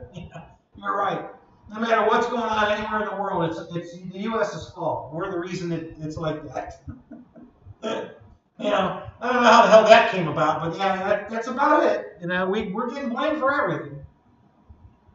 So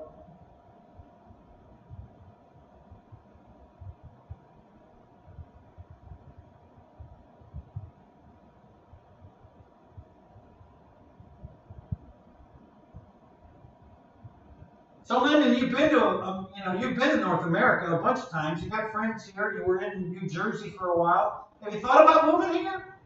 What's keeping you in South America versus moving here?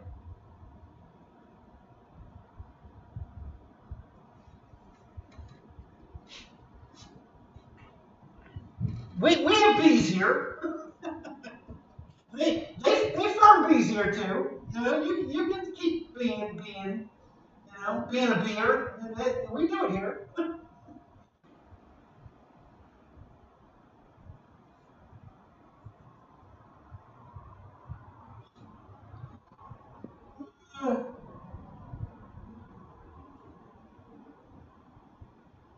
Oh yeah, that's right. It's Saturday night. I didn't miss anything anyway. I just thought of that.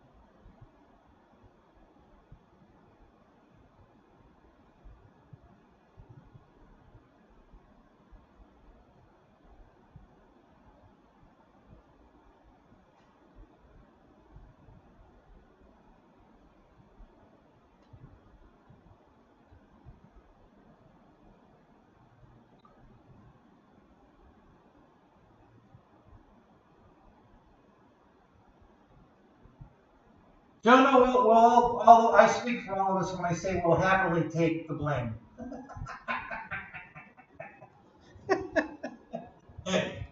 Since all those guys are my friends, I can speak for them when I say that we gladly take the blame.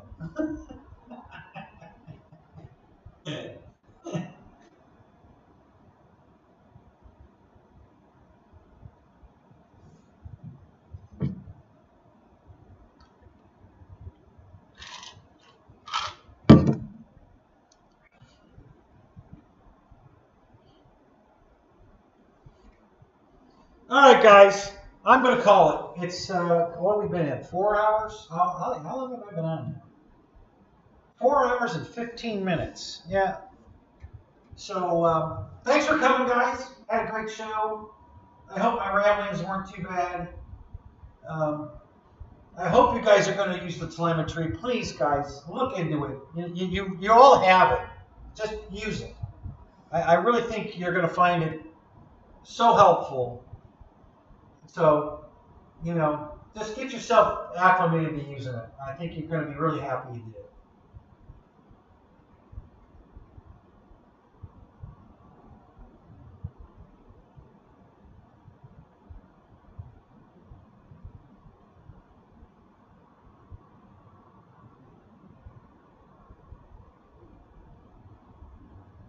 Good night, Fred. Good night, Michael. Best show ever. All right, man. Thank you, Jono. Lyndon, we'll see you. Thanks for everything.